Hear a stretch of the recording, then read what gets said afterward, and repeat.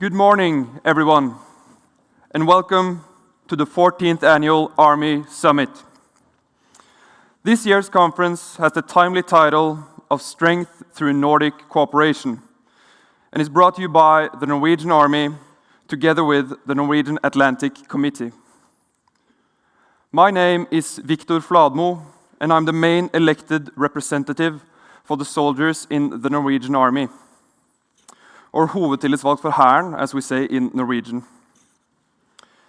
I represent the beliefs, opinions, and thoughts of the soldiers, as well as provide valuable insight to the Army staff. And it is my privilege to guide you through today's program. While it is great to see so many of you live in the audience today, I would also like to extend a warm welcome to those of you following us online. We've just heard a wonderful performance by the percussionists from the staff band of the Norwegian Armed Forces. Now, let me tell you a bit about today's program. First, we will have an opening session where we'll hear from the Deputy Minister of Defense, Bent Joachim Berntsen, and General Daryl A. Williams, Commanding General of U.S. Army Europe and Africa, as well as the Chief of the Norwegian Army, Major General Lars Lervik.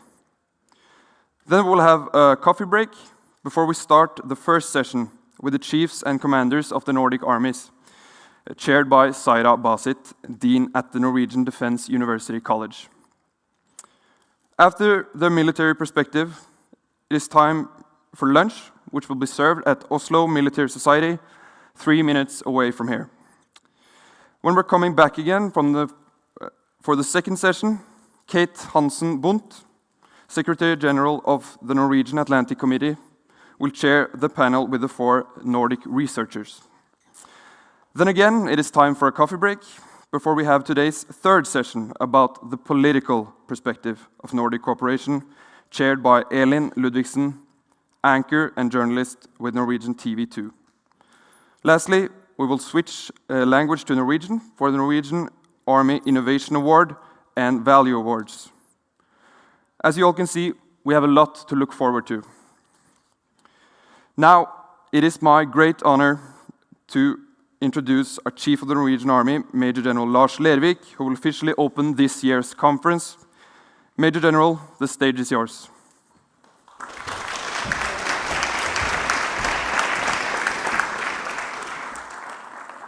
Dear Ambassador, State Secretary,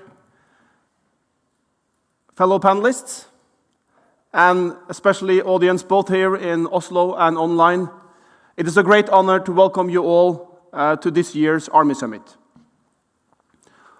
Army Summit 22's theme is Strength Through Nordic Cooperation, and it adds to a large number of both political and military activities and initiatives that have been and are going on at the moment. I am especially glad to see my 3 Army commander colleagues here. This is, I think, a very, very clear signal that we actually are committed to being stronger together. Then I would also like to thank the Norwegian Atlantic Committee for the excellent cooperation also this year. Together, I think we have created a unique venue where we can discuss how military and especially land forces, as an instrument of national power, best can contribute to security and democracy. This year's Army Summit takes place in dire circumstances. There are indications of a global economic recession. Tension continues to be high in the US-China relationship, and potential use of nuclear weapons is back on the agenda. To add to this, the 8-year-long war in Ukraine has escalated into a full-scale conventional war, on a scale which we have not seen in Europe since the Second World War. And this war serves as a strong reminder for me why we all are doing our utmost to prevent war, and also underlines the importance of the ongoing strengthening of the Norwegian Army and the Norwegian Armed Forces. It also shows that even in the 21st century, war is still about raw and brutal violence. It is the civilians that still suffer the most, and that the destruction imposed will take decades to repair. It is clear to me that we are living history, and that we, at best, are entering into a more uncertain future. However, among the few positives the last few months is the unity demonstrated by the Western world in the response to the Russian aggression towards Ukraine. Closer at home, and I think maybe of even greater importance, is Sweden and Finland's decision to apply for NATO membership. Sweden and Finland, as new NATO members, will provide an opportunity for developing a more holistic approach to our Nordic security. Our combined resources, both civilian and military, provides a range of opportunities to strengthen our defense capabilities. But with the Nordic region as one operational area, we will also face new challenges, and probably also have to accept more responsibility for safeguarding regional security on NATO's northern flank. Recognizing that we, in many ways, are entering uncharted territory, we have designed this year's Army Summit to help us with different perspectives on where we are and how to move forward. I am confident that we will be presented very interesting perspectives from all the panelists, and that the knowledge we can gain from today will be useful in moving forward. And finally, at the end of today's session, we will hand out some of the Norwegian Army's most important awards. The first award is our new Innovation Award. And I am sure that to be successful today and in the future, we as an army must continuously innovate. And then we will hand out 3 awards representing our core values: respect, responsibility, and courage. The importance of not only talking about these core values, but living them, is underlined both on the battlefield in Ukraine and in our current debate about bullying and sexual harassment in the Norwegian Armed Forces. And I am proud to present 4 very capable award winners that, by example, make our army better. I will now hand the word to our State Secretary of Defense, Bent Joachim Berntsen.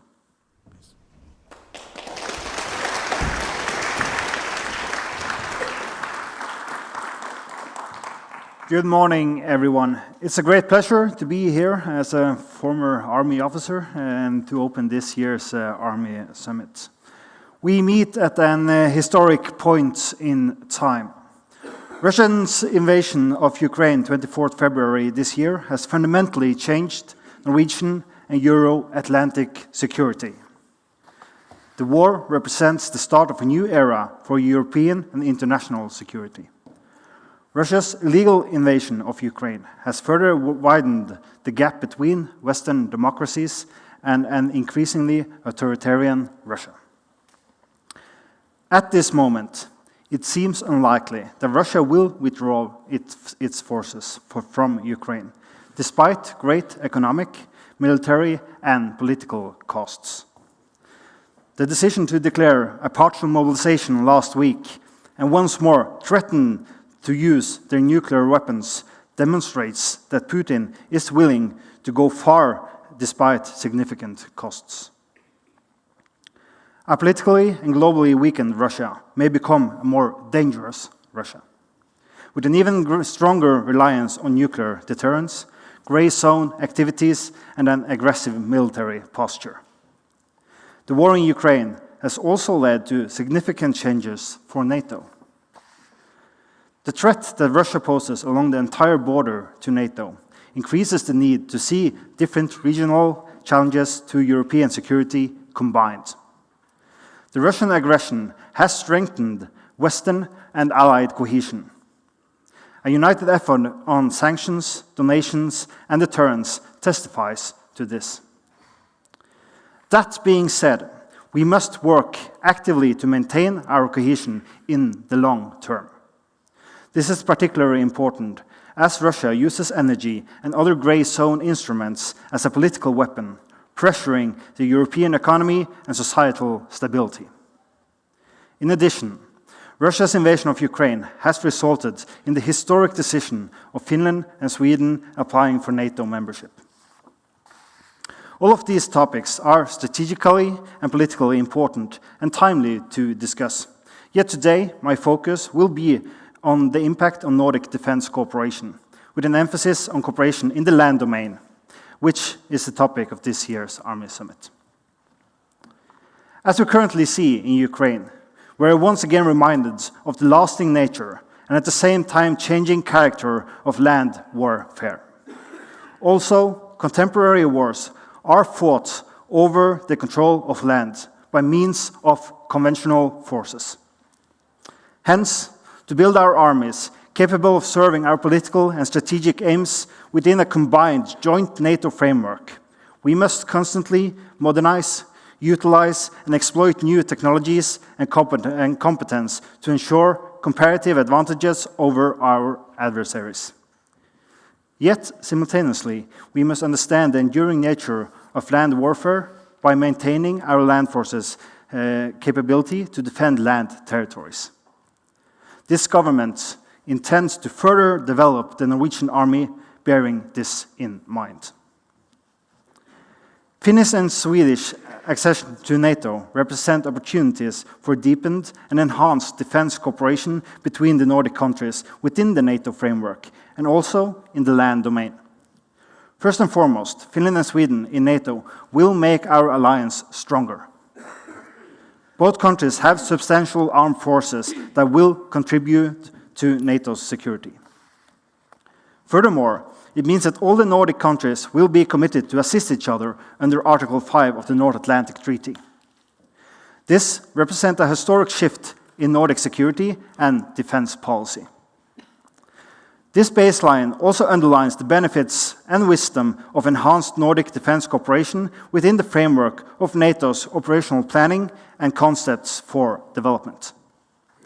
We should start to expand our planning and commitment in peacetime on how we will act and operate together in crisis and war. This applies especially to defense planning and our ability to seamlessly conduct operations together in our region. It also enables more integrated defense cooperation in peacetime with regards to capability development, defense investments, logistical preparedness, and security of supplies. Expanded and strengthened coordination and cooperation on logistics, host nation support, and total defense will further increase our resilience. I would like to highlight 3 considerations for the security and defense of the Nordic region as Finland and Sweden become NATO members. First, geographic implications. Second, command and control. And third, allied presence and reinforcement. Firstly, NATO's area of responsibility will border Russia continuously from the high north to the Baltic region. We must see these geographic areas in connection with each other.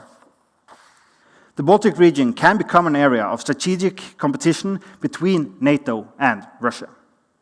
This will necessitate a greater degree of calibration of activities and exercises in the Baltic and Nordic regions. Furthermore, NATO's European area of responsibility will increase by 16%, and NATO's border with Russia will double.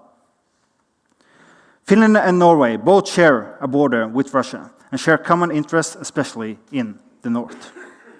Together with Sweden, Finland and Norway have exciting agreements on cooperation in the North Calotte. Our armies already cooperate closely in the land domain.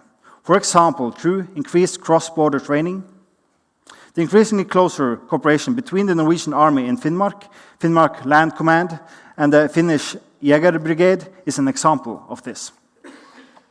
Our armies also have experience in cooperating from exercises such as cold response, and will continue to cooperate towards the upcoming exercise Nordic response in 2024. Secondly, Finland and Sweden will be integrated into NATO's command and control structures.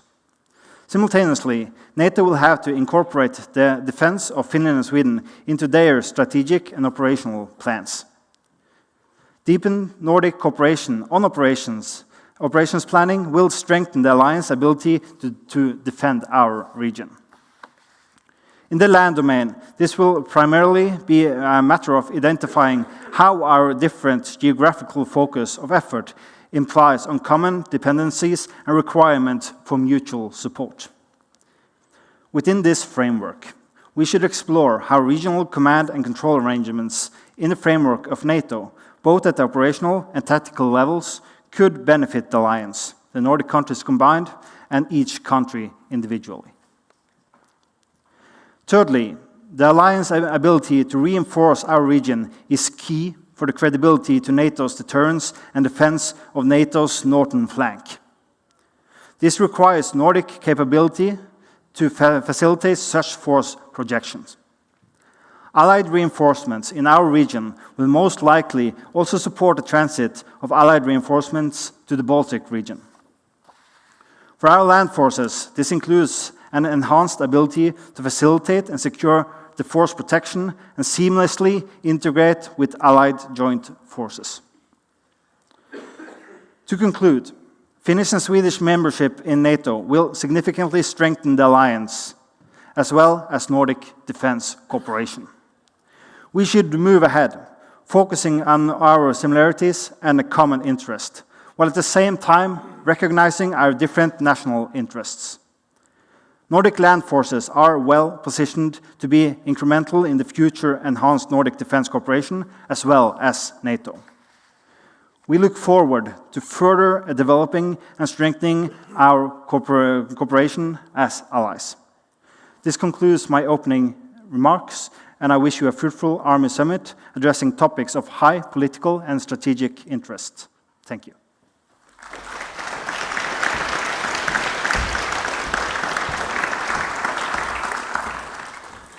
Thank you so much for your insightful remarks. We are very grateful to have you here with us today, Deputy Minister of Defense Bent Joachim Berntsen.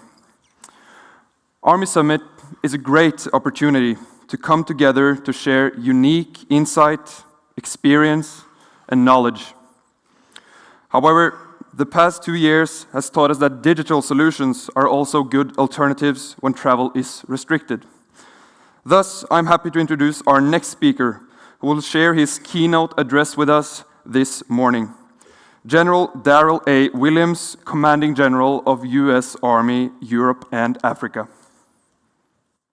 It's good to be with you this morning. My apologies that it's virtually, rather than in person. I had a great visit to Sweden and Finland a couple of weeks ago, and I look forward to visiting Norway and Denmark soon. I saw that Minister Graham, the Norwegian Defense Minister, was at the Pentagon last week. Secretary Austin said, "We know that we can count on Norway," and that goes for Denmark, Finland, and Sweden too. But I'll come back to that. This summit is very timely.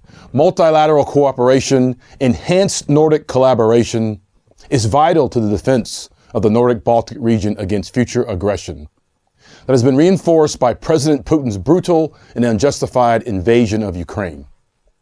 It's also fantastic that you're recognizing soldiers who have shown extraordinary responsibility, respect, and courage with the Ram Prisen this afternoon. NATO soldiers and NCOs are the cornerstone of NATO. I'm going to speak briefly about what the Nordic part of NATO means for the U.S., what it means for NATO, and what it means for our work and cooperation in Europe. Let me start with the current situation in Europe. I'm sure you'll all be following the news from Ukraine as closely as I am, following how President Putin's brutal and unjustified invasion has stalled, following the courageous defense of the armed forces of Ukraine, and following the unprecedented efforts of allies and partners to support Ukraine, including the US, Norway, Denmark, Finland, and Sweden. I take three key lessons from what we've seen so far in Ukraine: the importance of leadership, the importance of professionalism, and the importance of allies and partners. Unfortunately, I don't have time to talk about all three, so let me focus on the last, the importance of allies and partners.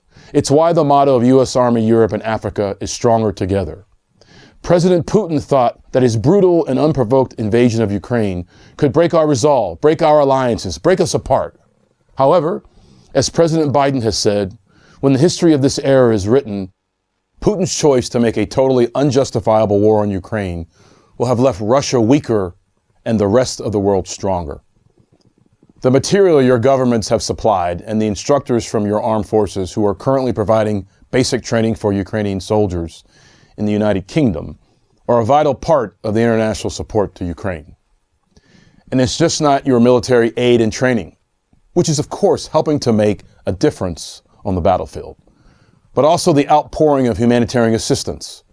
Your governments and people have opened their hearts and homes, welcoming and supporting those who have been forced to flee Putin's brutal and unjustified war. These unified efforts will help Ukraine continue to be successful, will build the enduring strength of their forces, and will ensure the continued freedom and independence of the Ukrainian people. I'll quote President Biden again. In a moment when Putin's Russia has shattered peace and security in Europe, the strength of the transatlantic alliance and America's commitment to NATO is more important than it has ever been. That's why we reinforce NATO's eastern flank, to strengthen our deterrence against any threats of aggression toward the alliance. It's also why Norway and Denmark are vital NATO allies, and why we are looking forward to welcoming Finland and Sweden to NATO. You are already great teammates. You share the same system of values, which is key to sustaining mutual understanding.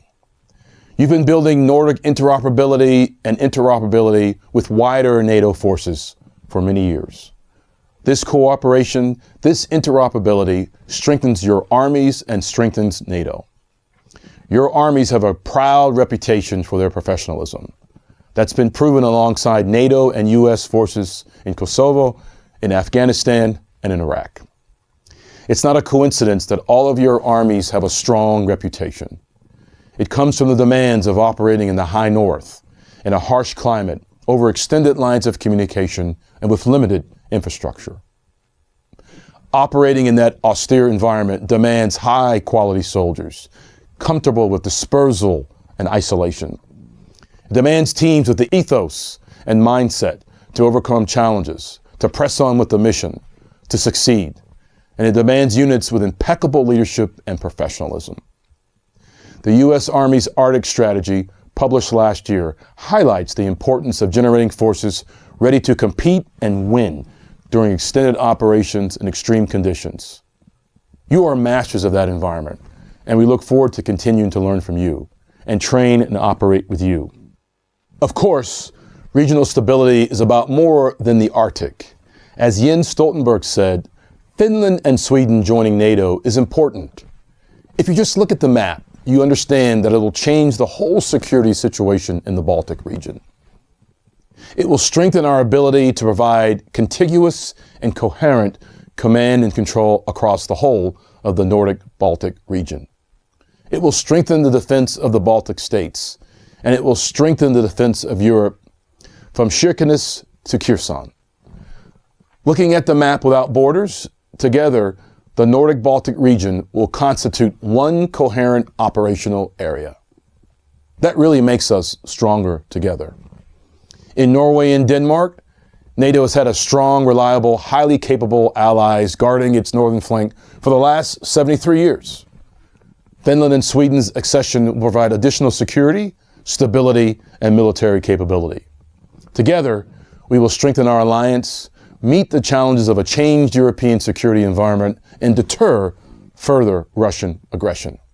Ladies and gentlemen, it has been an honor and a privilege to speak to you this morning. Thank you for your attention, and thank you for your service. Stronger together.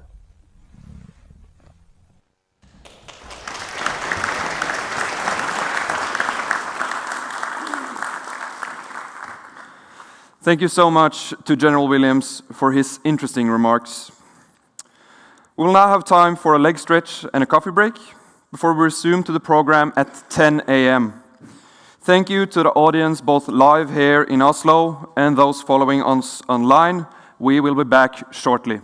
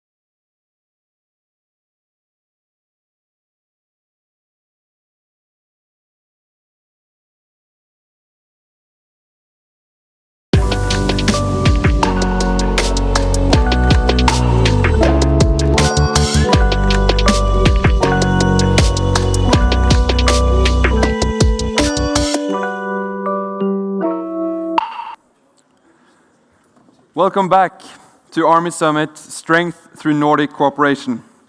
For our first panel discussion, we are proud to be joined by the chiefs and commanders of the Nordic armies. With us to moderate this distinguished panel, we are fortunate to have Saira Basit, Dean at the Norwegian Defense University College. Before we begin, we'll watch a video with glimpses of Nordic cooperation in action.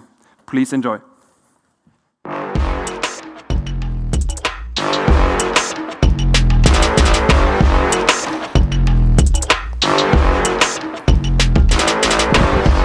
Jeg hedder Mathilde, og jeg er delingsfører i CBN, Rikke og Sample i Danmark.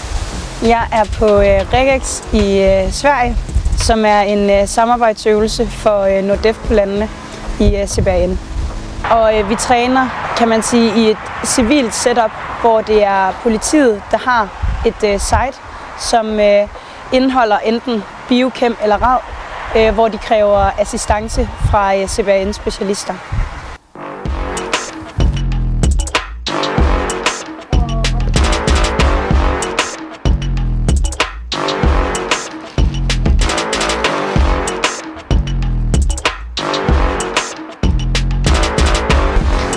Jeg synes, det er gået rigtig godt. Selvfølgelig er der nogle få forskelle i den måde, vi arbejder på, og de instrumenter, vi har. Men jeg synes, samarbejdet er gået rigtig godt, fordi hver nation er i stand til at bidrage med noget, og de her forskelle gør faktisk, at når vi slår os sammen, så kan vi mange flere ting, end vi kan, når vi bare er en enkelt nation, der arbejder.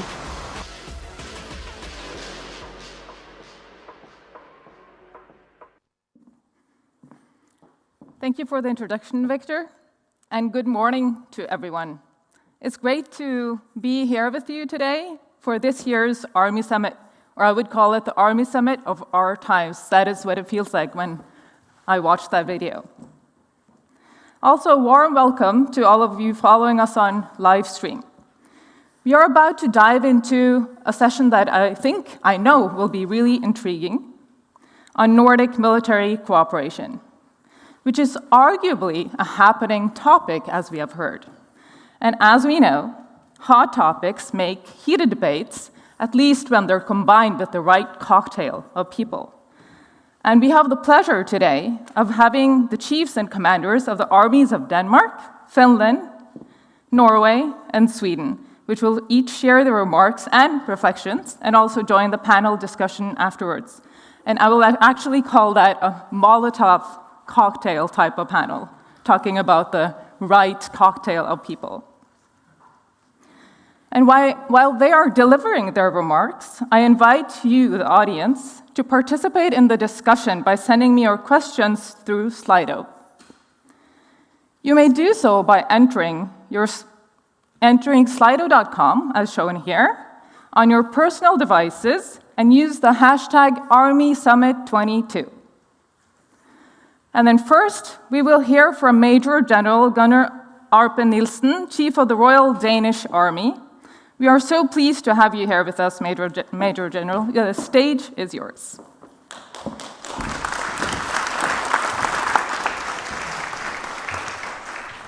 Thank you very much, and thank you for the opportunity to participate in this event. I'm really looking forward to follow the interesting discussions in the remains of the day. The next couple of minutes, I will talk to you about technology today and technology in the future. The development on technology gives us many opportunities on C2, weapon delivery, weapon effect, logistics, protection of personnel, and of course, artificial intelligence will hopefully help us to get ahead in the ODA loop. But technology also creates a lot of dilemmas and a lot of challenges. First, I will say 2 words about Danish defense. The framework for the development of the Danish defense is the political agreements decided by the parliament. The next political agreement is expected to cover a 10-year period from 2024 forward securing Denmark to reach 2% of the GDP in 2033 at the latest, but also helping defense to develop and to get the tools necessary to meet the challenges of tomorrow, and to be able to fight an enemy, a peer-to-peer opponent. It is of course nice to have a firm frame for development, but it's also difficult to make a prediction and forecast of the most important technology of the land forces in the future. We cannot foresee the development, and therefore it's difficult to plan and use the opportunities. First of all, it's important to understand and dictate the context or doctrine in which the new technology is going to be implemented. The lessons learned, lessons identified from today's and yesterday's conflicts should still be an important stepping stone for military technology. For example, some have said that the conflict in Ukraine, that drones are winning the war. I think drones can help us win the war, but in the end, it all comes down to combined and joint maneuvers, our doctrine, our organization, our training, and our ability to define clear objectives. So technology is helping us, but to get the advance, it still has to be balanced with doctrine and organization, and it cannot win the war all by itself, or at least not yet. The next challenge is how to use and implement our technology. One of our problems is the specification creep. As I see it, complex requirements are the main cause for delaying the acquisition of a lot of new military capabilities. The 100% off-the-shelf item does not exist. It looks as though most of our capabilities in the future will require frequently updates and add-ons. I think we have to accept the 80% solutions. We need to do more testing and trials of today's and tomorrow's technology, and to stop the PowerPoint engineering. Also, we have to rely on the experience from our allied and partners. If a new technology has been tested and put into use by another Nordic country, then why should the Danish Army make its own specifications? We must trust each other's experience and specifications on a new technology. Back to the dilemmas. Technology is without a doubt helping us winning the war, but it is extremely expensive, and it will be relevant. And to be relevant, it has to be updated on a regular basis. That means that we often have to choose between the possibility to have larger units that are not completely updated, or to have smaller units that are more modern. At least in the conflicts that we know today, it looks as though, to a certain extent, mass still matters. Another dilemma is the dependence on technology. Today, the Danish Army, like many other armies, is connected by tactile communication systems, helping us to translate informations in real time on enemy, own positions, change of plans, and so on. By using these systems, we can act and react really fast, hereby gaining advantage over the enemy. But what if the systems are jammed or stop working for another reason? Then we have to have a plan B. That plan being soldiers who are also trained to fight without the help of technology, using paper maps, voice communication, and compass. And does that mean that today we have to double the training of our soldiers, being able to fight with or without technology? Then the last dilemma: how to make a plan on the development of armed forces 10 years in advance, not knowing how far the technology can bring us, and when it will happen. Can I, for instance, plan on buying tanks tomorrow? Or should I wait to see the development of autonomous weapon systems, see what's happened? Should I buy a lot of trucks for the logistic troops now, risking that in a few years the logistic support is delivered with drones on land or air? In other words, when to put the money on well-known systems and when to put the money on future technology. As I mentioned, the war is still won by combined and joint maneuvers. But we cannot afford to ignore the technological development. We have to get on the wagon and take advantage of the technological advantages. But we have to do it by being smart, and we have to work together as partners and allies to be successful. Thank you very much.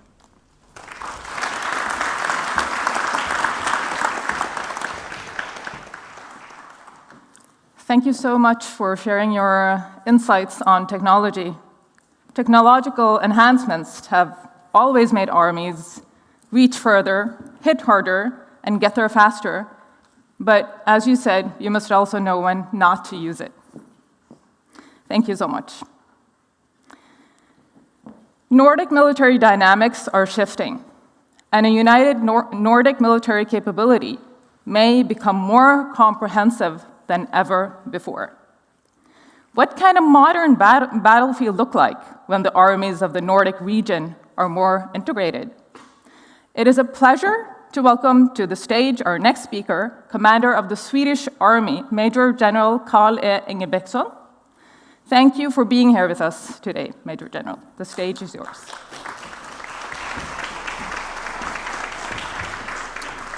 Good morning, ladies and gentlemen. My task is to talk about the organization of an army in a modern battlefield. So I will put the bottom line up first.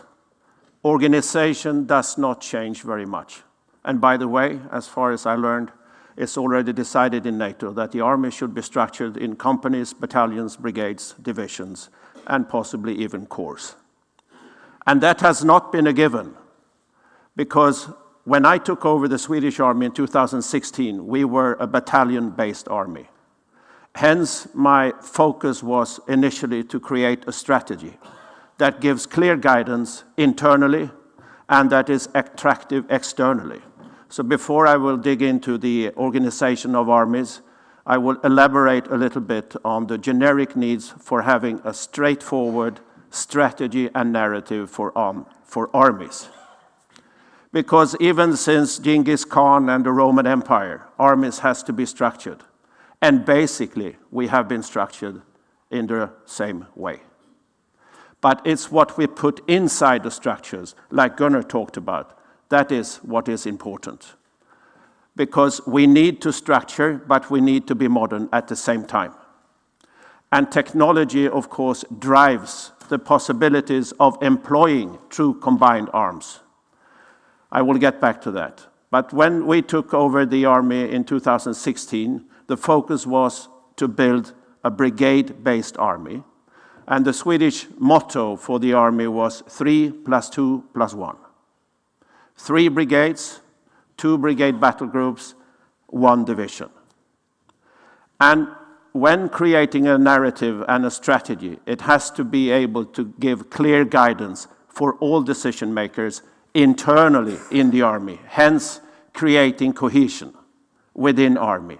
And I think as an army commander, that is always a huge challenge, because armies are very deferred and have a lot of competencies, and it's not able to put in one platform. It's dispersed platforms and dispersed organizations, and we need a common strategy that is understandable and that can give priorities, because you also need to be able to fund your army and to make the best of the allocated money that you have. So our motto was attractive internally and understandable externally, in the end, for the politicians that are allocating the money. It was based on the needs of having an army that can be truly combined and to be interoperable in an organizational way with partners, and now in the future, NATO. We cannot have a different organization than others. We cannot say, welcome to Sweden, and we have to put you on a course at the National Defense College for 2 years to understand the concept of the Swedish way of having a system. We need to have the same system as our partners. And it boils down to an organizational interoperability based at the core on brigades. Because brigades is the lowest common denominator if we are fighting an existential war. That is not force generation. It is to be able to provide a brigade and support each other's. That's the core of the Finnish-Swedish cooperation, and it has been the core of the exercises we have done up north with Norway in cold response. And I'm looking forward for a Nordic response. And that is actually what we have done when we have together wargamed our assets without borders. It's based on a common understanding of organizational interoperability. Taking that into the long-term strategy, we developed a strategy called SFO, Special Forces Operation for the Swedish Army. The first 5 years was 3 + 2 + 1. That's the structure.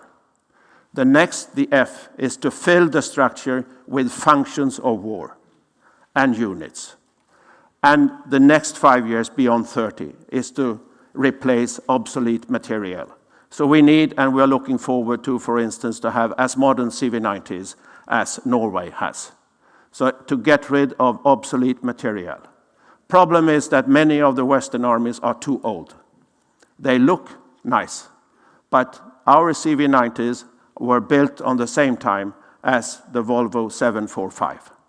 It's good to upgrade a Volvo 745, but when you have to put in IT systems and USB contacts, maybe you should shift the strategy and buy an XX90 instead, or 90 instead, because technology has been changed.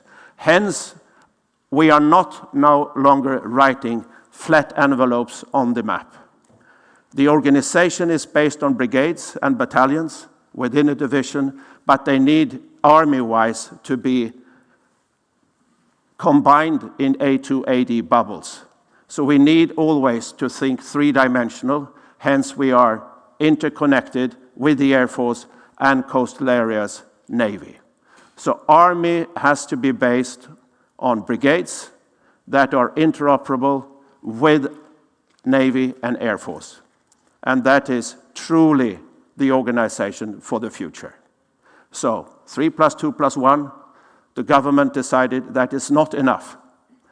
They decided that we need 4 brigades, not only 3, and to establish 5 new regiments, and to buy more artillery, and to buy more engineers, and to buy more intelligence, because we are now filling the structures earlier than the plan, because the strategy was needed, and because of the times we're in, it's even more needed when we decided the strategy. So to conclude, it's not that very difficult, because war has not really changed. In the end, it's on the ground. In the end, people die. Hence, we also need to plan for reserves, because quantity also matters. Thank you for having the opportunity to give a small speech, and I'm looking forward to the Q&A. Thanks.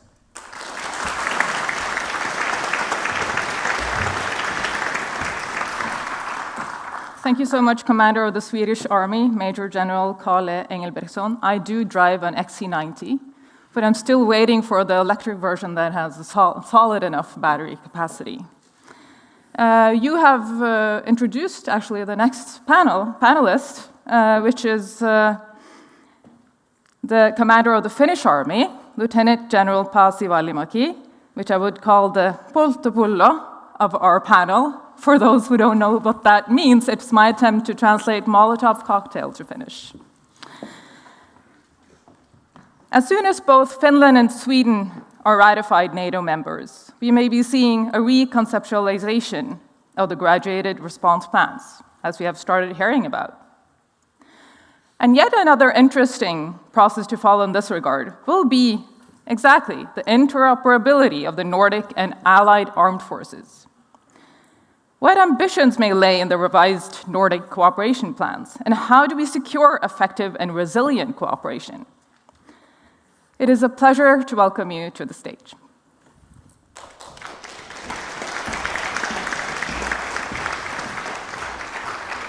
Good morning, General Lars. Thank you for the invite. It's such a pleasure to be here and an honor. It's always difficult to come and talk after General Carl because he's very charismatic and he doesn't use any papers, and I'm still old school.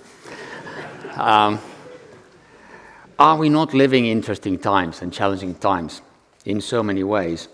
Now more than ever, it's very important to prioritize, make clear decisions on the marching order.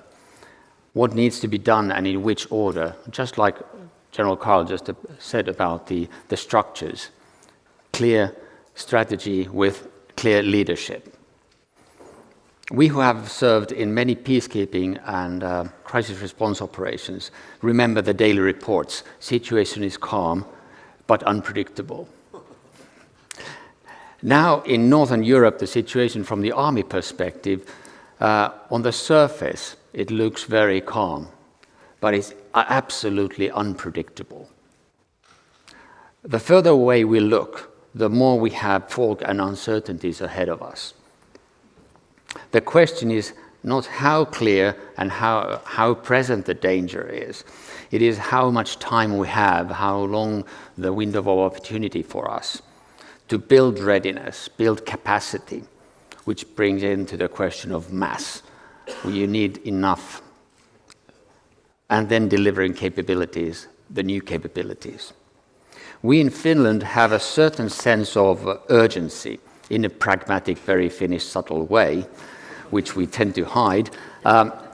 Last spring, our government gave us orders and money to step up our procurement of material, filling our stocks, spare parts, consumables, ammunition, missiles, increase training with our future allies, increase reservist training. As we speak, this fall, we'll have 16,000 reservists called in to exercise and train. These actions will continue next years. From the polls, the will to defend Finland, even if the outcome is uncertain, is as high as ever. Now to interoperability, my actual topic. According to APP6, the ability to act together effectively and efficiently to achieve allied tactical, operational and strategic objectives. I'm not going to talk about that. I'm not going to talk about IT, CIS, C4, ATKIS, MIP, ASCA, about that. I'm not going to talk about technology. It was already covered. But I'll say a few words about what does FISE bring into the alliance in regards to interoperability. A success story from my perspective. In the FISE cooperation, in regards to interoperability, we have set common operational and tactical vision and end state, clear priorities, very pragmatic recommendations for the services and warfighting functions.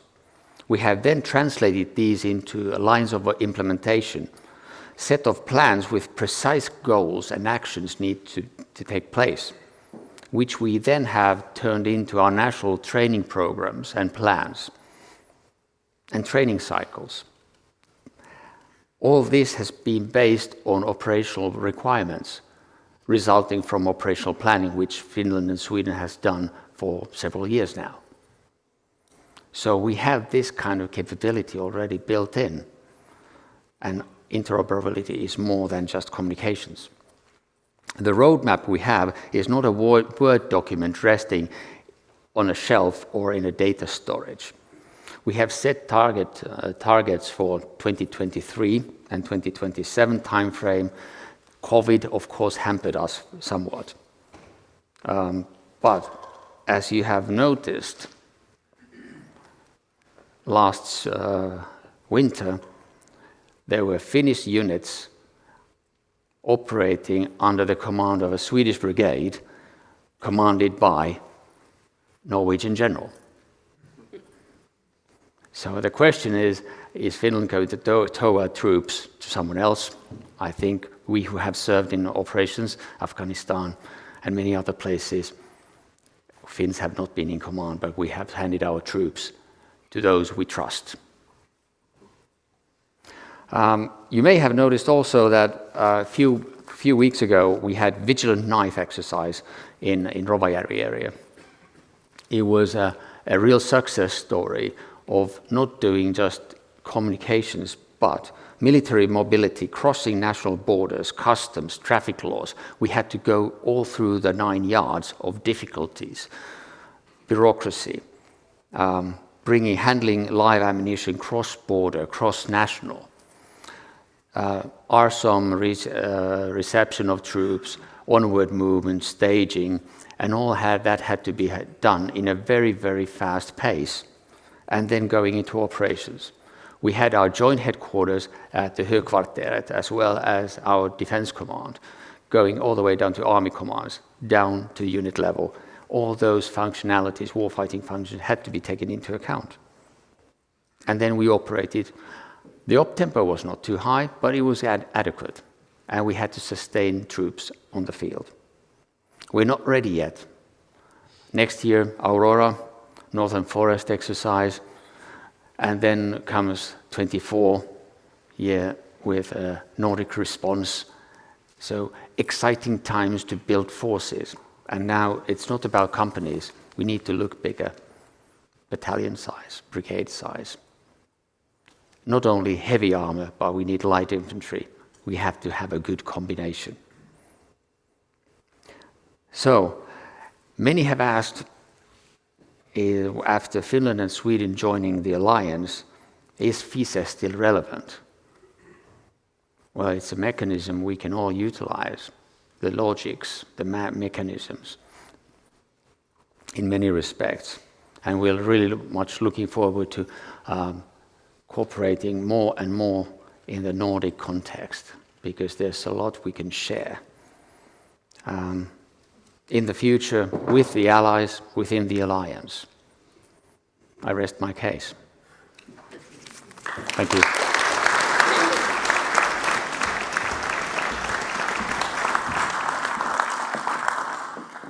Thank you so much. I think the words I will cling on to is with those we trust.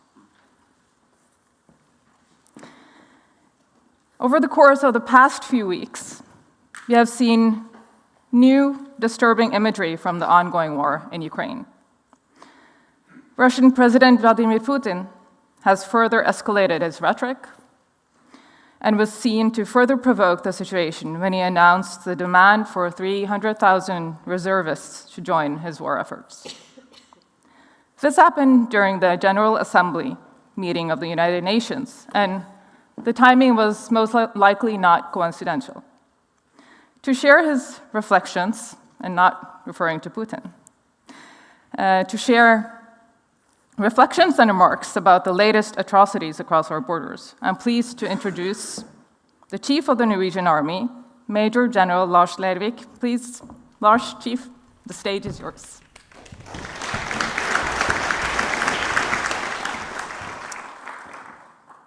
Thank you, Gunnar, Carl, and Pasi.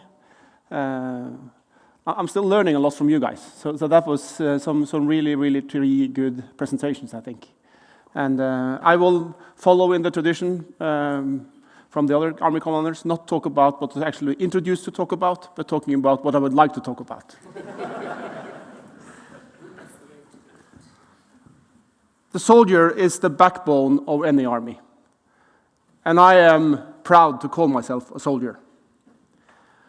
Over the next few minutes, I will reflect on what we can learn from how the 4 Nordic countries train, educate, and utilize our soldiers.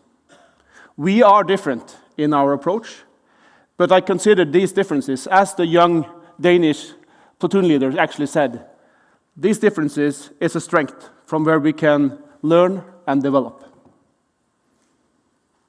Starting with the Finnish people and the Finnish army, you never forgot the hard-fought lessons from Second World War. You recognize that war could come again, and therefore never let your guard down. Finland maintained a substantial number of reserves and a system for mobilizing several 100,000 soldiers. The last couple of decades, this approach has often been described as old-fashioned and outdated by many experts.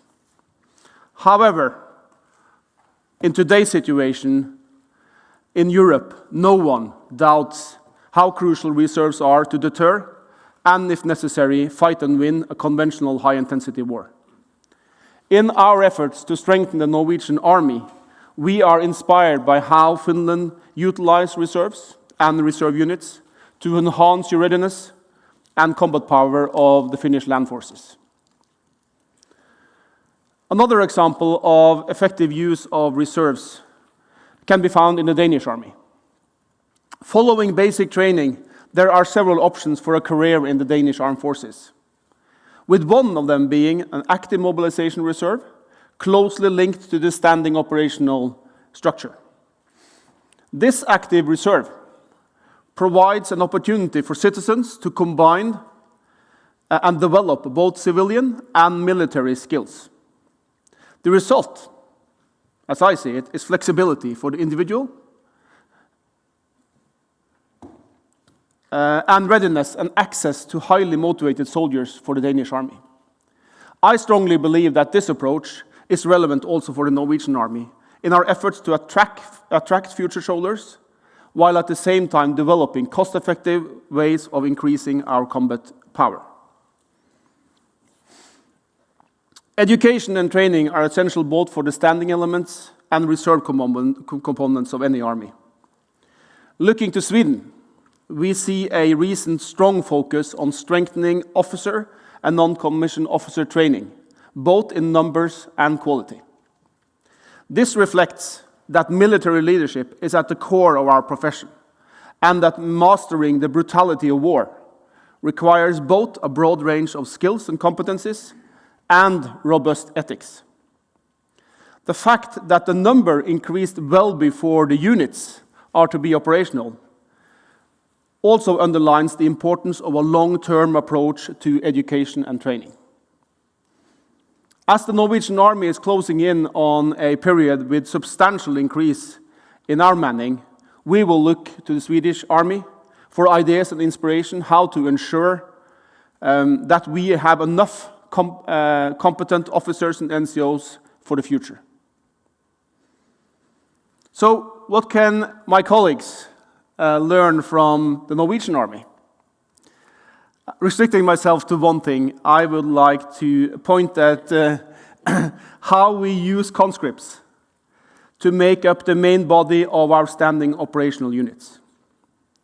I am very proud of the way our conscripts, led by competent officers and NCOs, solve demanding tasks every day, every week, 365 days a year, at the Norwegian-Russian border, here in Oslo, and on several other locations. I would claim that Norwegian and Nordic youth, when well led and trained, are among the best soldiers in the world, especially when we are operating on our home ground. Adding to the value of conscription comes the fact that most of our enlisted soldiers, non-commissioned officers and officers are also recruited from conscripts. Closing off, I would like to underline to all of you here in Oslo and all of you listening digitally, there are differences in how we train, educate and utilize our soldiers, and we can learn from each other. However, I think there is one thing that unites the Danish, Finnish, Swedish and Norwegian Army. We all strongly believe that the soldier is the backbone of any army. Thus, we recognize that to succeed with preserving and, if necessary, fighting to win, we completely depend on our soldiers. Thank you very much.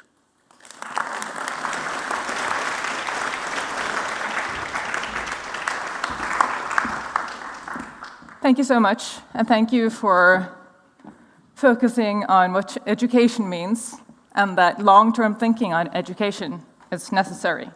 Military leadership will be the way to success, combined with will. And as General Williams said, ethos and mindset is necessary to overcome challenges. Well, it's not always we have this opportunity to hear from all Nordic chiefs of defense, of the army, sorry. Now we'll move into a panel discussion. So I will ask the rest of you to join us on stage. And as we're getting ready, I will just give a friendly reminder that if you have questions to the panel, log on to slido.com and use the hashtag ArmySummit22 to ask your question. And I'm looking forward to having you and the audience engaged with the panel as well.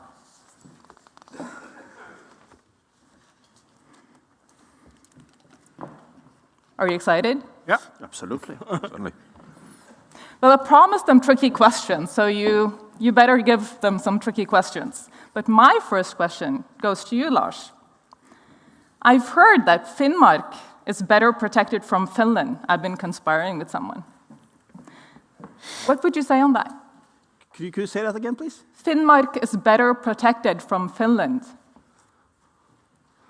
I'm not sure if actually I understand the question, or if I'm actually signing up for the whole premise of the question. I think if we're trying to isolate our security and defense issues to a piece of geography, I think we are missing the point. And especially if you zoom out and remove the borders, Finland, northern Sweden, northern Norway is one operational area. So it's not about Finnmark. It's not about northern Finland either. It's actually about viewing this as one operational area. And to be on and looking at that specific area, there are wide spaces, limited infrastructure, few people living there, and very limited military capabilities. So we better do our utmost to cooperate, is my approach, because that will be the key to succeed, I think. If I may jump in here and say, it's not only about armies, it's also the Air Force. We need to have air-land integration taking place. Oh yeah. Because in the vast areas, you can't have every corner cannot be covered by land forces. You need absolutely vital the air-land coordination and integration. Yeah, and then if you go to at least parts of the Norwegian AO, it also leads to Carl's point that we are talking about brigades being able to integrate and combine their efforts with air and naval assets, because it's not a fight we can isolate to a geographic area or to one component. Thank you. Moving on to you, Pasi. Another thing that I've heard people say is that the Finnish army will be the true strength of this. It will be like the big brother of the Nordic cooperation. Are you the only one set up for a conventional war? No, it's the same as the question that you posed, Lars. It's, I think the right question is, how do we combine all our assets and our capabilities? We are looking at local defense and territorial defense, where it's light with limited amount of armor and combined arms. Then we need the brigades and the capabilities of the other forces to play in and to be working and operating in a coherent manner, including the air, land, sea, space, all that. It's not just land domain. If I may jump in? Be my guest. I think it's important to understand where we are coming from, and we are coming from different points, all the four nations. And if I talk about Sweden and compare to Finland, we did many things right when we were demounting the army.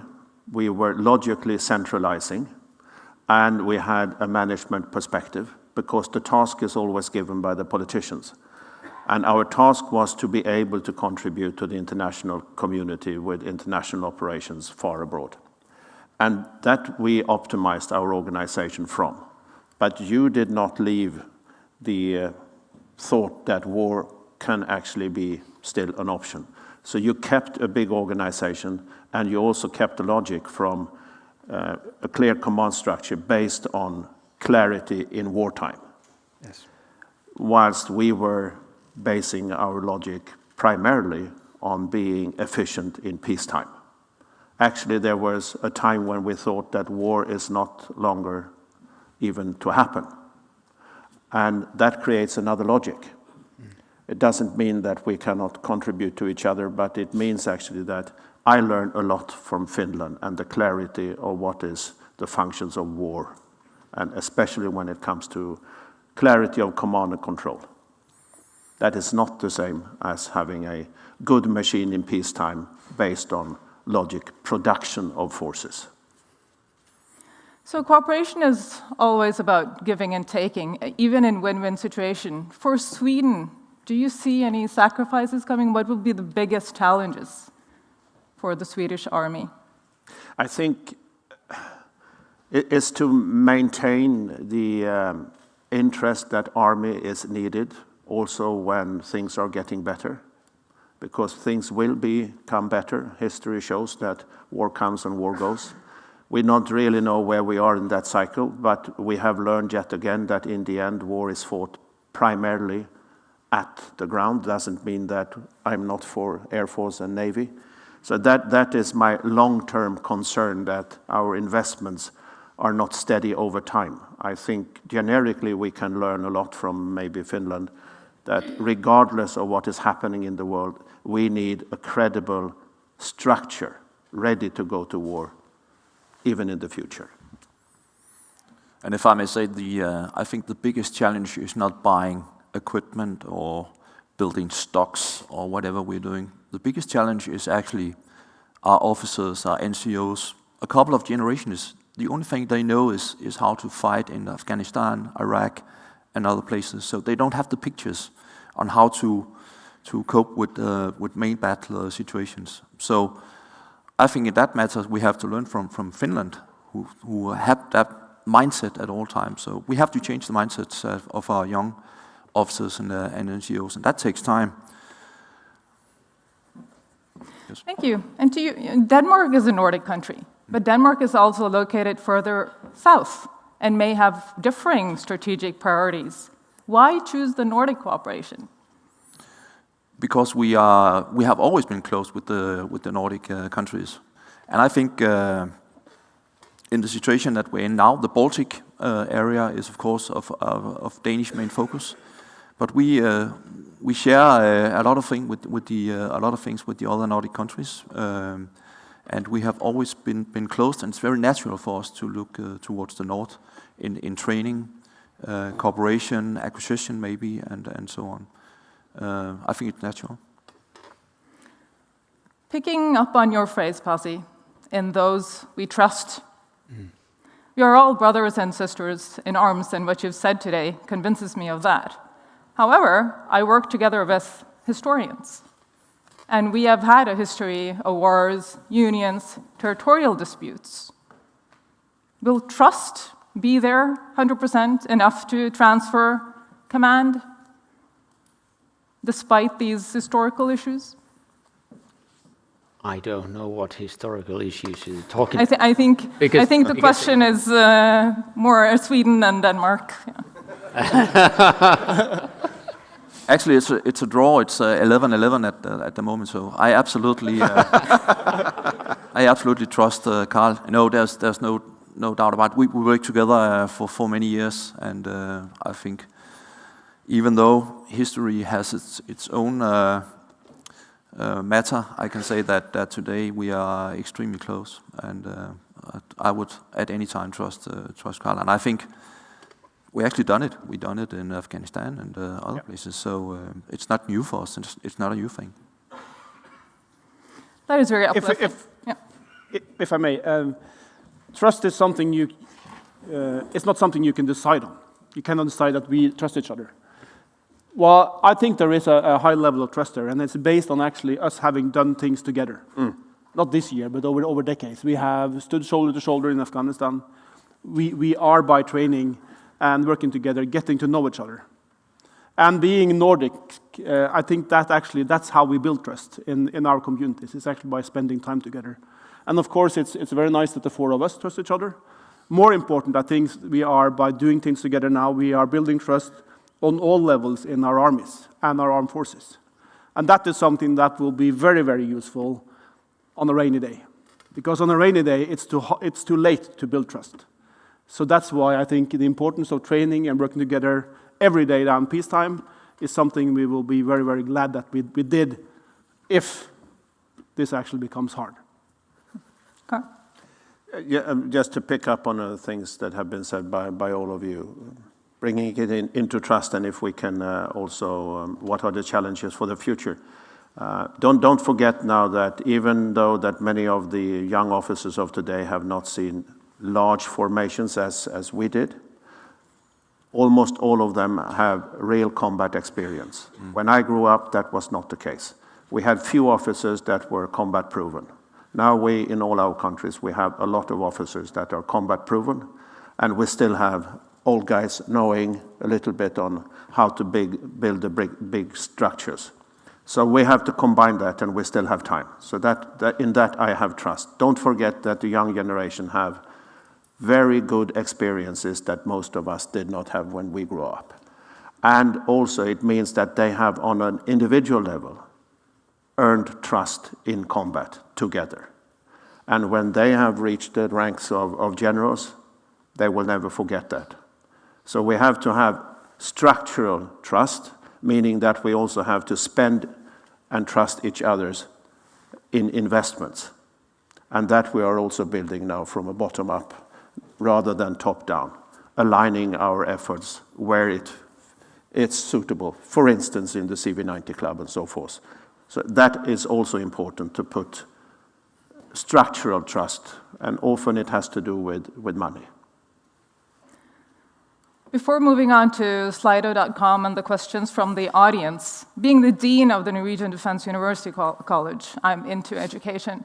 And if I can ask you, I believe that education is core of professional military leaders, and I also believe that in Ukraine, we have seen this mobilization of will also due to professional military leaders. What's your view on professional military education? How can we also strengthen that together? I think that's one of the areas where I think there are lots to be gained.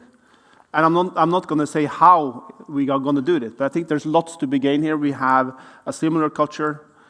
We have similar systems, not exactly the same. So I think there's lots of opportunities here. And I think hopefully in the next year or so, we will actually start testing out different ways of cooperating even closer on education and training.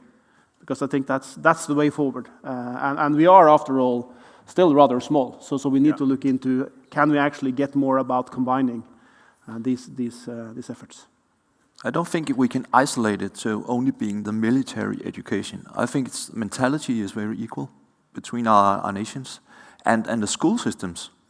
Training our young people to be independent individuals, which actually gives us a great opportunity to work with these young people to become soldiers, officers, and so on. So the mentality is as important as the training, I think. Any views, Pasi? No. Cast out. So.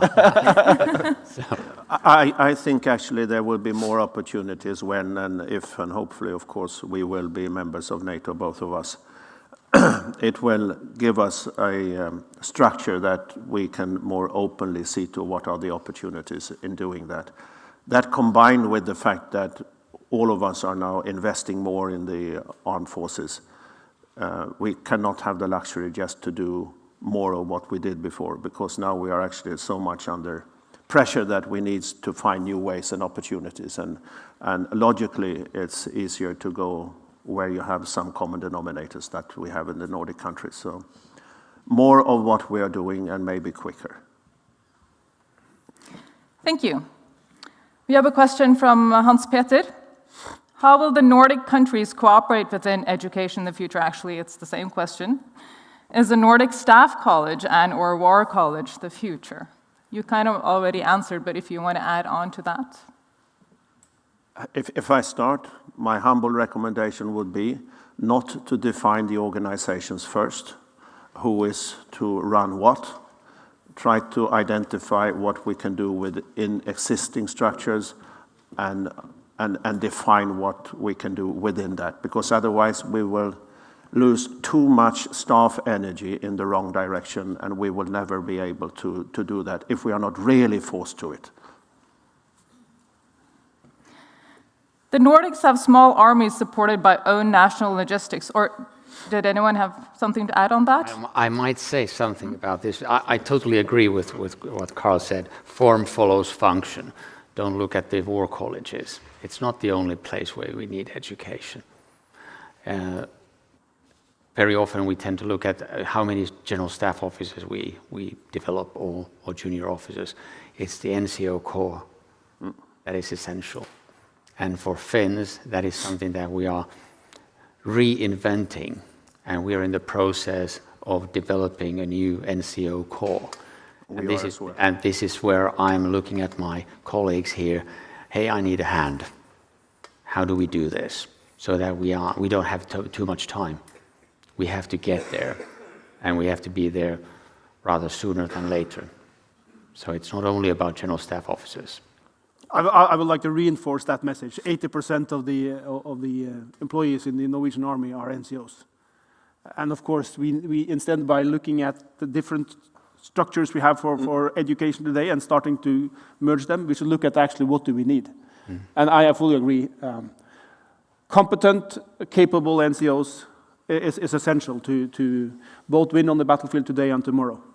And I think that's probably one of the big differences between the Russian and the Ukrainian army, is actually the Ukrainians have competent NCOs, and that makes a difference. And we are also just started reinventing ourselves in that respect. So that's, I think we can learn from each other.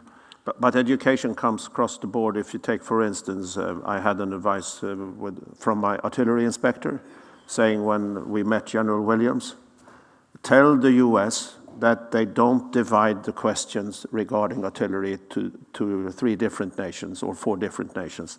Tell them just to ask the question and we will sort it out on artillery inspector level, because we work so well together that we need, just let us do it and we will find a way to do it. And that happens in all sectors, I think. It's so much going on that we don't even know. And we need to do more of that. So don't start with defining new organizations. We don't really have time for that. I also think that's a good idea. No new headquarters, but network-based cooperation. Yeah. How can each nation overcome its own internal interests if cooperation or joint procurement is a better choice, but also threatens internal roles and positions? I can start with the realist approach. I don't think it's realistic that any of us will actually overcome our national interests. They are national interests for a reason. So that's why I think there will be areas where it makes sense to cooperate. For instance, the Nordic combat uniforms, which are exhibited just in the back here. There are potential in the future, for instance, long-range fire, for instance, could be an area where we have interest in cooperating. But let's not cooperate because we want to cooperate. Let's cooperate where it makes sense and start from there. And of course, looking forward in the future, but that's outside the military, there could be political and industrial cooperation that are further ahead, but that's sort of like outside my scope, I think. Carl, would you say something about the rifles, because that's something that is okay. Yeah. So what we do, and I think as a generic thought, is to rather do this bottom up, with the principle of expanding circles of trust rather than top down, starting at 30-something nations. Usually that does not work. But if we can define common interests, so what we practically have done with Finland, we have a motto: cross-buy, cross-use, cross-develop, build security and trust. And it means actually that we are buying exactly the same rifles that PAS is going to buy. And it's a lot of rifles, and it's more money than buying a Patriot system. But it's not talked about that much, because it's not as fancy. but it's the common core of building armies. And of course, that is based on trust and needs arising basically at the same time.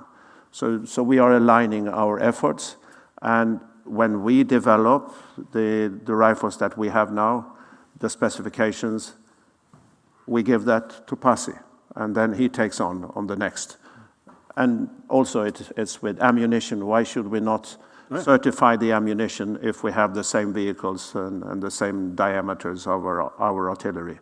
So we need to do that in the purchasing phase and tell the same requirements to the industries, because then we build real operational value on the battlefield because we are neighbors. Well, we are redefining fancy these days, so Yep. why not look at it as fancy? Next question. How will deterrence and reassurance play out on a Nordic context? Will we see a move towards a shared policy?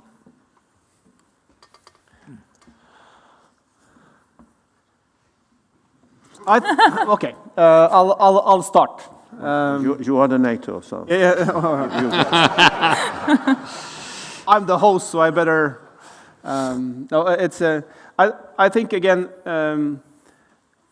viewing ourselves as one area and allies will of course make it easier to coordinate. I still think that there will be national interest and national ways of doing things because we all have our history.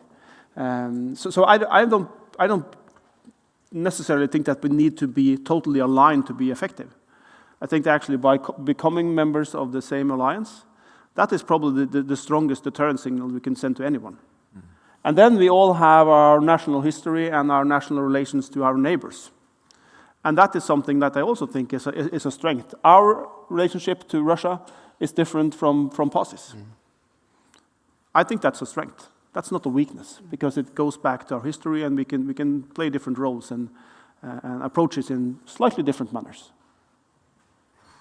I totally agree with that. I don't see this as a marriage where you have the same one bank account, and we're not looking at that, but we're looking at diversity of how do you do your best in your and utilize your strengths, and the other guys will compensate on your weaknesses that we have. And when you think about the high-end policy questions, it always comes down when we do operational planning. It goes back to our political decision makers and say, this is our military advice. And then it's up to them to take from there and not mix up military judgment with political decisions. We are giving the advice, and then it is up to our political decision makers to go from there. And from an army commander's perspective, I'm pretty content with that. Yeah.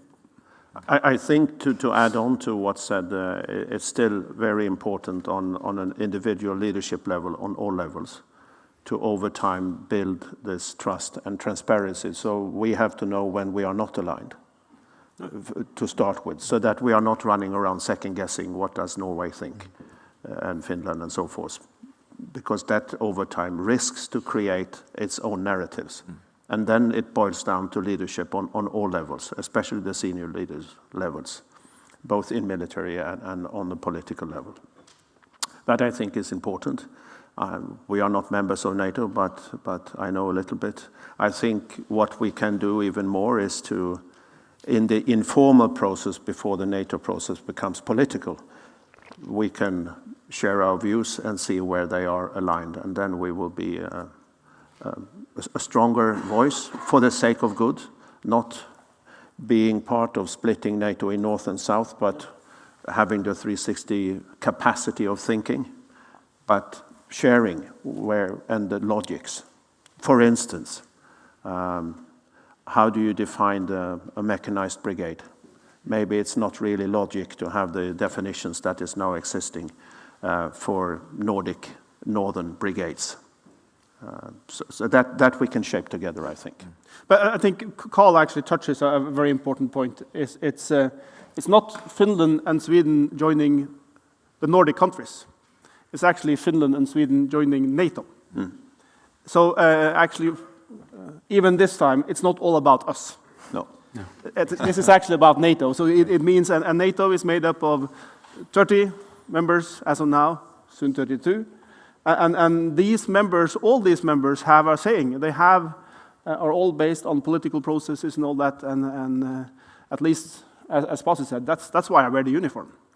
Actually, to make sure that it's the politicians who make the calls, not the generals. Exactly. Thank you.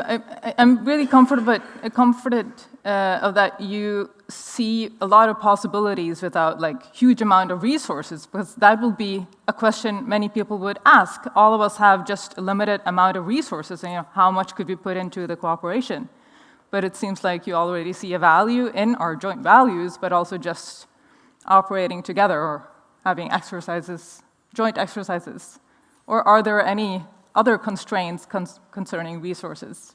Also disregarding the resources possible, the close cooperation creates synergy, and synergy also is a strength in these matters, and sends strong signals. You talked about deterrence. It's NATO, but it's also the Nordic region, and the strong cooperation is sending strong signals, and it's making each of us stronger, I think, in that matter. I have a comment on the. It's not all about us training more and more and more. We have enough on our plate as is. Now it is identifying when do we want to train together. There's no point in me bringing fresh conscripts to an exercise where everyone else is already up and running. So you have to really look at the timings and look at when is it feasible, when is the right sweet spot to train together. And like for me, sending artillerists from the southern part of Finland up north, it costs just the train transport costs more than the exercise for the troop. So we really have to be conscious about taxpayers' money. It has to be spent wisely in order to create capabilities. If you heard what General Williams said, take away the borders and look at the map as one area, then it's maybe more natural that we cooperate west-east or east-west rather than the national borders north-south are divided. So there I think we can see areas of cooperation that are logistically, economically sound and operationally sound. It's not only doing operations, for instance, logistics. Where are the facilities located? Look at that without borders. That said, practically we can do much more in operational effect if we are not forced, and I know this is political and I know it has to be law changes, but if we are to move troops across the borders and to fill in a travel reform and saying, do you carry weapons? Yes. Or do you carry explosives? Yes. How much? And you move a brigade of 5,000. It's a lot of paperwork. And the customs office, of course, have their rules. But we need to find a system to really operate soldiers without borders, like our airmen can do cross-border training. That is really operational effect. They do it on a regular basis. So it's a lot of things to do without pouring much more money into it. But we are coming from a rather low level, so it needs to be a combination of money. That is no coming. Yeah, and just closing on that one, in regards to the resources, I stated in my opening statement as well, I don't see any negative aspects of Sweden and Finland becoming members of NATO. There are only opportunities. There will be challenges. So there will probably be opportunities to save money and potentially to use more money as well.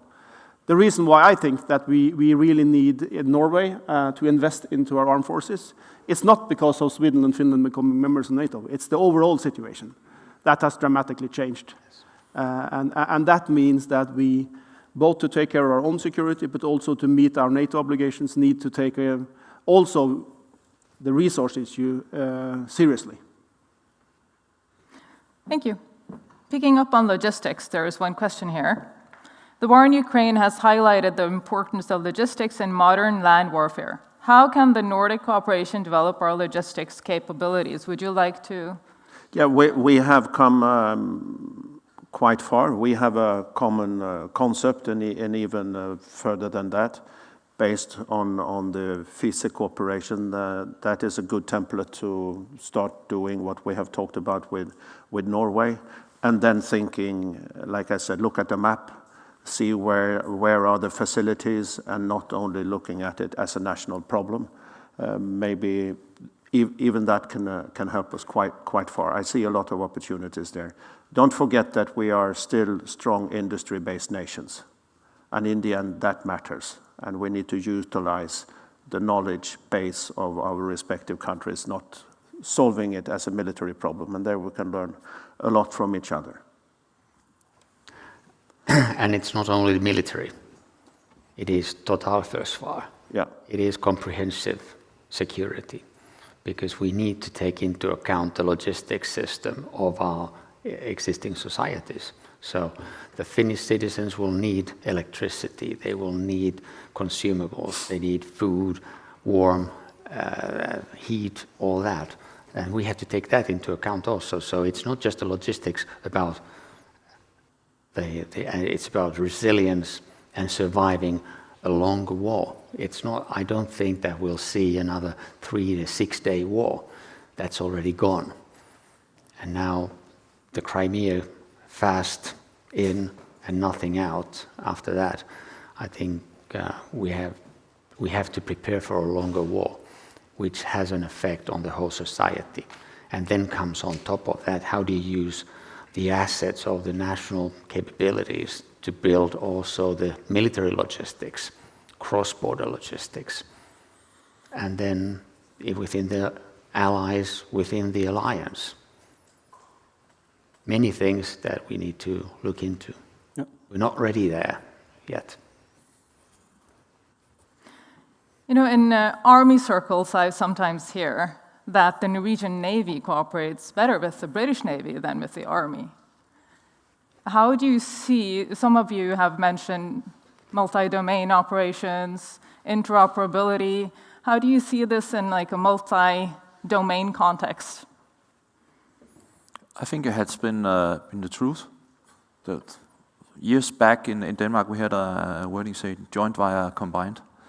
And because the Navy worked with the UK and Norway, that was natural. And we didn't have the need, because being a small country, we didn't have the need for the joint operations. But I think in the multi-domain world, everything will be mixed together, and we will be able to actually work in a joint frame. Also, being Denmark as a national, as a country, building joint headquarters, national joint headquarters, and so on. Also strengthening the possibility to work between our countries on a multinational level. So I think it's the joint cooperation is enhancing even in the Danish national matters at least. I think it's great that the Norwegian Navy has a great cooperation with the British and the US and other navies. That's a really good thing. The same way I think my colleague in the Navy will think that it's great that we are working together with the Nordic countries. Sometimes we, I think, simplify this into cooperation. Working together means we need to be located in the same spot. So if a boat and a soldier is not in the same fjord, we are not cooperating. Well, that's not multi-domain operations. No. It's about the effects. So the effects that we actually achieve by doing what we do best on land, combined arms operations, and the Navy do best at sea with their naval operations, is actually achieving the same effects. Not necessarily by being physically together. And I think that will be strengthened as we also add cyber and space and more long-range systems. That becomes even more important. So zoom out, look at the effects. That's the important bit here. And to add on that, it's already a lot of multi-domain operations ongoing in our countries because we are small. So we have done that because we need to. For instance, the island of Gotland is surrounded by sea, and it has air on top of it. And we have always, on the island of Gotland, I've been the commander there, done multi-domain operations without knowing that it was called that.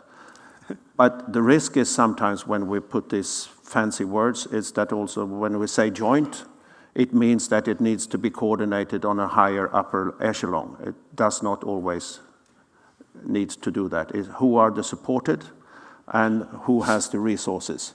You conducted a multi-domain operation exercise when you commanded our troops at Cold Response last time. Yep. So it is ongoing, and technology will even make it more possible in the future. And the technology gives us the opportunity to work in a multi-domain society or cooperation, giving us the common picture, whether the sensor is on an airplane, on a ship, or a land-based sensor. Gives us the common pictures, and we can use effectors, whether they are from an airplane, from land, or from sea. So it all kind of melts together, and the technology makes it possible for us. And maybe it hasn't done that for some years ago, at least. And then don't forget space. Last exercise, final exercise we had in Sweden last spring, for the first time we had cyber intelligence, knowing when to move the troops based on the satellites. And it's not very hard, but you have to understand and you have to have the picture so that you are not mentally ruling out stuff because it's complicated. And here comes the devil's advocate, old school guy, who says that you still have to have maps. You still have to be able to go back to the basics in order to calculate fire emissions. At the battery, sometimes you just lose the connectivity, and then you get the mission, a call for fire, and you have to deliver. And high-tech when we can, low-tech when we must, and mission-type tactics. That's still... And that combines, we think alike in this sense. We're very pragmatic. But that's maybe very Army thinking. It was honestly not very long time ago we thought the next war will be very modern, it will be high-tech, it will be cyber, it will be info, but it's very hard to cyber out and info out tanks. They are still relevant, unfortunately, and that's what we see now. So we need, unfortunately, to have both high-tech and low-tech skills, and that we have in our populations, combined with proper leadership and guidance. Isn't that what we think before every war, that the next war will be high-tech? But it is, and low-tech. One thing that may have changed is like the defense industries, which used to be very military, have moved on to become more civilian. And civilian companies are now pushing forth new technologies, defense technologies. And do you see also cooperation in the defense industry coming? There is already some going on, but how do we build resilience in the defense industries together? I think that leads to the point that Pasi covered as well. I think it's about our nations building resilience, and on the industrial base is an important bit of that. Defense industry, but also actually agriculture and all the other things that we need to function as nations. So yeah, that makes sense, and I think there are possibilities to be made or to be taken advantage of in that regard in the future. And by the way, we are interlinked in many aspects already by NAMO, for instance, which is a where we have So there are other areas where we can develop that, I think. One thing is probably we have not really understood and come to grips with it, is that the amount of ammunition that has been used in Ukraine from the beginning of the war, it's not 100,000s, it's millions of rounds. And imagine how long it will take with the peacetime establishment factories to deliver that replacement of those ammunition. It's going to take years. And we might not have those years. So we really have to look at what kind of production lines we have and what are the capabilities then comes the question of raw materials that are needed for electronics. that are needed for just basic high explosive 155 millimeter round. Yep. So these are the things that we really have to think also in the a bit longer term. It's going to be a long way to produce the amount of ammo that we would need. From a Finnish perspective, we would have to fight a war of 9 months. That said, there are many opportunities, and we need to redefine part of our business and redefine part of our way of purchasing or acquire material. For instance, you touched upon bringing civilian industries into the mix, because we need maybe sometimes to redefine and allow us to redefine what is military and what is civil. And I think in Australia they say they don't pay for stuff twice because it's government money anyhow. Maybe we need to have this civ-mil dual-use projects that were in the shaping in EU to take some steps forward. I think practically we need to help SMEs to deliver to the pot rather than overburden them with requirements, so that they are not providing their core skills, but have to employ a lot of people to fill in the papers the right way. That is not the right way to bring in small and medium enterprises into the mix, because that is the strength of all our nations, is that we have small and medium enterprises with high-tech people with a lot of skills. I think also that we need to think about not only stocks, but availability. For instance, we are talking about, and I hope we will be able to introduce a new model, talked with Morten Brandvik in Nammo, for instance. Why don't we buy steel powder and igniters and put them separately, the dry milk concept? If you put water into dry milk powder, the best before date starts ticking, and you need a freezer or a fridge, and then logistics costs more. But if you store them separately, you can store them for a longer time, and it costs less. So we need really to be more creative. Common bottom line is that we need to fill up, and we need to cooperate in a different way. There we are all coming from a good position, because we have strong industry bases. Yeah. And I'm happy to see the innovation prize of the Army is in place. We still have a few minutes to go, and the audience wants us to move back to Ukraine, on ground. What is the panel's thoughts on the main battle tank on the modern battlefield in light of the staggering effects from light weapon systems in Ukraine?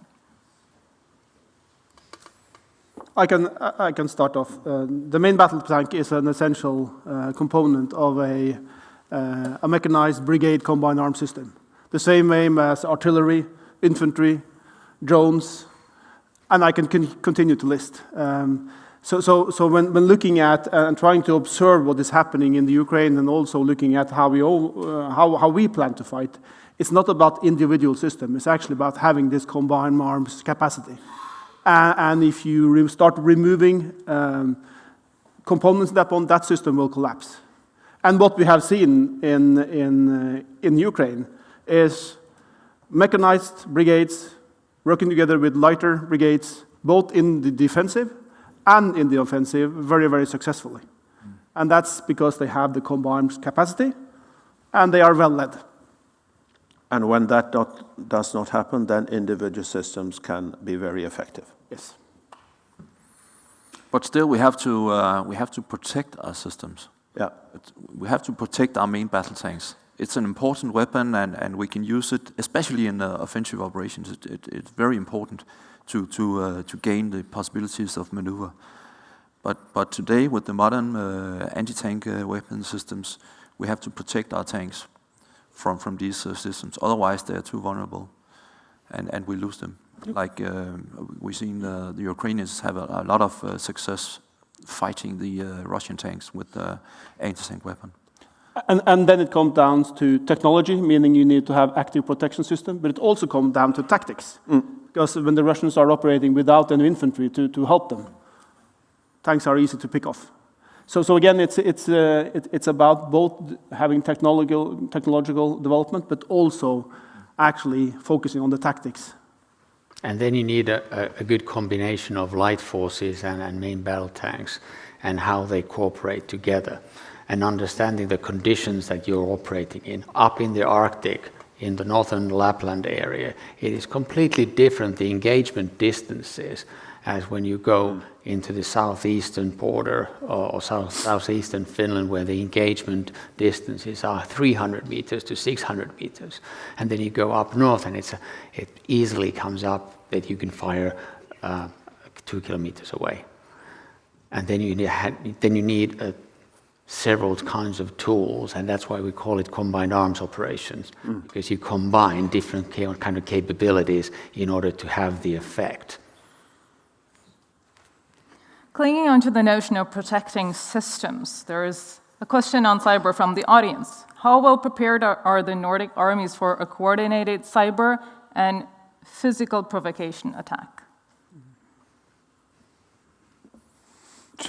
Okay, you can start. No, please. No, but just to give an example, yesterday I had the pleasure to be with Martin Wienen, the commander of the Royal Netherlands Army, and he had his first new CV90, and that was the first cyber-hardened CV90 that have been produced. And so it is coming down from the very technical level to be one of the more integrated requirements. But then, if you boil that up to more tactical, the training motto for this year is, if you emit, you will be hit. I don't know how we should solve it, but I know that we need to train, that if we emit too much, we will be located and we will be hit. Hence, we need to be dispersed, and we need to have camouflage, and we need to have signal discipline and all of that. I don't know the answer, but I know that we have identified that as a severe challenge. I think that looking back on what we have, and we are able to be digitally interoperable to a certain level, and that we should continue to work on that. And that's doable on Army and armed forces level. However, if you look at the cyber threat as a whole, it's not only about the Army, it's not only about the armed forces, it's actually a total defense issue. So it also stresses that Sweden and Finland becoming members of Nato, it's not only about getting the armed forces to work together, it's actually how do we get the nations to work together on all issues related to security, including, of course, cyber space and others as well. And that will, at least if in Norway, involve lots of key players that are not military. Thank you so much. On that note, I won't call it happy, but it's very necessary. We have run out of time, and it's been a real pleasure to listen to the debate, and I hope that you in the audience got some insightful reflections. I did, at least. We've heard on the various concepts, military perspectives on Nordic cooperation, and I'm sure for the answers that were not replied, continue the debates, and we will keep on debating as well in this crowd, I'm sure. Yesterday, someone said that I haven't met him for weeks. Sorry, I spent some time talking over there, but we started missing each other, so to me, it's very, very promising. I would call you an explosively eminent panel just to fulfill the Molotov cocktail reference. So thank you so much to all of you, and keep the debates going, and let's give the Army Chiefs and Commanders a round of applause, which they really deserve.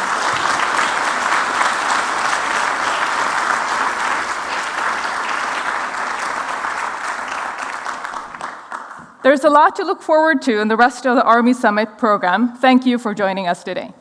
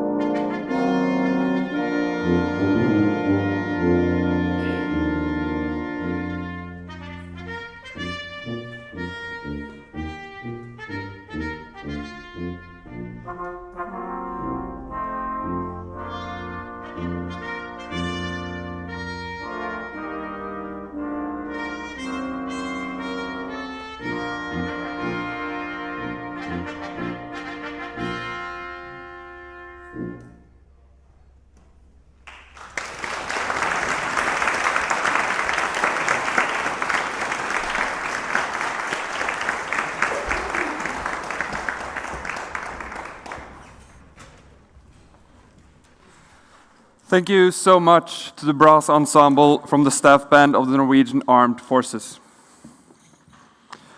I hope everyone has enjoyed their lunch and that the conference's first speakers and remarks have spiked some interesting discussions and reflections.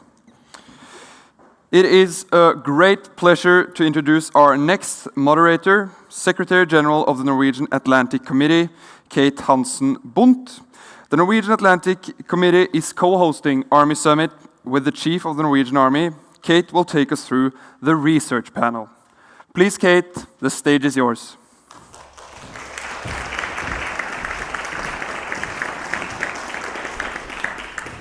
Thank you very much for that kind introduction.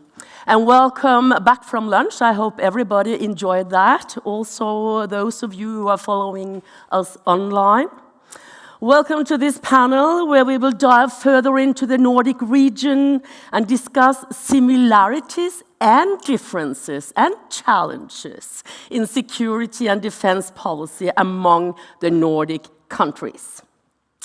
With me to discuss this, I have 4 staunch men from 4 different Nordic countries.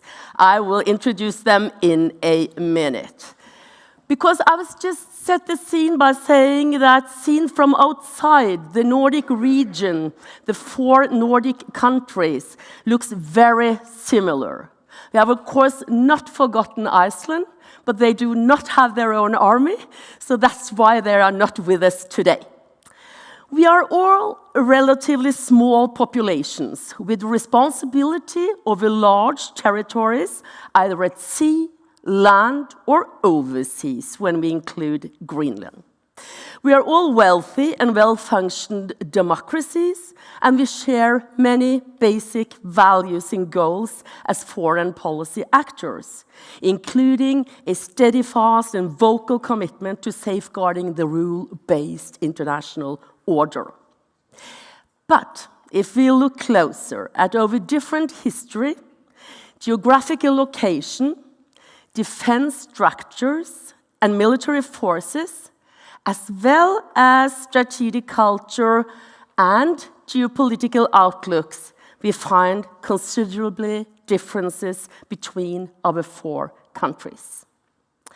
While Norway has been oriented towards the Atlantic and its huge neighbor in the east, in north, Denmark has been looking west and south, being dependent on the situation on the European continent through history, or should I say, Germany.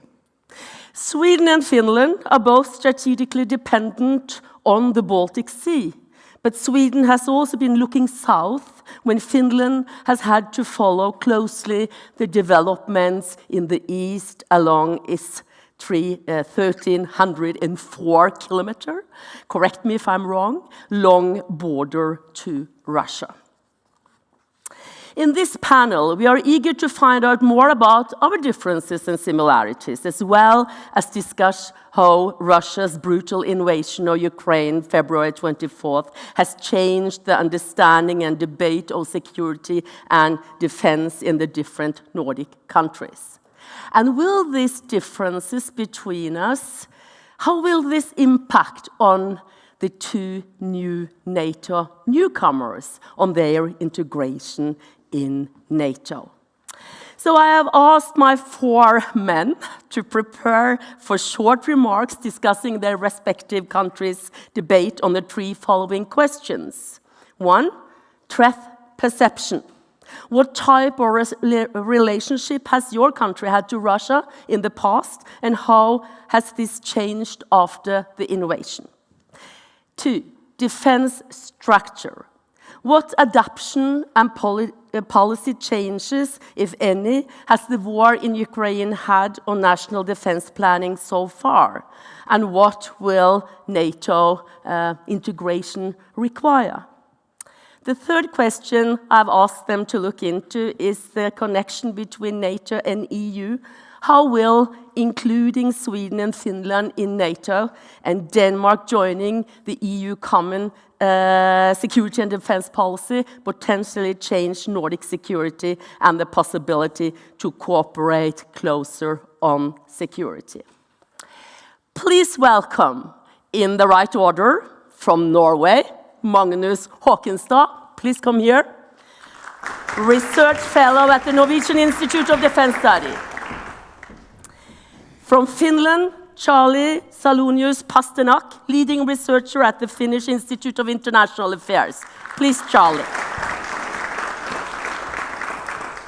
And from Sweden, Magnus Pettersson, also former EFS scholar, now professor of international relations and head of Department of Economic History and International Relations at the Stockholm University. And last but not least, from Denmark, Sten Rynning, professor and vice dean for research at the Faculty of Business and Social Sciences at the University of Southern Denmark.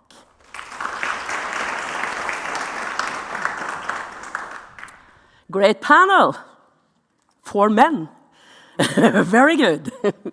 We will also remind you to ask questions. Please use the QR code on the slide here next to me. So, Magnus, I think I will start with you. I asked you to prepare 5 minutes introduction. How does the new situation look from Norway? Thank you very much. Ladies and gentlemen, as Kate already mentioned, it is traditional, and anybody who has done any comparative research on the Nordic countries knows this, that it is traditional to start by noting all the similarities between the Nordic countries. Stable, affluent, democratic, liberal, more or less social democratic welfare states, and then to remark how surprising and intriguing are all the differences when it comes to the topic in question. And this applies to any field of inquiry. Education, immigration, industrial policy, public management, whatever the policy area, the Nordic countries seem to have a knack for scattering themselves as far across the spectrum, with no real pattern, to end up as far across the spectrum as possible. And then this is usually explained by invoking the different historical experiences, their geographic location, perhaps political culture, and the institutional and constitutional frameworks. And until just a few years ago, defense and security policy was a prime example of this tendency, with, of course, the different threat perception, historical experiences, force structures, different alliances. You all know the story. And all these differences have tended to frustrate and derail any ambitious plans for Nordic defense cooperation, historically, leading to the old joke that the most historical examples, or really all historical example of successful intra-Nordic military cooperation or war cooperation in wartime stems from the time when 2 or more of the Nordic countries ganged up on the other ones. That is, we have mostly made war on each other, and I think the Danish chief, mentioned the 11-11 between Sweden and Denmark. It's a draw for the time being. It seems that this might be about to change, and cooperation and convergence even is the order of the day. So the question posed to us was to what extent does the present situation, or the situation since the 24th of February, change the security and defense policies of our states? And when it comes to Norway, the short answer is not very much, at least not yet. The overall impression, which you can tease out of the Norwegian public statement and the policy so far for the last 7 months, is the overall impression is continuity, stability, predictability, responsibility, and also perhaps a touch of complacency. There has in Norway been no major policy initiatives comparable to the Finnish or the Swedish decision to apply for NATO membership, or for the Danish changes in Danish EU defense policy. Some here in Norway have argued for reconsidering our decision to remain outside the European Union, and the present crisis has highlighted the disadvantages of being outside the EU decision-making processes. But in the present political situation, any change in Norwegian EU policy seems very unlikely. There has been calls for a much greater emphasis on deterrence as opposed to reassurance in the relationship with Russia. There has been suggestions to scrap our hallowed self-imposed restrictions, for instance, inviting permanent basing of Allied or US troops, even close to Russia, but these suggestions have not really had much impact. There has been certain increases in Norwegian military readiness, vigilance and activity, but most of it has been very discreet, and it has certainly been nothing to compare to the visibility and the magnitude of, for instance, the Swedish readiness measures taken in Gotland in the Baltic Sea this winter. And the long-term development of the Norwegian armed forces continue according to the established methodical long-term planning scheme. Currently, work is proceeding in 2 separate external commissions and in the defense staff to inform the next long-term defense plan, which is to take effect from 2025.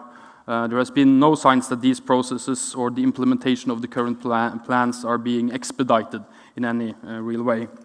The 2% GDP goal of defense spending remains just barely out of reach, at the same time as Norway makes money hand over fist through the increased gas prices. This might not be a good look when seen from outside. Early on in the crisis, the Norwegian Armed Forces did receive an immediate extraordinary budget allocation of 3 billion Norwegian crowns. That is about 5% of the current defense budget. This was to cover immediate expenses and some of the more pressing needs. This was a one-time payout, and it's not comparable to the increases signaled in, for instance, Sweden and Finland. And the government has hinted that further increases in defense spending will come. We will see when the next national budget is published next week. But otherwise, it's also, when it comes to defense spending, it is steady as she goes. That's the order of the day. The one major break with established tradition has been, in Norway, has been in the question of military aid to Ukraine. And after some initial hesitation, Norway scrapped its long-standing prohibition on weapons deliveries to states at war, and Norway has made substantial contributions in, for instance, heavy artillery. Otherwise, the Norwegian approach in the present circumstances seems to be steady as she goes.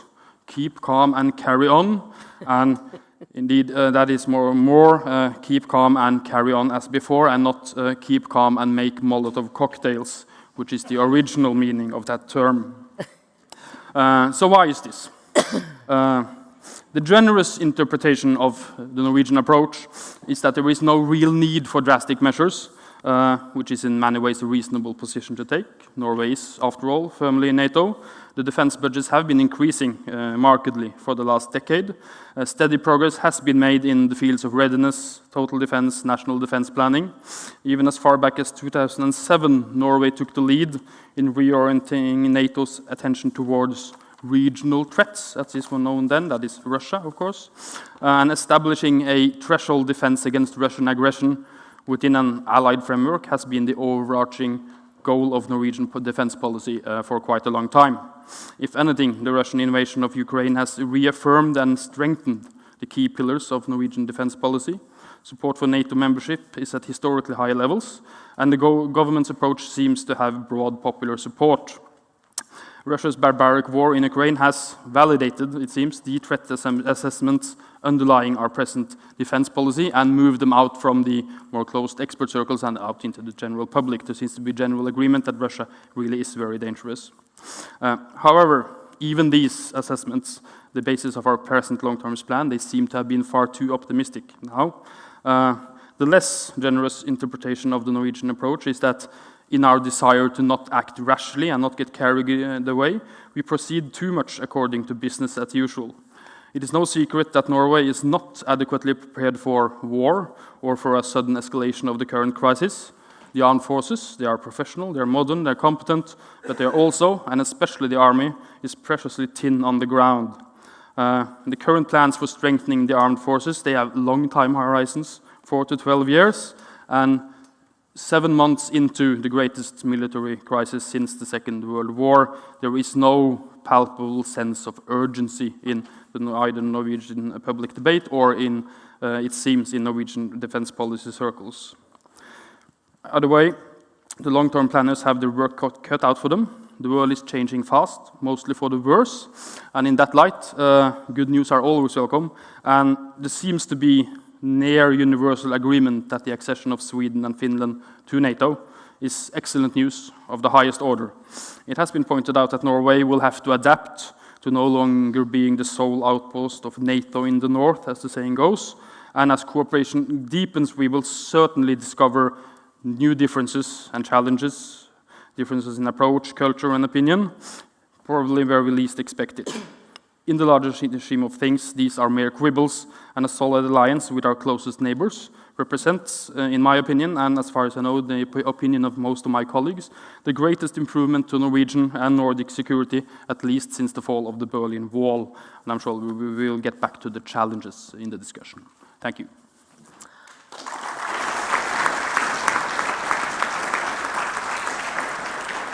Okay, thank you very much, Magnus. How does it look from the Finnish side, Charlie? Is it keep calm and carry on and make Molotov cocktails? Yes, but all in secret. Yeah, exactly. It's I'll return to it, but one of how I describe Finnish communication, especially from authorities, is do, don't talk. This has slightly changed in recent years, but there's an argument for this. So I'll take this as the introduction to say a few words. Yep. In Finland, I'm, to the chagrin of some, known as someone who throws lots of Molotov cocktails or grenades into the public debate. But I figured, since I was the guest, I should actually answer the questions that were addressed to me. And then maybe in the questions, throw some grenades. So first, thank you for the invite to come here. It was a pleasure, and I learned a lot yesterday. I'm sure we'll continue. I will jump directly into historical relations with Russia. Now, as part of the Swedish Empire, there were lots of wars that the Finns would then fight. As part of an autonomous Grand Duchy that's between 1809 and 1917, there were more freedoms, more repressions, but really no wars with Russia, which was a nice break from our history in general. Then 1917 to World War II, it was mainly about, I'll say, almost ignoring Russia, except at the very borders, looking for allies and partners, someone else to fight the next war with. A period of history and an approach which is conveniently forgotten in much of Finland, which many people will think we never wanted allies or friends. 39 to 45 was, of course, just about survival. Then we get to the Cold War, where accommodation, I think, is the most diplomatic way of saying this. But there are a few key lessons, which is why I bring these up. One is, do not become involved in great power conflicts. And NATO was seen explicitly as a tool of this, just like the Warsaw Treaty Organization. Second one, which is somewhat mythical, but no one will come and help Finland. We will be left alone for good and bad. These both have had an impact on Finnish NATO debate and understanding of what it is to be allied or not. Now, post-Cold War, you could say maybe pragmatic, sectoralized. Trade was trade, energy policy was energy policy, defense was defense. And I would say the history and the sectoralization is what saved Finland's defense, because the military was able to say, look, we will take care of this. The next conflict will come and we'll prepare. All wars have not ended. So probably a good thing there. And post-February, I will shift to, but I would say maybe a more comprehensive view on this. Now, traditionally, Finns have tried to separate between the Russian people and the Russian regime, whether or not Soviet Union or Russia. But this is, of course, being put to the test as we speak, as more and more what in Afghanistan would have been called military-aged males who are also Russian reservists are showing up at the Finnish border, and what to do with them. There's a legitimate discussion and no one right answer, I think, to that. But in terms of the Finnish political leadership post-February 24th, well, President Niinistö said the masks are off. Prime Minister Marin said trust is completely gone for at least a generation. And even the military had a shift, because when I did my service, we had this mythical yellow adversary, or A2 yellow. Now, funnily enough, I only had to learn to identify Soviet and Russian equipment. There was never any Western equipment that I had to learn to identify as such, or their weak points. But now it can just be called Russia. And this is, of course, convenient if you're allied, because it would be really difficult to talk about deterrence if you can't name publicly who you're trying to deter.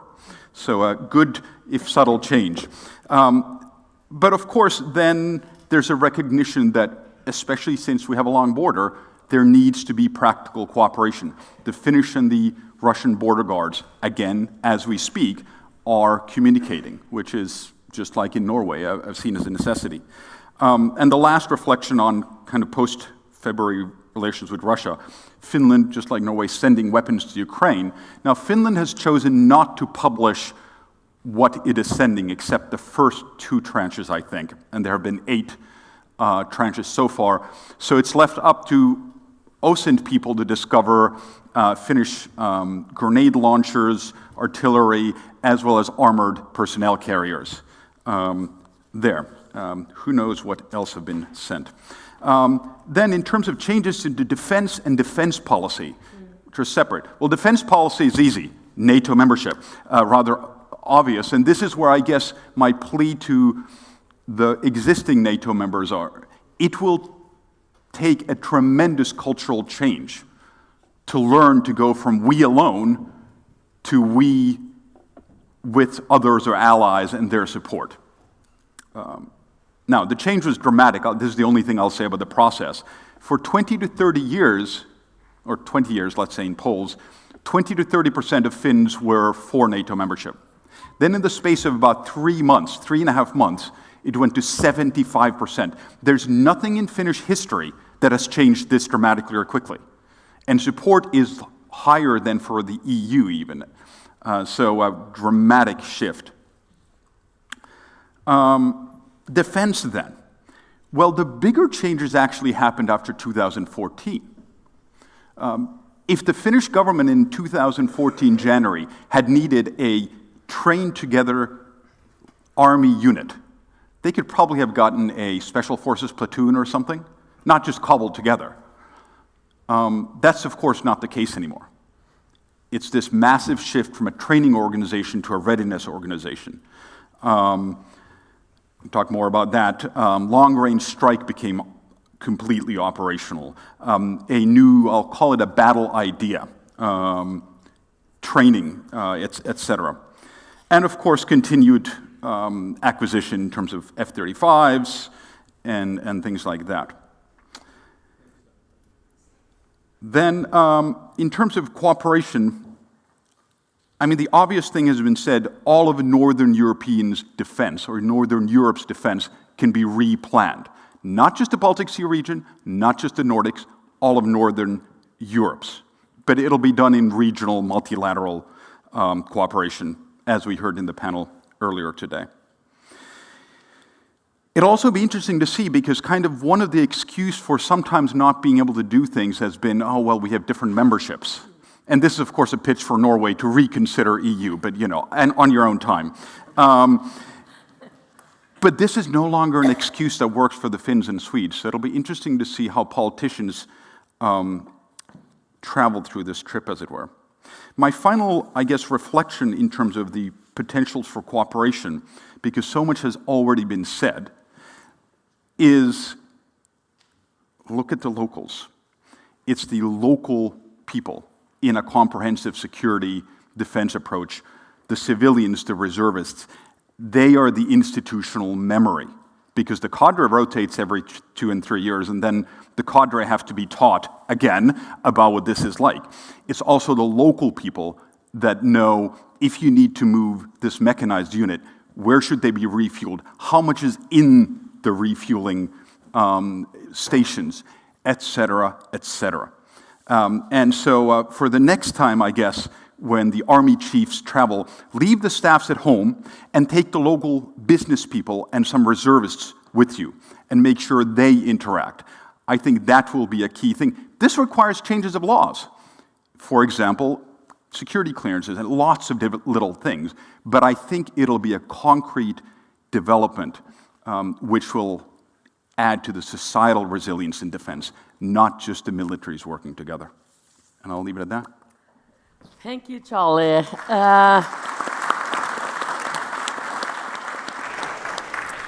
So the Finnish approach, do, don't talk. How do this look from Stockholm, Magnus? The Swedish perspective, please. Thank you. We talk a lot in Sweden, as you know, so thank you so much for the invitation. First of all, it's always very nice to be back here in Norway and Oslo. Since I worked here for 12 years, I know many of you in here, and I'm so glad to see you again. Kate asked us all 3 questions.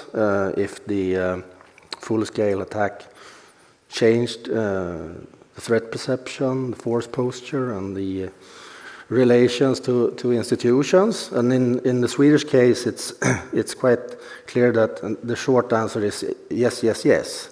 But since I have 5 minutes, I can out-deep that a little bit, because I think that this is not something that happened overnight. It's a longer process that has led to this change.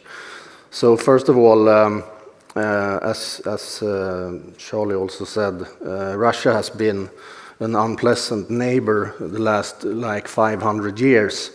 And I mentioned the Swedish security policy and defense structure always. Then we had a relatively nice period after the end of the Cold War, but I would also like to point out that I think in the Swedish case, the 2014 war, February 2014, was the real wake-up call, as Anders Fogh Rasmussen expressed it. And Sweden realized that to be a partner is not the same as being a member. But the Social Democratic Party wasn't really ready for a NATO decision at that time. They realized that Russia was prepared to use force to achieve political goals and so on and so forth, and breach the European security order and so on. But there wasn't really a NATO debate back in 2014. But it changed the Swedish threat perception of Russia back to normal, so to speak. And the second one, force posture. What Sweden did, as many other Western countries did after the end of the Cold War, was to transform its forces from territorial defenses to expeditionary defenses. And that ended with 2014. The Georgia War in 2008 was noticed, but the real, as I said, the real wake-up call came in 2014, and it turned the thinking back, very much back from expeditionary to territorial again. And it also, since Sweden had so few forces, we had like 29 army brigades during the Cold War, and now we had 2. So we have to think defense of Sweden in a Nordic context already back in 2014. So the Nordic cooperation that has had so far been about economy was suddenly transformed more and more gradually to a territorial defense of the Nordic-Baltic region, and Sweden started to write defense agreements with a lot of countries, including great powers such as the United States. The deepest defense cooperation was with Finland, of course. There was also has been large exercises and also very interesting in 2020 and 2021, these regional agreements on not just coordinating defense planning, but also integrating defense planning. All this was done before February this year. And also there was a turn in defense spending. Sweden had scaled down its defense spending from around 2% in 1991 to almost down to 1% before 2014. And when 2014 came, the discussion also came to blow up the defense posture, and these things takes a very long time. It wasn't sort of coming to an end until the defense bill in 2020, when the Swedish government decided to increase the defense budget historically much, 50%, around 50%, from 1% to 1.5%. The army were supposed to double from 2 brigades to 4 brigades. We, as Carl said, we open new and old regiments, air force bases, and so on and so forth. And the difference now is that the Swedish politicians, after February this year, is that the Swedish politicians want to give even more money. 2% is the goal now, and sort of making the defense posture more robust. So, the third question about institutions then, and the Swedish application from NATO, I think that the historians will probably tell what's exactly happened in the future, but it seemed like the Social Democrats this time was sort of cornered by external and internal pressure. There was external pressure from Finland and probably also from other NATO countries, and there was an internal pressure also in the Swedish political system, because the Social Democrats was alone, except for the Left Party and the Greens, to not have changed their mind about NATO. So the Social Democrats was also internally pressured in the Swedish political system, and then the decision suddenly came. But this decision shall also be seen in a longer perspective, I think, from the end of the Cold War, when the Swedish policy could be described as a neutrality policy, until 2022, when we can say that it is a solidarity policy. That is also a gradual change in which the NATO membership is a logic, I think, effect of that, the last step on the solidarity road, so to speak.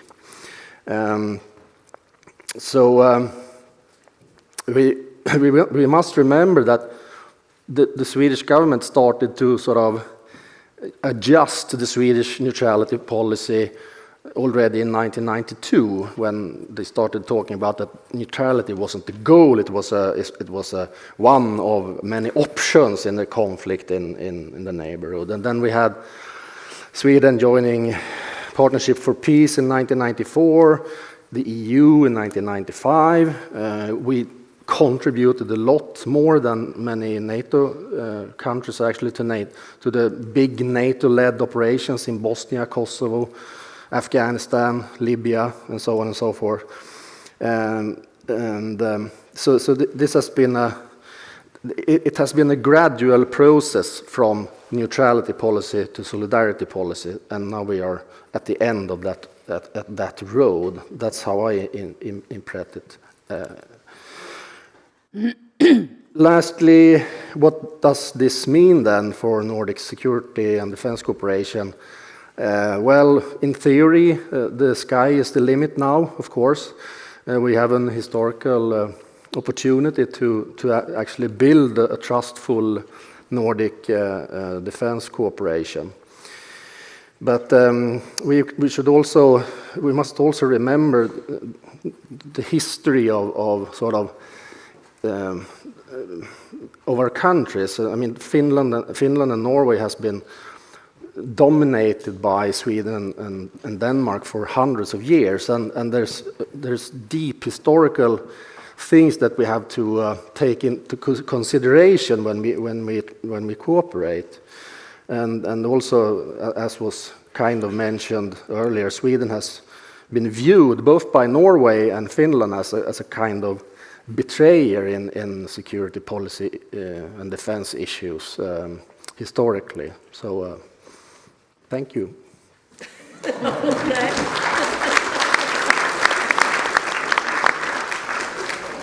That was a note to end on, Sten. We are talking about here changing our mindset, both in Finland and Sweden. Norway, it hasn't happened that much. In Denmark, it's also a change, because you have been maybe that nation that has been fighting in the most scary places in international operations since the beginning of the 90s, together with the US and the UK. Are you, in a way, coming back to the Nordic region, please? Well, thank you, Kate.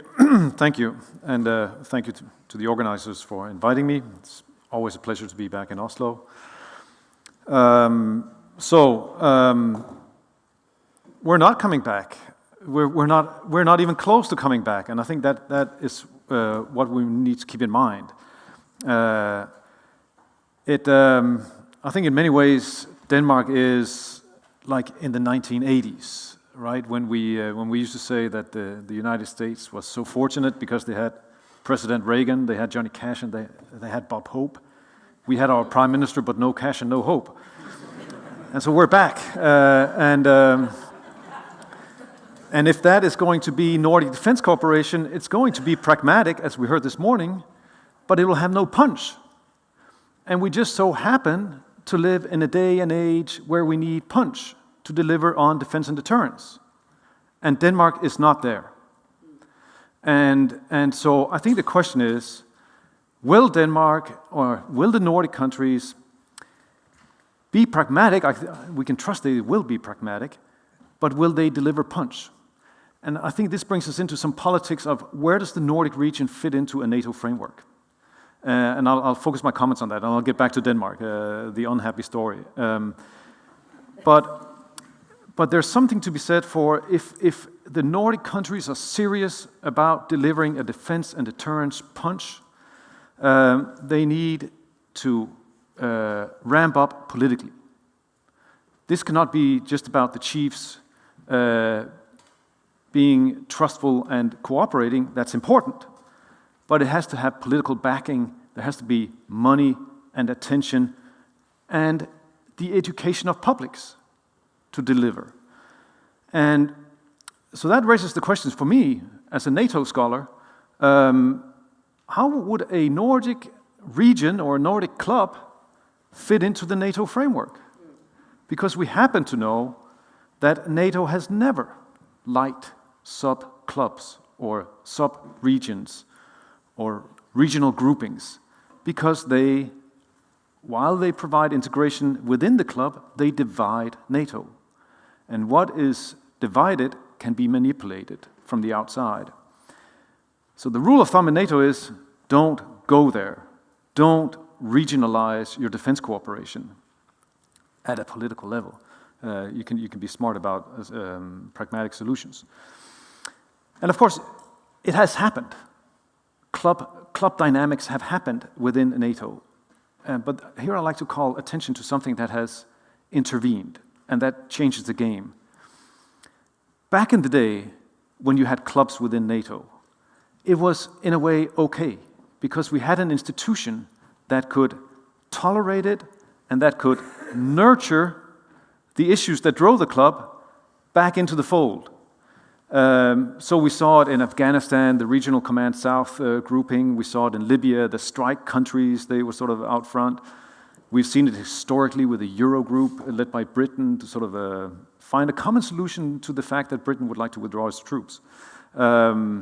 We saw it with the Scandinavian allies, Denmark, Norway, when the Greek became a military dictatorship in 1967. They wanted to gang up on Greece. The institution was there. The Secretary General, how that all was configured, was there to give time, patience, not become involved in the subgroups, to build the community back to a point of consensus, collective consensus. That was the foreign ministerial, sometimes defense ministerial NATO. It was a club of defense and foreign ministers running it, making sure that we don't divide too much. We no longer have that NATO. We have a prime ministerial NATO. It has since 2009 been led by former prime ministers. And there's a reason for that. And that is because NATO's condition has changed.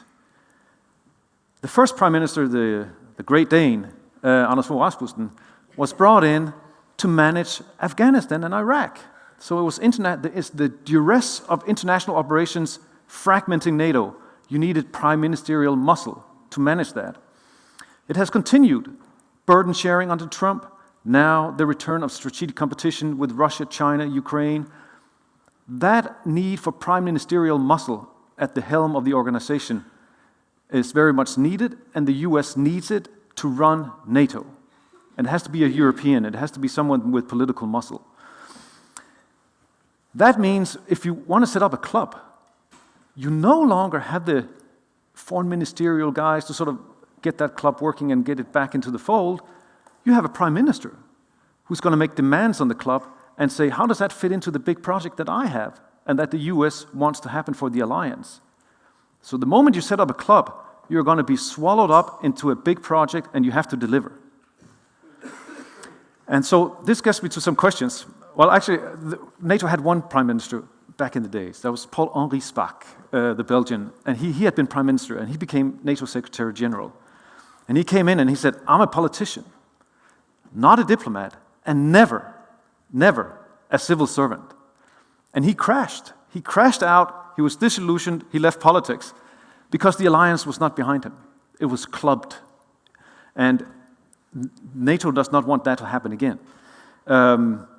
So the questions I have for Nordic defense cooperation, and I think for Denmark, I'll get Denmark into this, are a couple of political questions, a couple of military questions, all about the Nordic region within NATO. The first one is political. How will Nordic defense cooperation deliver on the US desire to see a new division of labor? That will require some heavy contributions. Denmark is very good at thinking about the US. And they've been good at doing international operations because the contributions were fairly small and we could do the small piece and then we could sustain it because we just had to rotate the small pieces. Now we have to deliver big in one go, and we're not there. So if we pretend that we're gung-ho in our neighborhood, the US is going to look right through it and say, what are you in fact delivering? Another question it raises is, how will the Nordic Defense Cooperation, how will it pull in Britain and Germany as Baltic powers? Because they have muscle. Denmark can do Britain. We've done that all along because we wanted to travel with Britain and fight with Britain in Afghanistan and Iraq as well. But what about the Baltic? We need a lot more German firepower in the region. And Denmark doesn't have very developed defense relations to Germany, certainly not defense political relations. So there's a huge task for Denmark to say, well, we're pragmatic about the Nordic cooperation, but how are we managing that with Germany? And then on military implications, is Nordic defense cooperation about defense or is it about deterrence?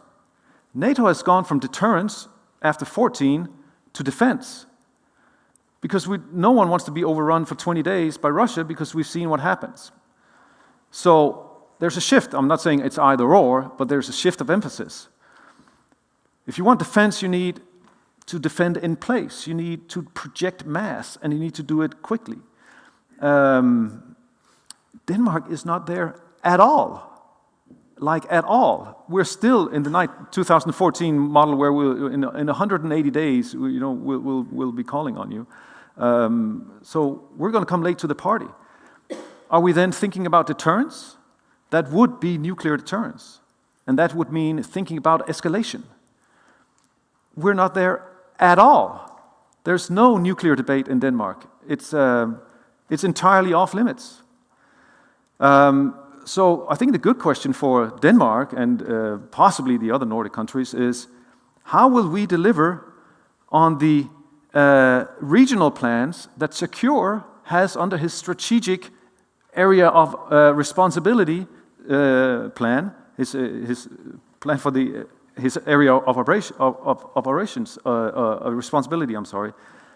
The regional plans under that, how will we deliver on that? I think that's a pretty good question. I don't think Denmark has answers. So ultimately, I think the Nordic cooperation, defense cooperation, makes a lot of sense in terms of being pragmatic. But let's not fool ourselves. Nordefco cooperation was about cost efficiency. I think, Carl, you said it. That was about having peacetime management, low-cost peacetime management, running defense forces as IKEA. But this is different. This is defense and deterrence. So you have to think it differently. I think the defense forces can do it, but I don't think Denmark certainly is not where it needs to be to frame Nordic defense cooperations in those terms. And so I think the challenge for Nordic defense cooperation is, what does it mean in an era of strategic competition? Yes, I think I will pass that question on to your colleagues. Let's start with Magnus. Could you please repeat the question? What does Nordic cooperation mean in a time of strategic competition? Well, that's a big question, and I don't have an answer ready to hand. But I think I can reflect on it, and I think the situation is much the same in Norway. That the implications, large-scale implications of this major shift, has not yet been thought through. It came about quite sudden, and it surprised us as well, I believe. And that's what I'm coming up with at the moment. Okay. I'll pass it on to Charlie, and I would also like you to dwell a little bit on, you said in Finland, we don't talk about it. Deterrence is all about showing what you're able to do. So how are you thinking about future deterrence in Finland? Thank you for excellent lead-in. I was exactly going to talk about deterrence, readiness, and communicating it. But I want to jump on the kind of what we could do. Well, one is buy some strategic enablers to actually be able to tell the U.S., look, you no longer need to reserve these.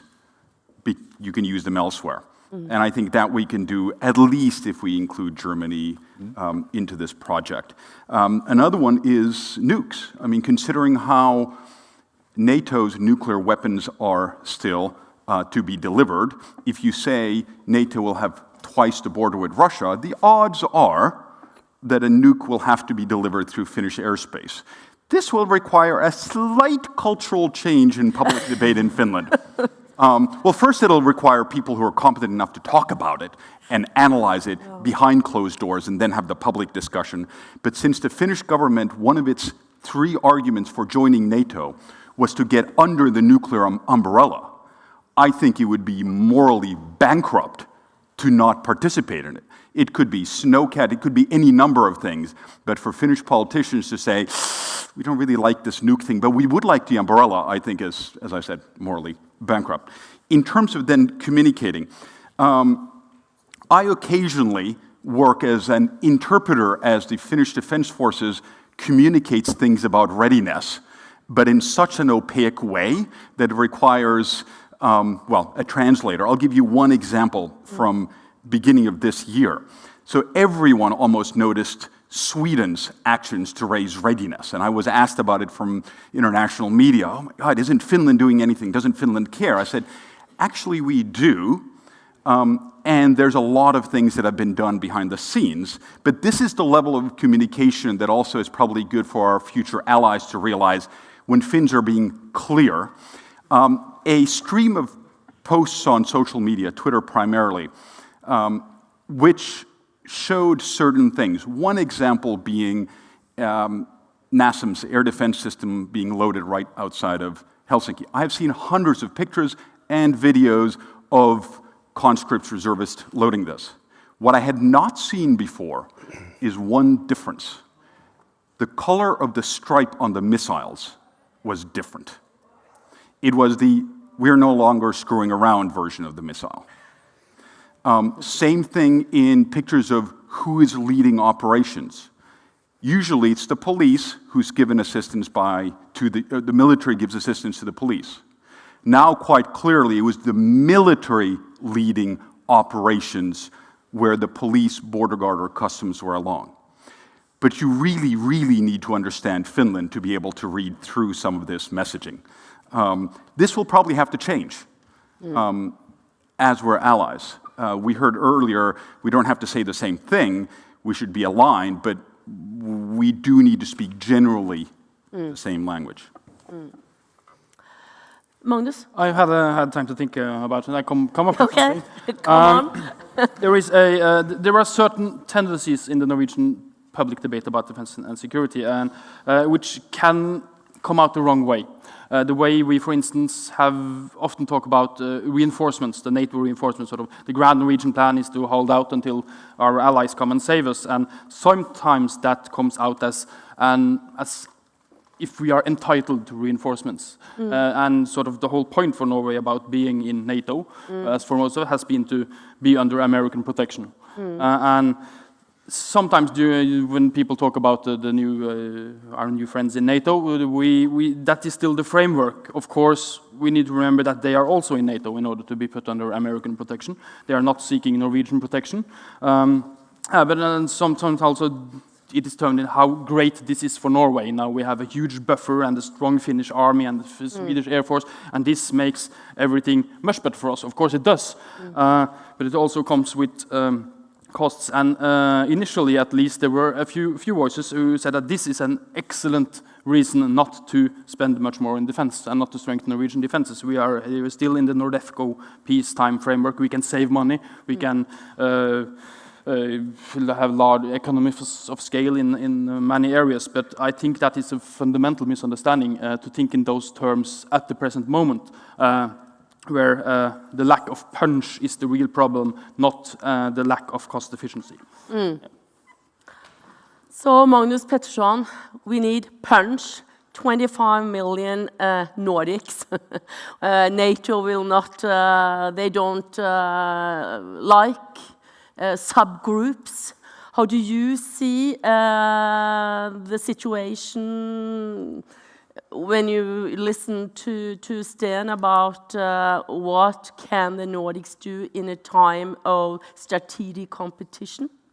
Yeah, no, I also think that that Sweden needs more punch, even though we are scaling up our defense forces quite a lot now. We need even more punch.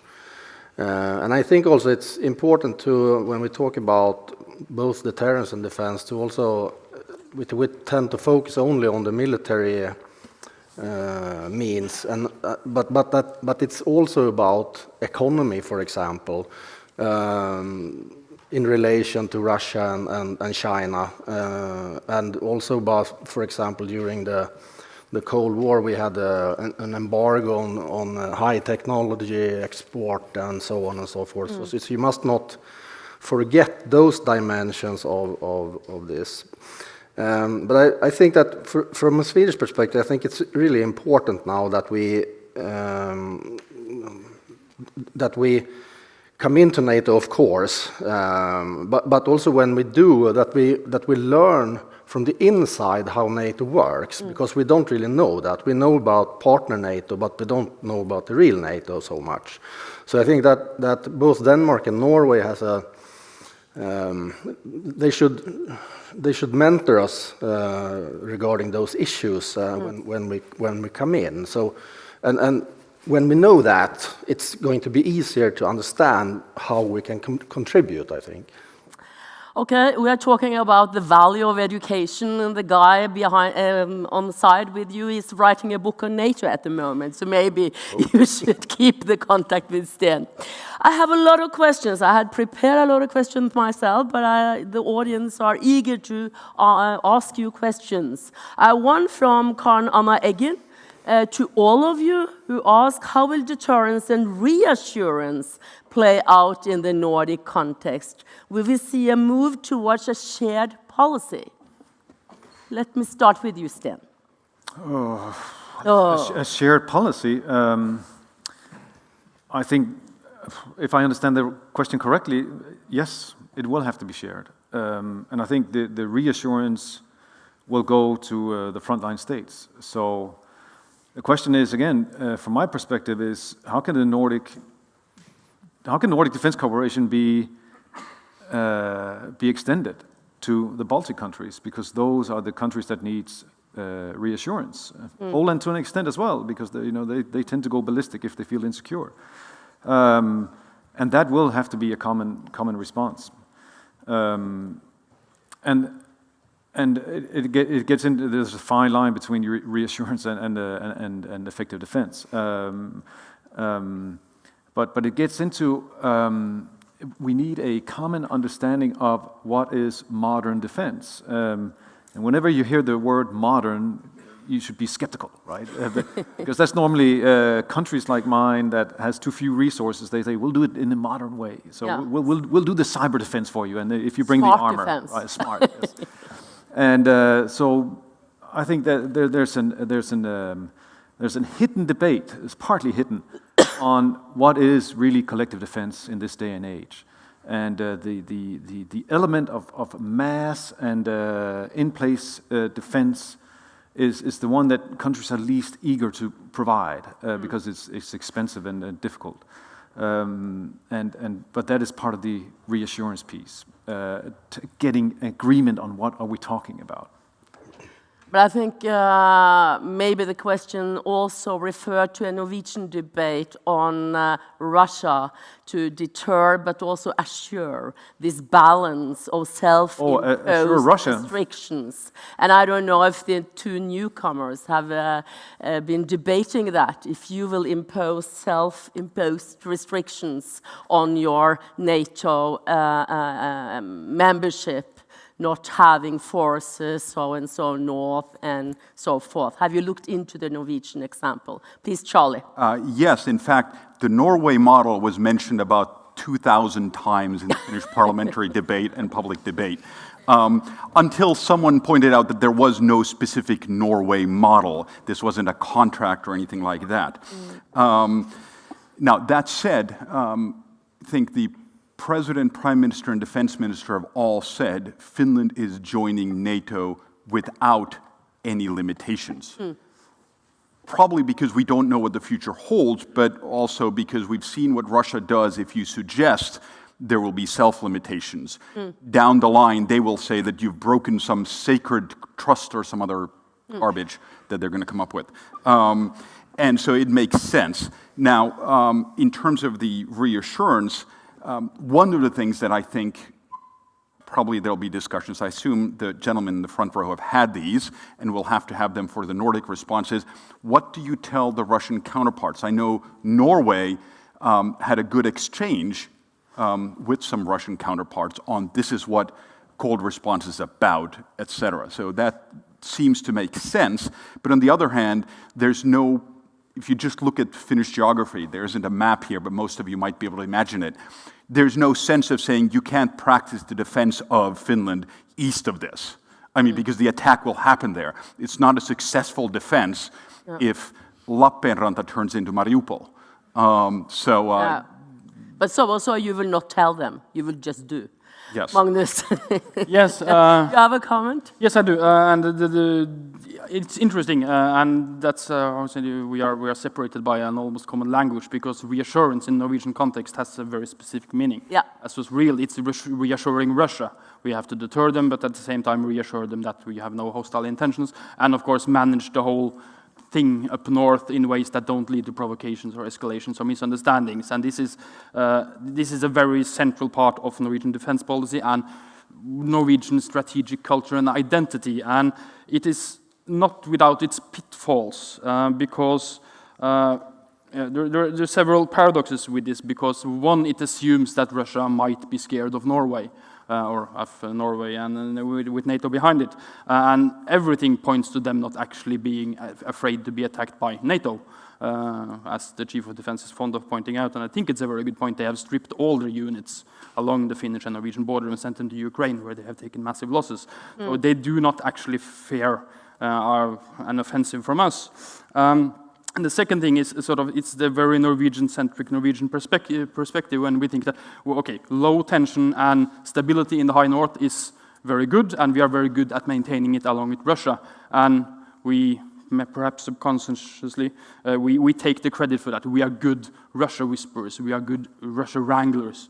And especially in the present situation, you have to be very careful how you phrase that, because the implication is that others, perhaps the Baltics or Ukraine, are not as good at handling Russia as us. You can see how that implication might be very unfortunate. And the third paradox with the Norwegian emphasis on reassurance is of course that, and the self-imposed limitations, no flying east of this longitude, no nuclear weapons, of course, no foreign bases. How shall I put it? It assumes that we are able to, we lay restrictions upon ourselves in order to influence something we might not have that much influence over, which is Russian perceptions and plans. And we also place restrictions on ourselves when it comes to things we can control. And I'm coming back to my main point, which is that we need more defense spending, because we are very careful about not increasing the defense budget. That's a large self-imposed restrictions in a field where we actually do have full control. Yeah. Thank you. Thank you. Can I just jump in very quickly about this community with Russia? I mean, Finland, because of political reasons, has created for the public, not for the military, probably not for our allies who have functional intelligence systems, but has created a fictional stability. Russia has not behaved towards Finland like a normal neighbor would. It's just been a political choice not to actually talk about it or give examples, except some airspace violations. But as I have written years ago, if you think that that's the only way Russia has tried to annoy Finland, then I have a bridge to sell you. Magnus, in Sweden, any self-imposed restrictions? How are you discussing your NATO membership? Yeah. Of course, you have to strike a deal with Turkey first. Yeah. And how does that look at the moment? And are you discussing some kind of a Norwegian self-imposed rules? I think that the Social Democrats want that. They said that. Excuse me, I don't hear you. Yeah, I think that the Social Democrats want that, but I don't think that there are any any kind of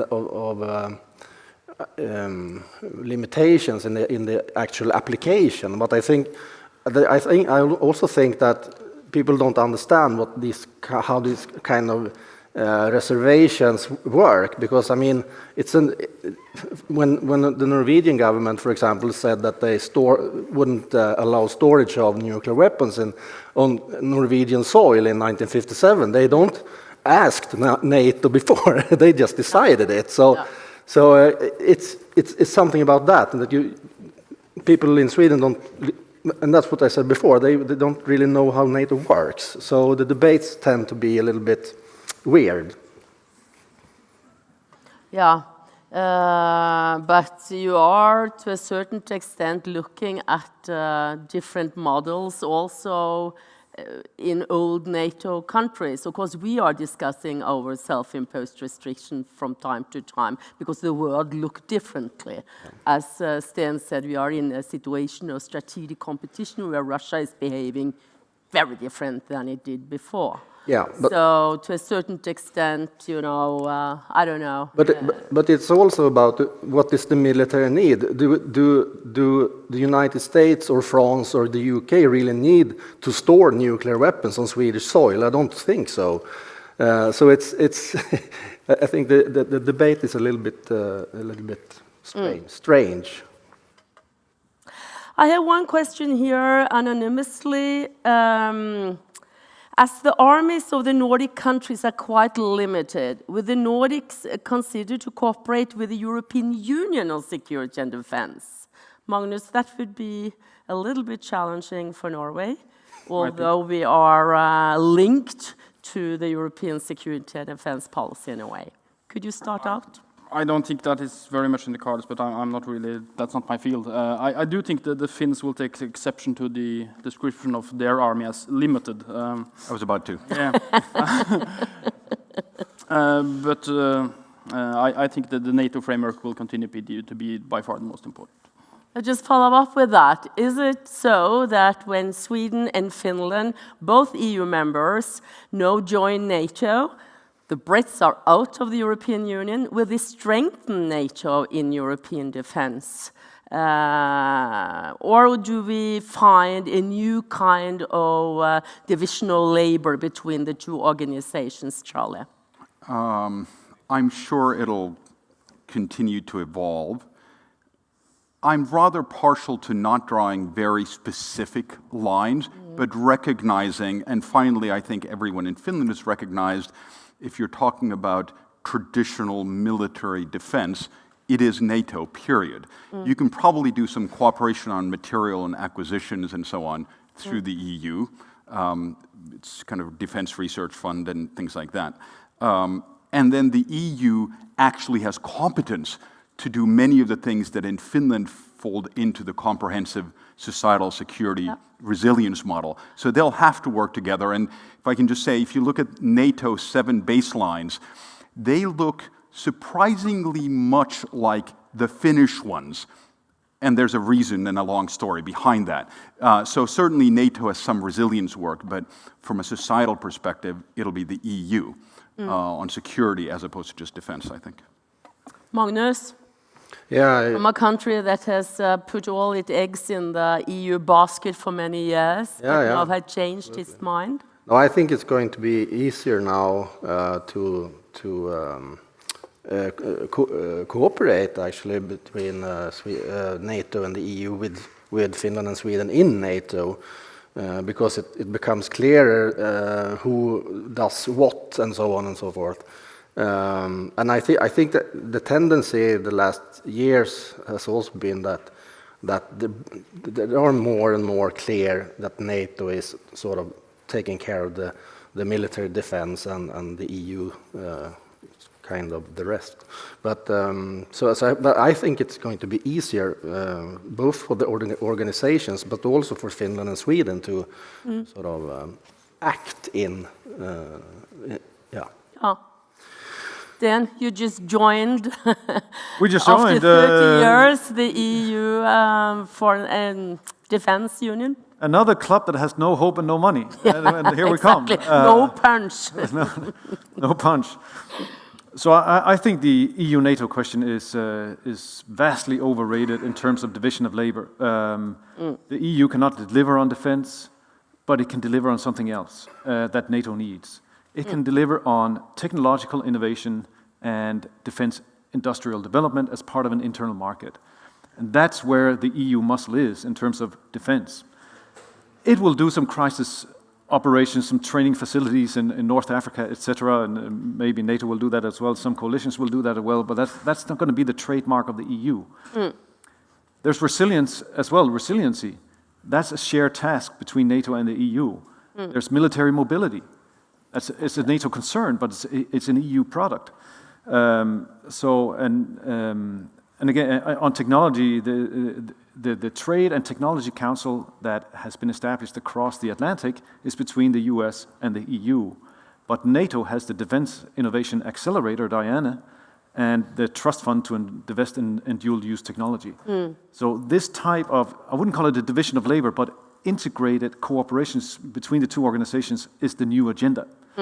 And I think the Nordic countries are pretty well positioned to help further that.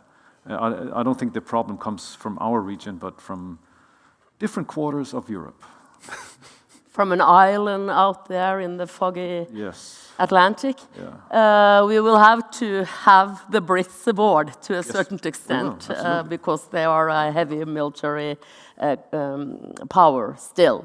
I have a question here from Ragnar. What does the panel think about the Scandinavian Army land headquarters? And where should it be located? In Denmark. In Denmark, let's start with Sten. Where then? I don't know about military structures. That has to be worked out. I really don't have a good answer to that. Again, I will really say that make sure that it ties in with Secure's regional plans, because they're stuck politically. The area of operations responsibility-wide strategic plan of Secure is pretty well defined, but the regional plans under that are politically blocked. And so if we think structure, I think we would want to pull that into these regional plans and help them come to fruition. That will be my cop-out of the question.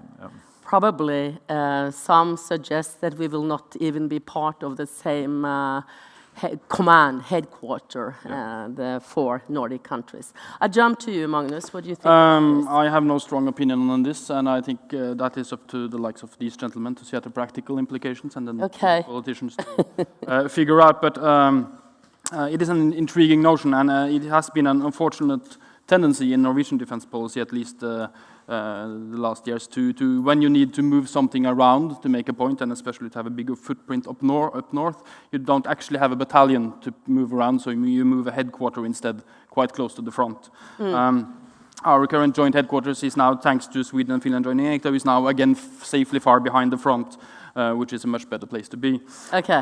But I would mention that of course, this will have all sorts of implications, but I would like to highlight one, I think, overlooked aspect, and one of the really big advantages of Sweden, especially joining NATO, because now the supply lines east to Finland and the Baltics will, of course, go to Trondheim, to Narvik, and to Gothenburg, and this will help the Norwegian Army immensely in securing the supply of the 4th essential category of supplies. You have ammunition, you have fuel, you have food, and you have snus, which is what the Norwegian Army runs on.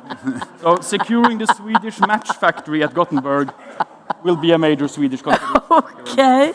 Okay. Magnus Pettersson, question also goes to you.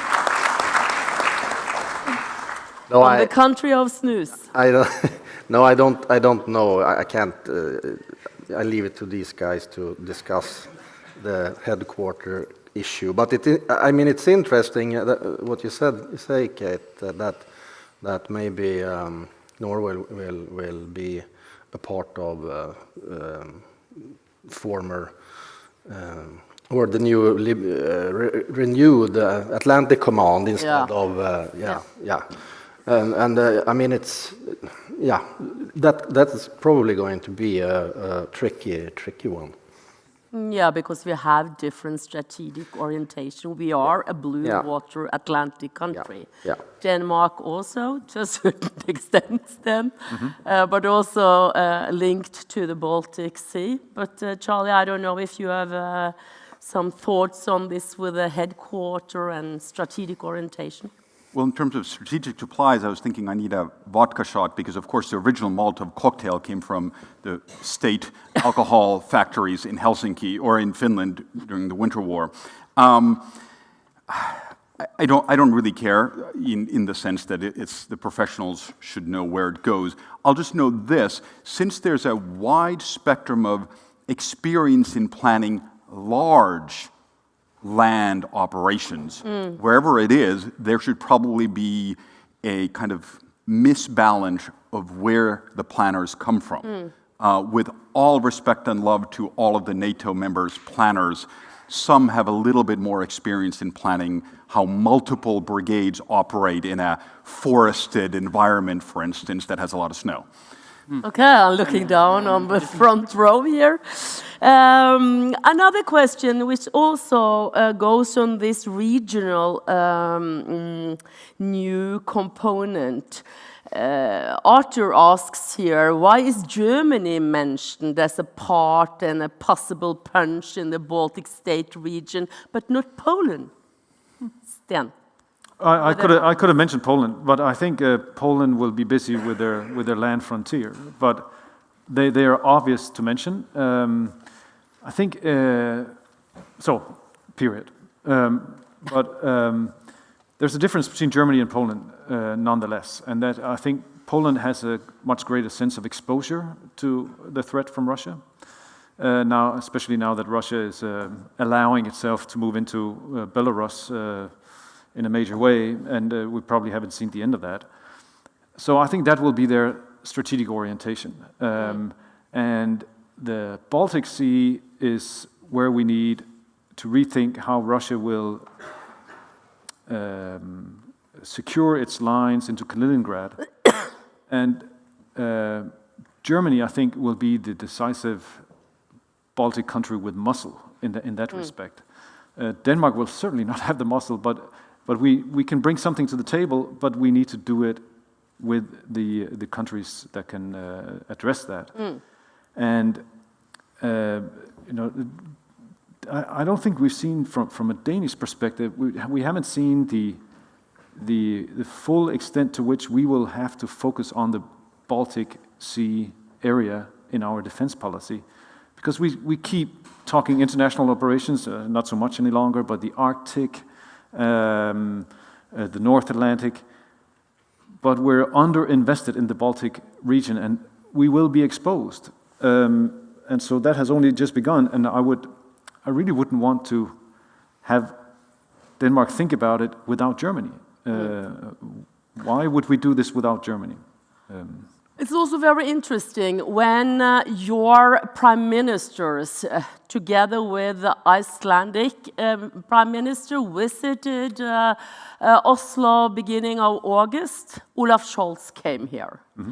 So the whole Zeitenwende, the whole change of mind and operation that is set in move in Germany has also changed their way of looking. Of course, they are looking east of the trap, but they are looking much more north for a partnership, does my colleagues in Berlin tell me. So I think we will see a whole change. Someone mentioned Northern Europe. It's not only the Nordics, it's Northern Europe. And we have been cooperating in Lithuania with also the Dutch and the Germans for a long time.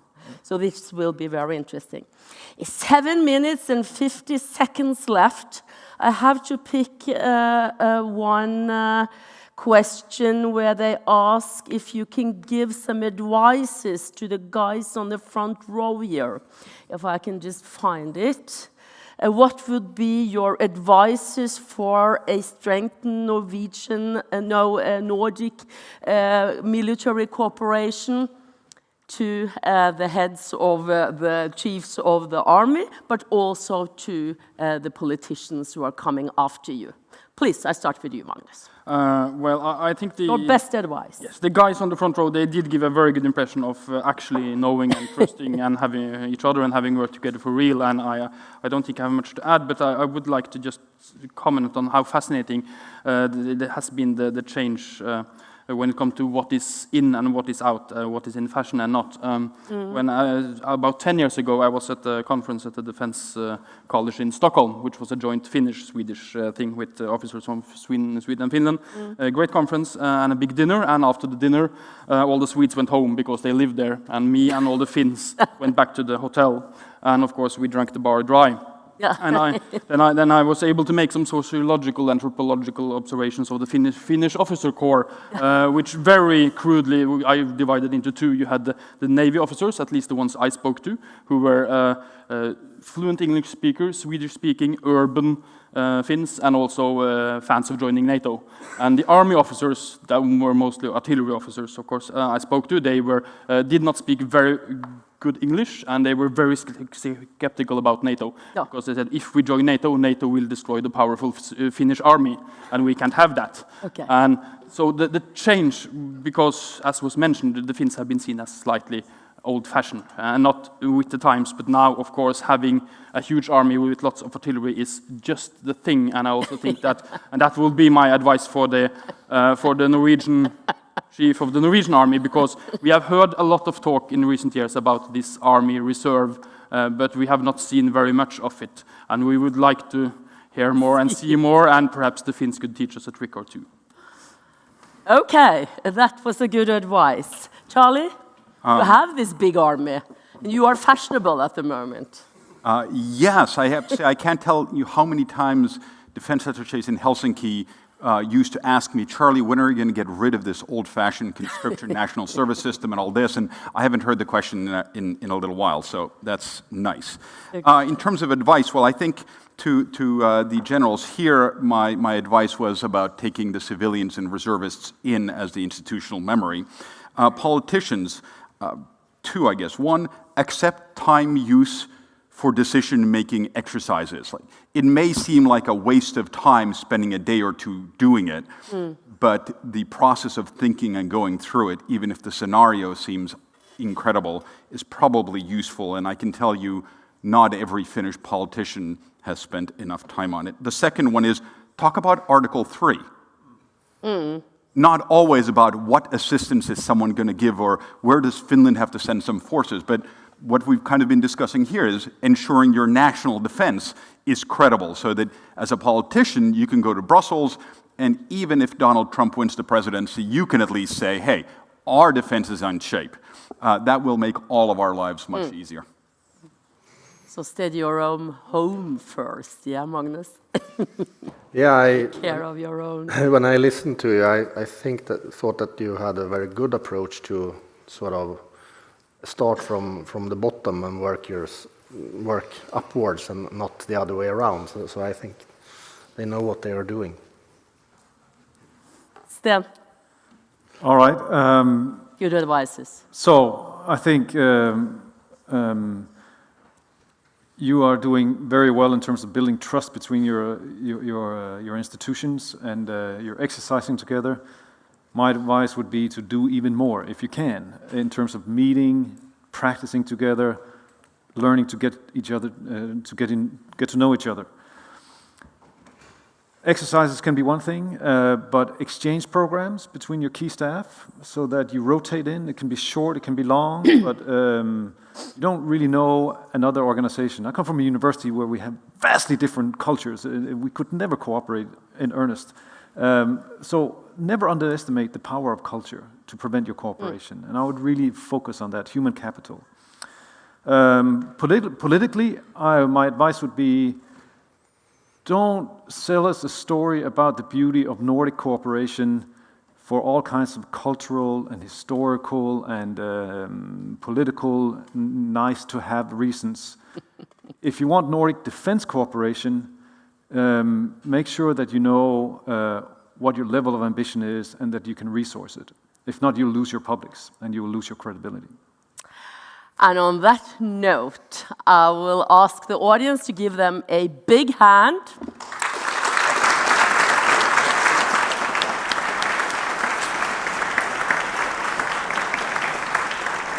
Thank you very much for a very good debate. Even if you all were men, we managed to get through it, even with my bad voice. So, now we have a break, I think. Or, yeah, Victor. Sorry. Thank you very much, Kate. I think we are many who got new inspiration and reflections from listening to your conversation with the great researchers in the panel. I think this is what makes this year's Army Summit extra interesting. The three different angles on Nordic cooperation.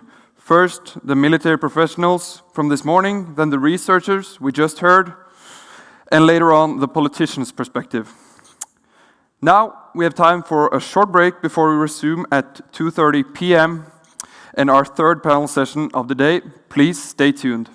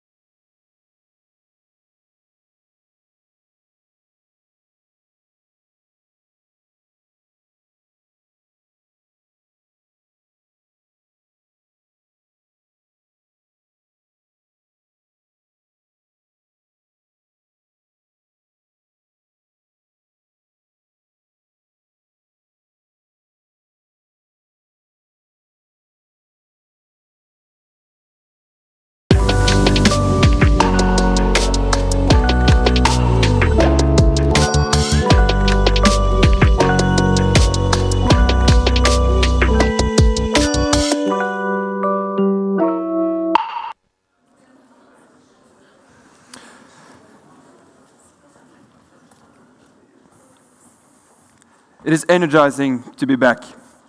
I hope everyone following our live stream has logged back in, as we are about to welcome our final moderator of the day. It is a great pleasure to welcome Elin Ludvigsen, a familiar face to our Norwegian participants. Elin is a prominent journalist and news anchor with Norwegian TV2, known to bring us the latest news from all around the world. The next panel is chaired by you, Elin. Please, the floor is yours.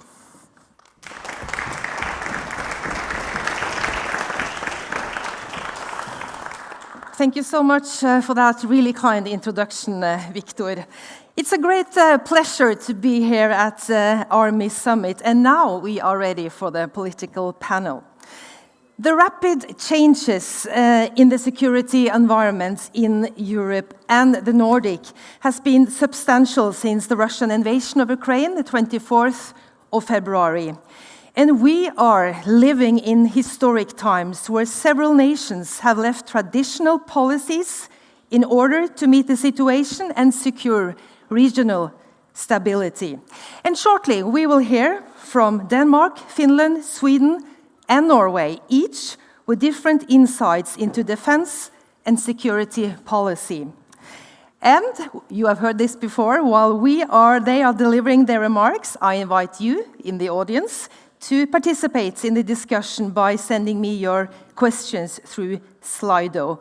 And I think you know how to do it now. You may do so by entering slido.com and on your personal device and use the hashtag ArmySummit22. The first politician to share her remarks and reflections with us is Mrs. Ine Eriksen Søreide. And Søreide is a member of the Norwegian Parliament for the Conservative Party and chair of the Parliamentary Standing Committee on Foreign Affairs and Defence. She is also a former Norwegian Minister of Foreign Affairs and former Norwegian Minister of Defence. Please, Ine, the stage is yours.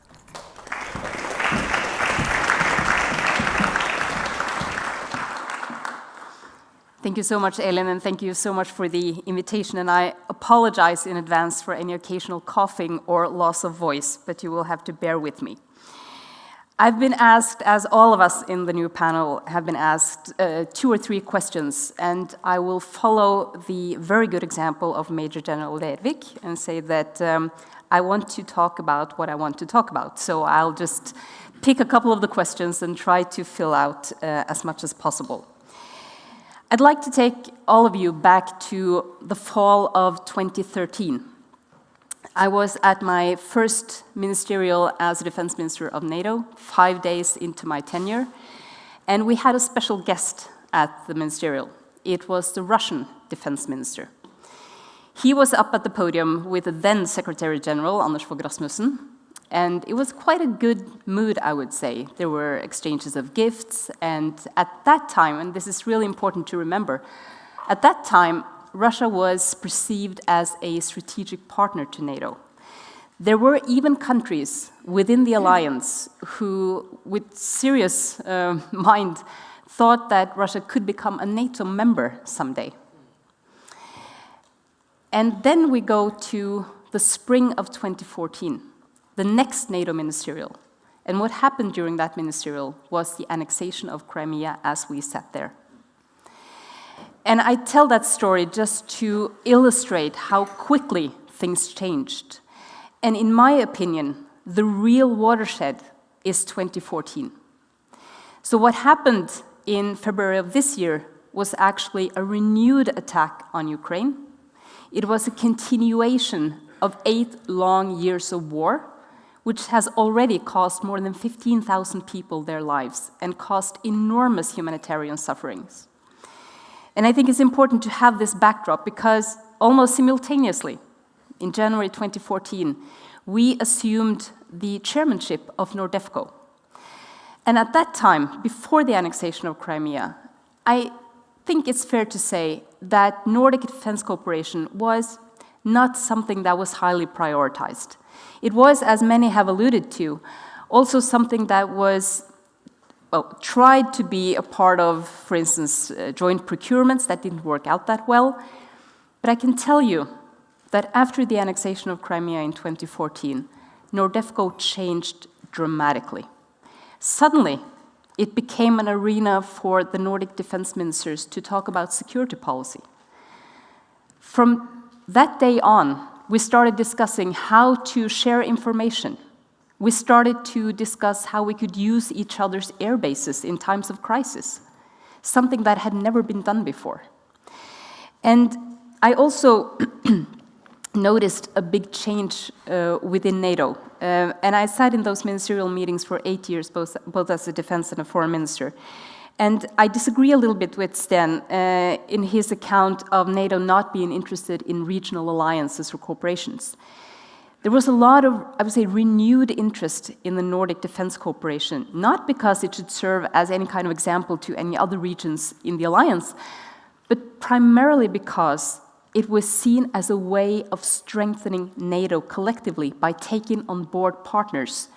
At that time, of course, everyone was keen for NATO to expand with Sweden and Finland, but Sweden and Finland was not that keen to be part of the alliance. Now that has all changed, and I will not go into the details of that. But it's also, in my opinion, no doubt that adding Sweden and Finland to NATO represents a major change in the positive direction. And there are some reasons for that, and I will very shortly get into them. We also used a lot of political capital to draw NATO's attention up north. And it's been very eloquently put by many of the other panelists here why this was necessary.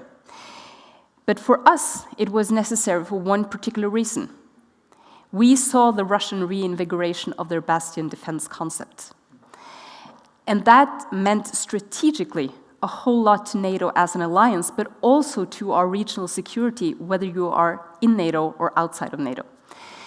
Because very bluntly put and very easily put, you could say that Russia have the capacity, because they need to protect their assets up in the north, they have the capacity to effectively cut off the Greenland, Iceland, UK gap, and by that, the Allied reinforcements to Europe. And that is a strategic challenge to the whole alliance and also to the region.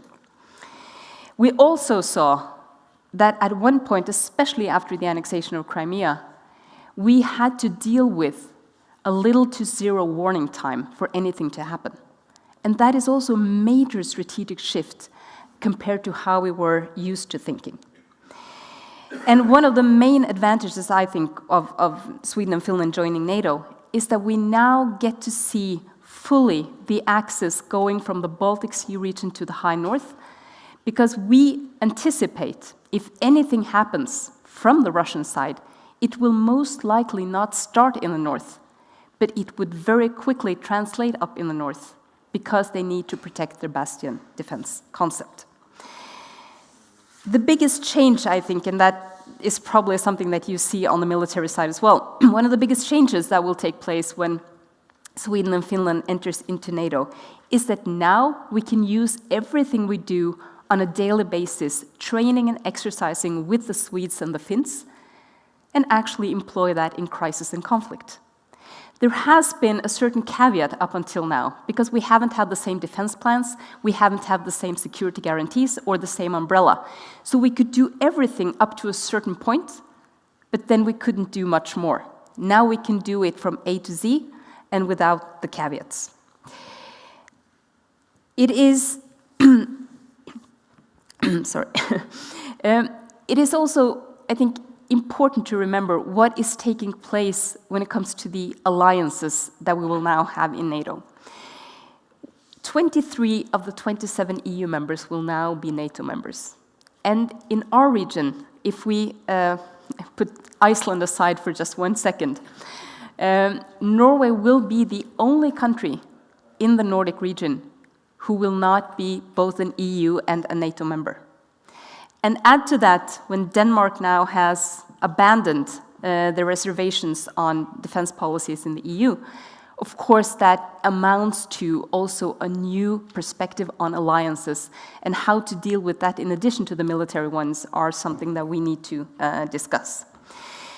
So I've always said that if there is a felt security void in the Nordic region, that has to be filled primarily by non-EU members becoming EU members and non-NATO members becoming NATO members.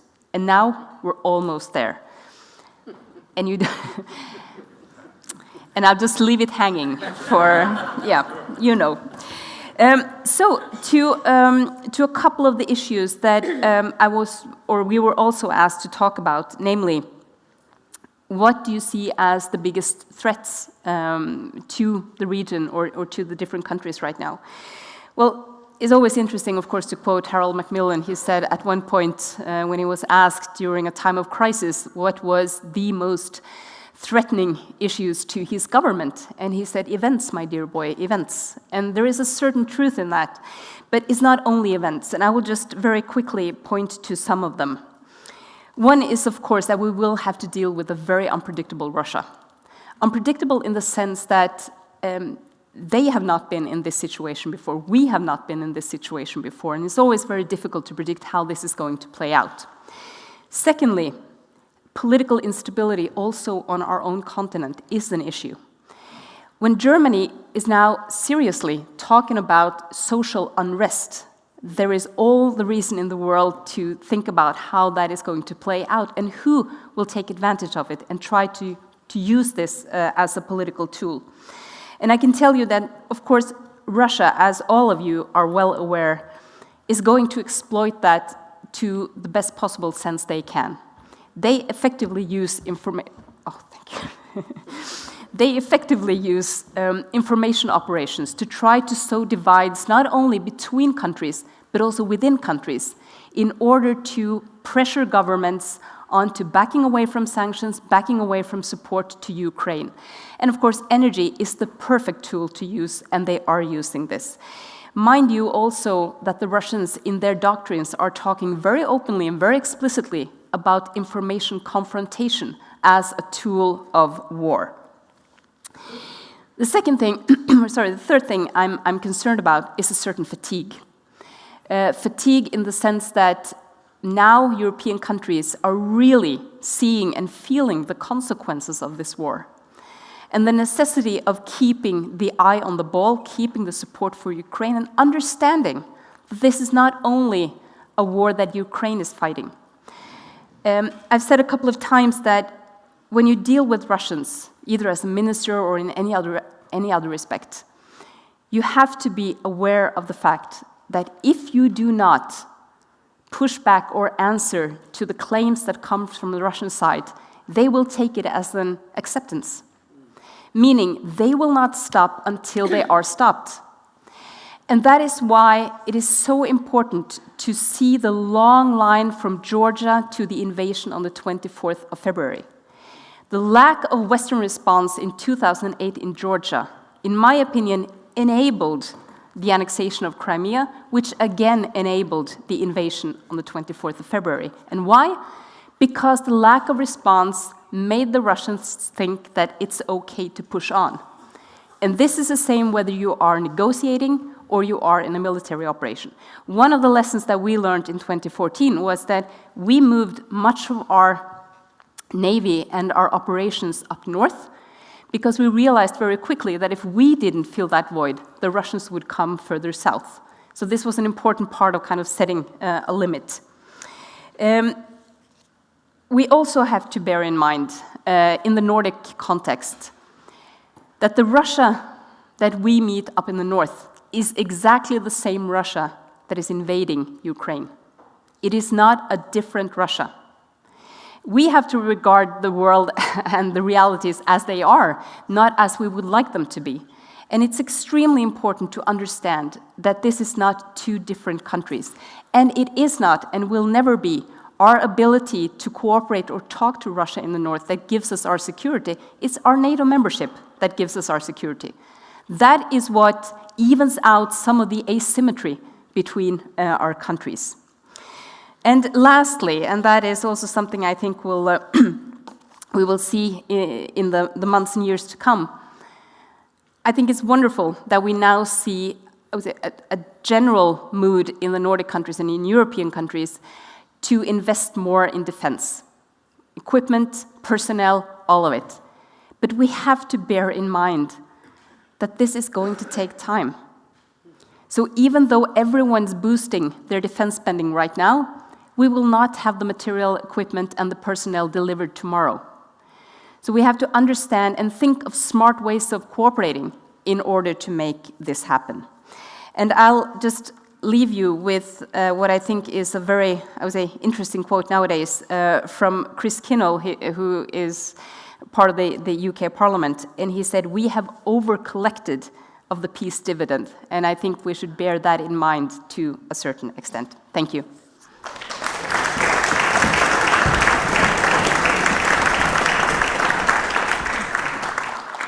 Thank you so much, Ine. Now it's a pleasure to invite Mr. Jukka Kopra, member of the Defense Committee, Parliament of Finland, to share the Finnish perspective. And I would like to say a few words about you first, Kopra. He has been a second vice chair of the parliamentary group of the National Coalition Party since 2019. It's a great pleasure to welcome you. The stage is yours.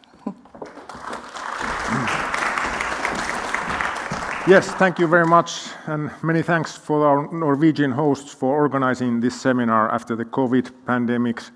It's very nice to be here and meet people and meet our new closer allies. Of course, we've heard and we know that this has been a very dramatic year for all of us. Russia invaded Ukraine. For us Finns, of course, it feels kind of dramatic because it's our direct neighboring country with which we have more than 1,300 kilometers of mutual border. Finland has been giving Ukraine aid as much as possible, aid packages.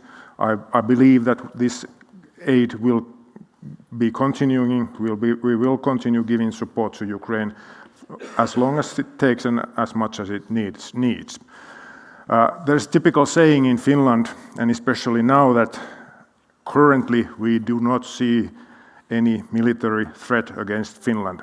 And that's true because most of the garrisons across the border on the Russian side are empty. Troops have been sent to Ukraine, and I'm afraid most of them never come back. However, as a responsible decision makers, we have to make sure that this will be the case in the future too, and hence we have been joining the NATO. Couple words about the Finnish border with Russia. I believe that Norway has got the same experiences about it. We have no problems with Russia. It has been well managed, calm, no problems. Even now when there's a war going on and tension has risen. About controlling the border, we have very practical dialogue with Russia. And we have to say that it's fair to say that the border control department of the Russian FSB is doing a professional job at the moment. Okay, the main thing in Finnish defense policy this spring was, of course, the application to NATO. Eventually, we had the vote in the parliament. 188 voted for, 8 representatives voted against. However, this is one sort of a Finnish miracle. And I'll explain this to you a little bit more because it's important that you understand the Finnish mentality in this matter now that we are closer allies. Before February, before the Russian attack to Ukraine, it was little less than 30% of the popular vote that were for NATO. Most of the Finns were against joining NATO. 4 days after Putin's attack, February 28, the polls said that 58% of people support joining NATO. Now, I think it's somewhere close to 90 or something like that, 90%. And this is a sort of Finnish miracle, and it's very important for us politicians.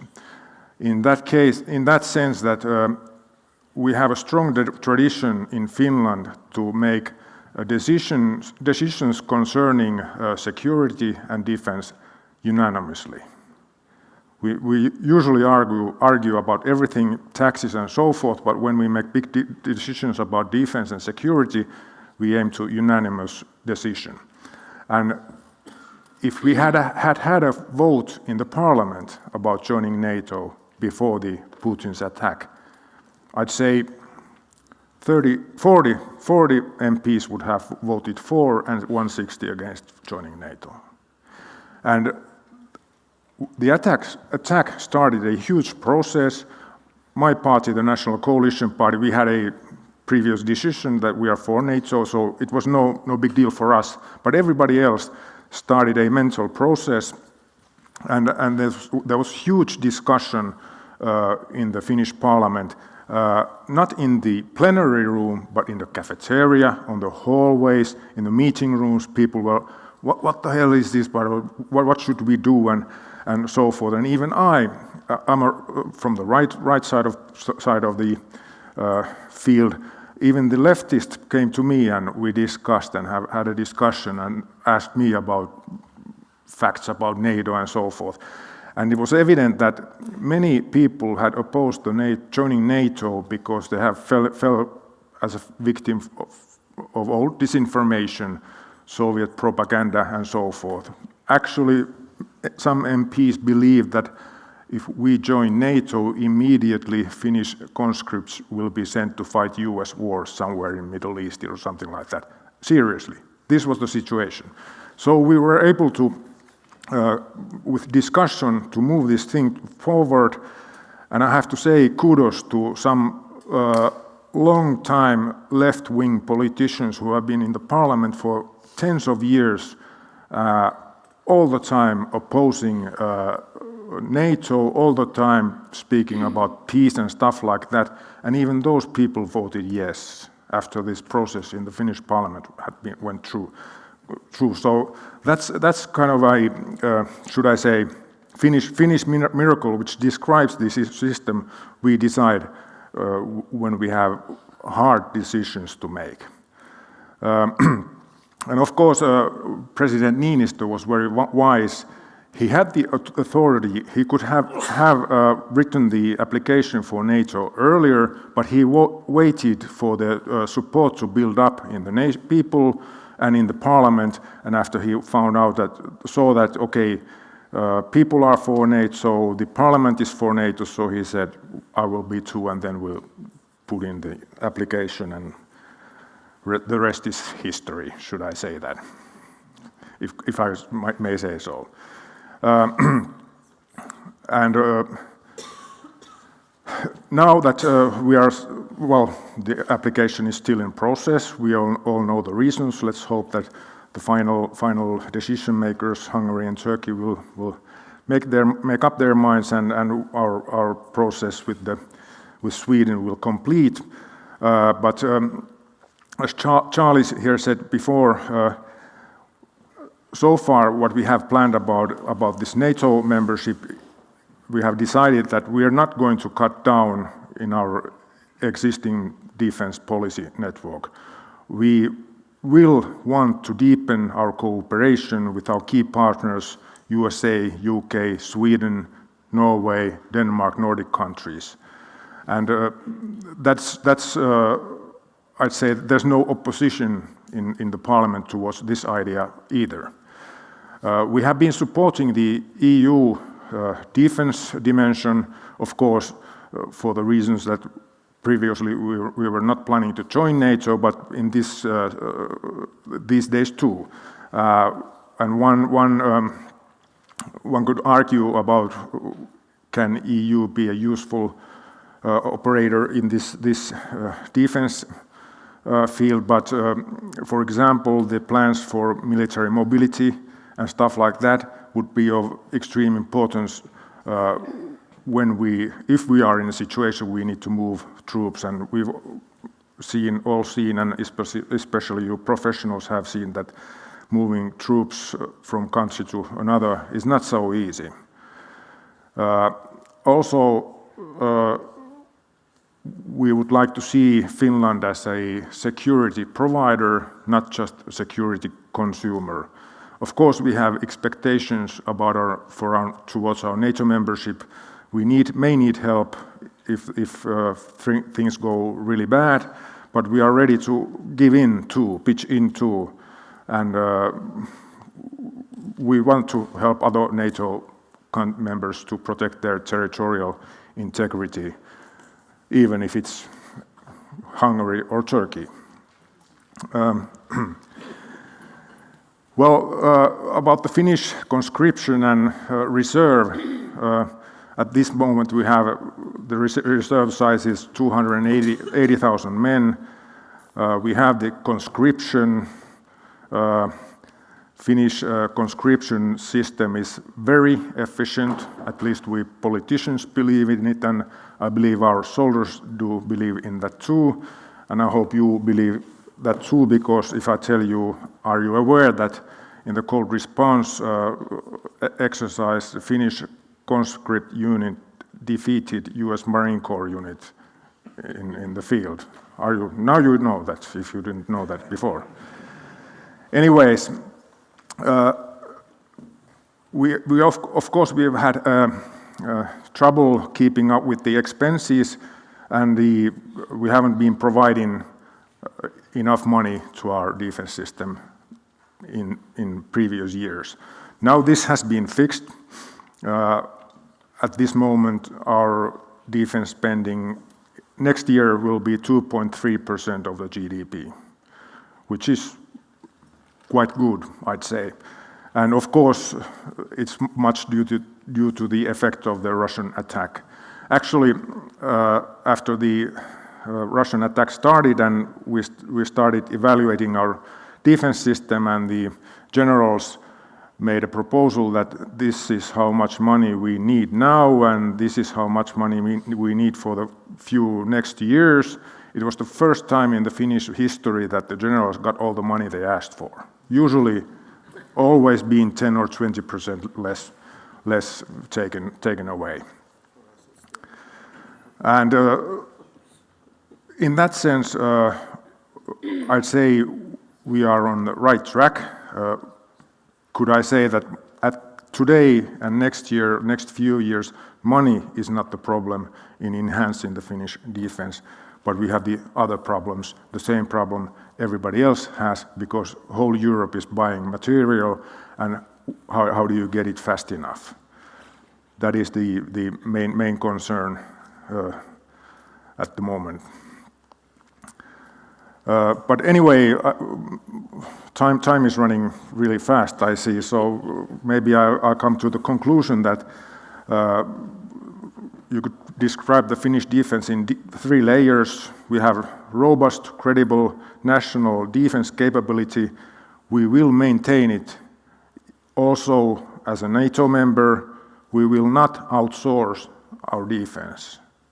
We will not outsource our defense. We will want to do it ourselves with the help of our allies. We aim to have intensive and multilateral, bilateral cooperation with our partners. And of course, we'll do everything we can to fulfill our obligations to NATO membership. And we hope that NATO also will hear us when the defense policy planning systems and all that stuff starts. But with these words, I rest my case. Thank you very much.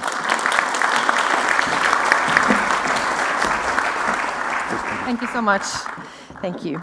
And the next speaker now is Mr. Bertel Haarder, a member of the Danish Parliament, Folketinget, from the Liberal Party. And he is a former minister and have been chairman of Foreign Affairs Committee since 2020. And before that, Haarder was also president of the Nordic Council from 2020 to 21. Please, the stage is yours, Mr. Haarder.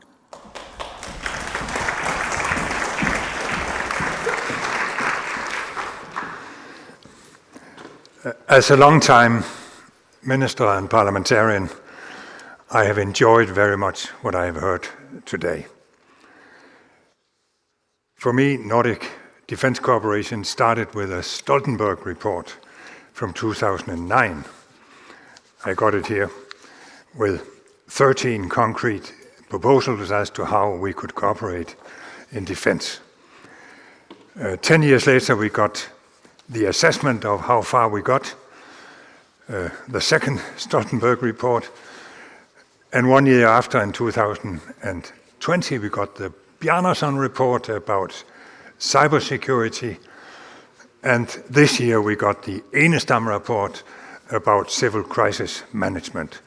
So defense has been an essential part of Nordic cooperation, which is amazing in itself, because when I started as a member of the Council of Ministers or a member of the Nordic Council, there was one thing that the Finns always told us: don't talk about foreign policy and defense.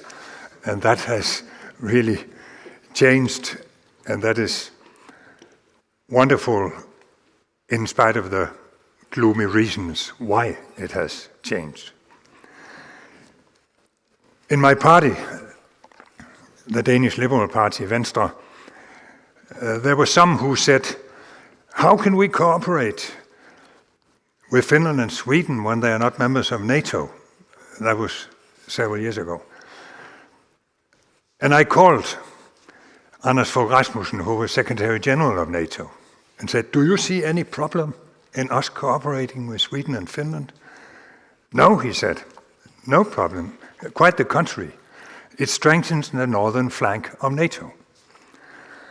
A couple of years later, I was in the Pentagon and asked the same question and got the same answer, that the more we cooperated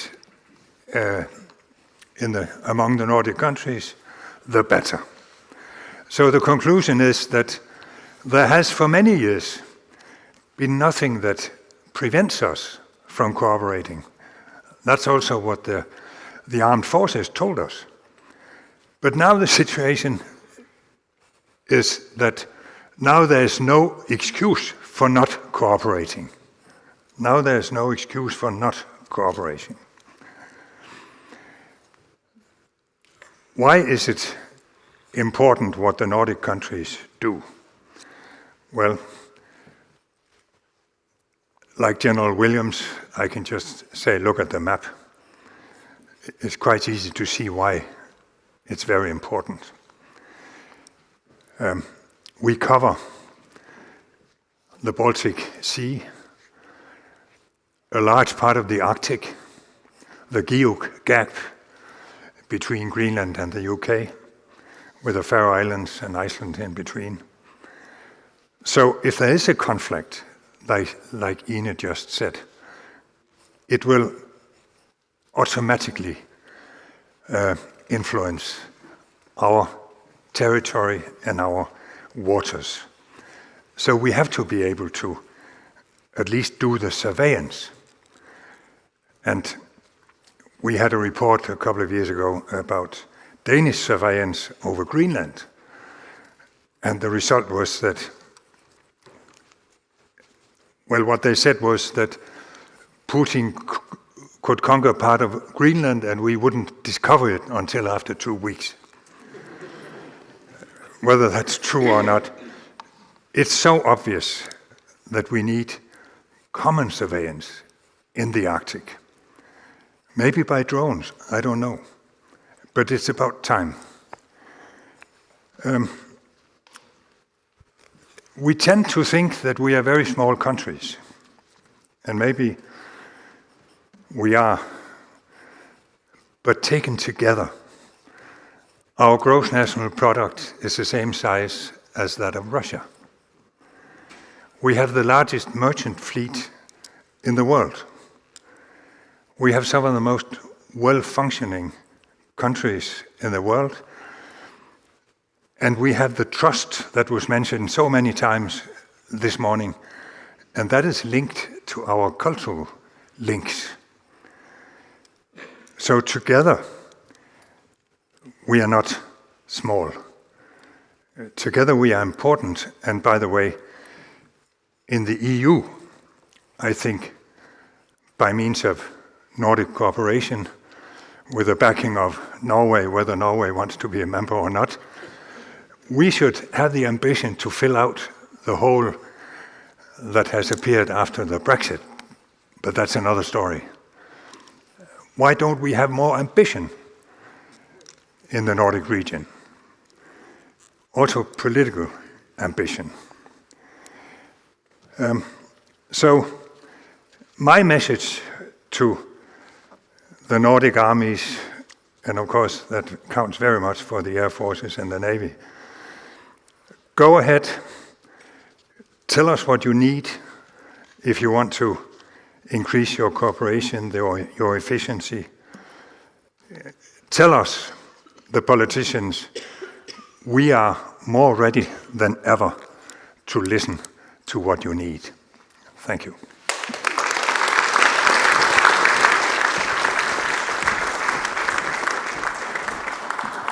Thank you so much. Another neighboring country that has also left previous policy by seeking NATO membership is Sweden.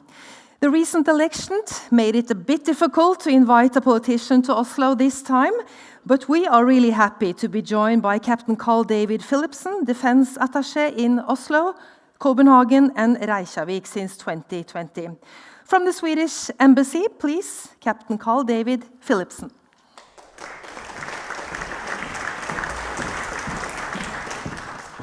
Generals, sirs, ladies and gentlemen, some 35 years ago, I was told to join the Navy and see the world.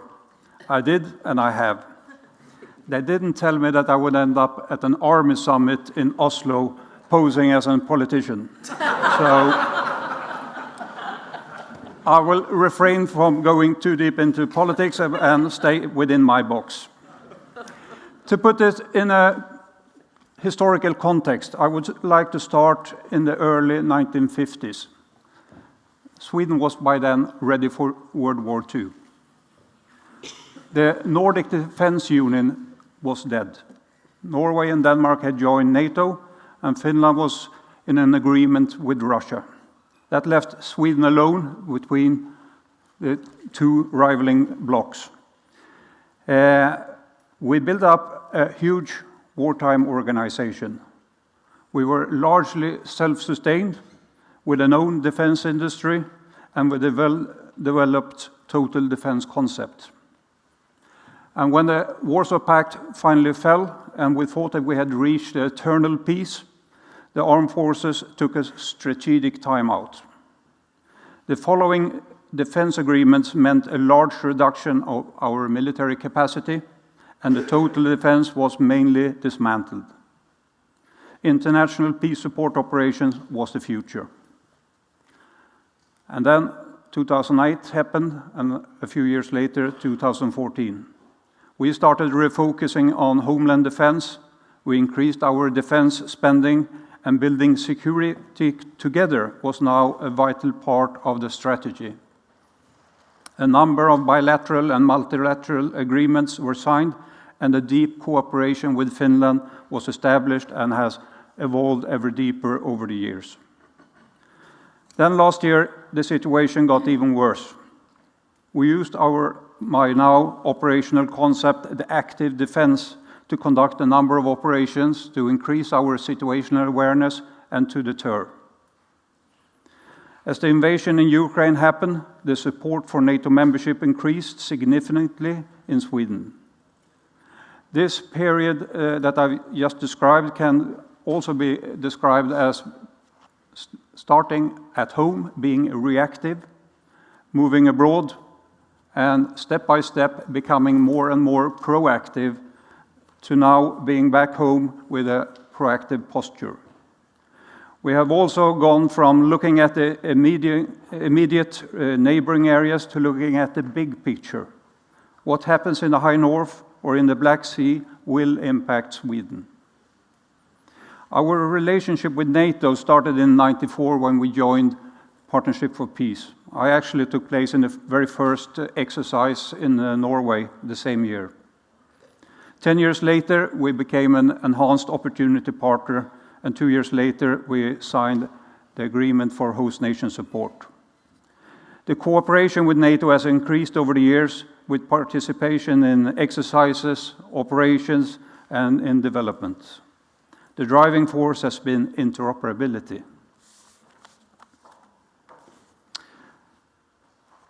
Normally, defense agreements has always been agreed cross-political boundaries.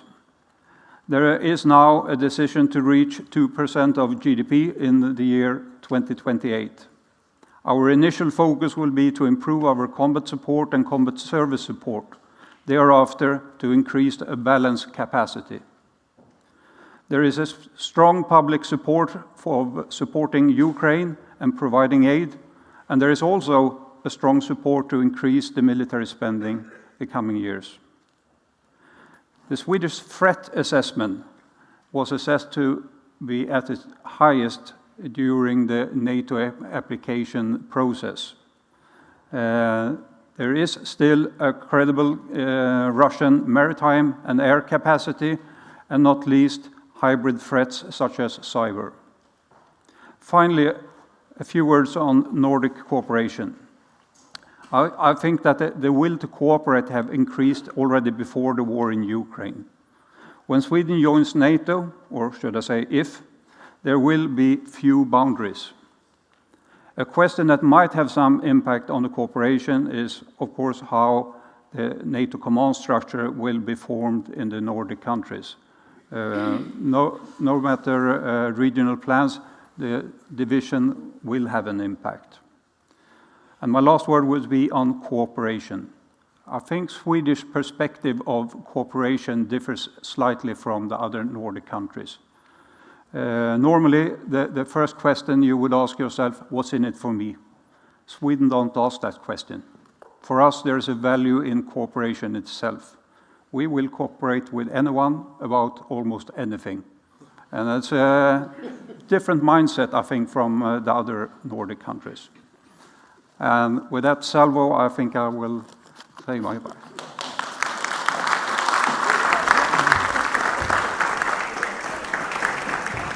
Thank you so much. And now I would like to invite you all back up to the stage. Ine Eriksen Søreide, Mr. Jukka Kopra, Mr. Bertel Haarder, and Mr. Philipsen. Please, you can stand 2 and 2 by the tables. I would like to start with the questions, because while we are standing in this room talking to each other, Russian men is showing up at the Finnish border. It happens as we speak. A little bit earlier today, in the session before us, one question was asked, what to do with them? I have to ask you that question, Mr. Kopra. What are your plans? Well, few parties have voiced out their opinion in this matter, and that is that no political asylum on the basis of Dutch draft in Russia. So my answer is to turn them back to Russia. It's Russia's problem, not ours. And of course, you have to remember that Finland is not the only place they are trying to come. There are lots of other countries that neighbor Russia too, many of them that they don't need a visa at all. But so far, this hasn't grown to a bigger problem, because in the Finnish asylum system, I believe the figure this morning was that there was 59 persons seeking asylum from Russia that have come recently in the last few days. That's sort of my answer. And Finland is planning to not completely close the border, but almost close completely the border, so that the people with tourist visas would not be allowed to Schengen area. I guess this is going to be a hot topic in the days and weeks to come. Yes. And Mrs. Søreide, we have the same questions at up north. At Storskog, in a smaller scale, of course. What are Norwegians? What are our plans? Well, you would actually have to ask the government about that. But as far as I know right now, the scale is relatively limited compared to, for instance, the pre-COVID numbers that were greatly larger. And of course, there's there's a mixed basket of people. Some of them come on Schengen visas, which of course poses a different challenge compared to those who are seeking asylum. And as everyone knows, the potential for having asylum is a very narrow path to go down. So I do not foresee that this will mean that there will be a lot of Russian men in a certain age who will be granted asylum in any of the Nordic countries or in the Baltic countries, for that matter. And we have from our side as well asked the government today, in fact, how they see it and what kind of potential they see for the next weeks to come, days and weeks to come, and what to do with it. Because this can increase. It can. Yeah. As of now, it is not a huge amount, but it seems to be something that can increase over time, especially if Putin is serious about his threats of closing the border for men at a certain age. Mr. Kopra. Yeah, I was just about to say that I believe that very soon we will see that Russia will close its border, not let people come out from there. Okay. I would like to ask a question to you, Mr. Philipson. For the fact that the Swedish and Finnish government decided to seek NATO membership earlier this year, that has been, as we've heard, a historical shift in national policy. I would like you to ask us to tell us about the process. How has it been? You mean a national process? Yeah, the national process. So what we normally do in Sweden when we have a big task, we start a study. Okay. So we made a study which were done in a rather limited time frame. And at the same time, the Social Democrats, which was one of the bigger parties who were not in favor of joining NATO in the past, they did a study by themselves. And of course, in close cooperation with Finland, we managed a time schedule to reach a decision at basically the same time. And both studies ended up with a positive answer to joining NATO. So I would say that there's been fairly few struggles in the process. And the process is not over? Of course not, no. Okay. I would like to ask you a question, Mr. Harder. Denmark, when Sweden and Finland is going to join NATO, the Baltic Sea will become NATO Sea. This will likely increase regional security, but puts additional focus on Denmark, as the Danish Straits are the access route to the Baltic Sea. Is the Danish armed forces equipped for that challenge? We will be equipped for that Okay. challenge, but I'm not sure we are equipped for it right now. But I absolutely agree that the Baltic Sea as a NATO sea is the fulfillment of all Danish dreams, because we always were a borderline country, which was our problem through history. And we couldn't get a Nordic Union in 1864, so we lost 2/5 of the territory. We couldn't get a Nordic Union after the Second World War in 1948. Then we got the Nordic Council with a ban on talking about foreign policy and defense. Now we get it all. So we are very happy about what has happened. And it has been very easy to convince a vast majority in Parliament that we should reach the 2%. And at the latest in 33, I think I can promise that it will be before 33, because it is a bit embarrassing that we are so way behind Norway and Finland. How much more work do you have to do to actually be there? You said we will be. What do you mean with that? Well, we have decided, vast majority, to reach the 2% in 33 at the latest. And I think it's a good idea to really think through how this additional money should be spent. Because we can spend an awful lot of money if we do it too quickly. But at the same time, we have to be ready for what may happen. So, you have the same challenge in Sweden about getting there? Not now, but you know.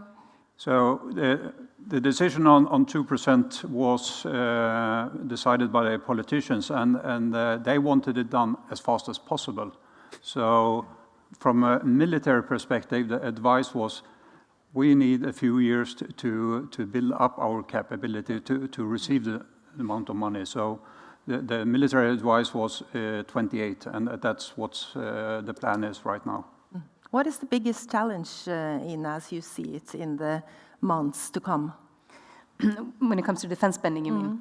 Well, I think I alluded to it a little bit towards the end of my intervention, that now all countries are doing the same thing at the same time, which means that there will be delays in delivery, and also because the value chains are hampered after the pandemic.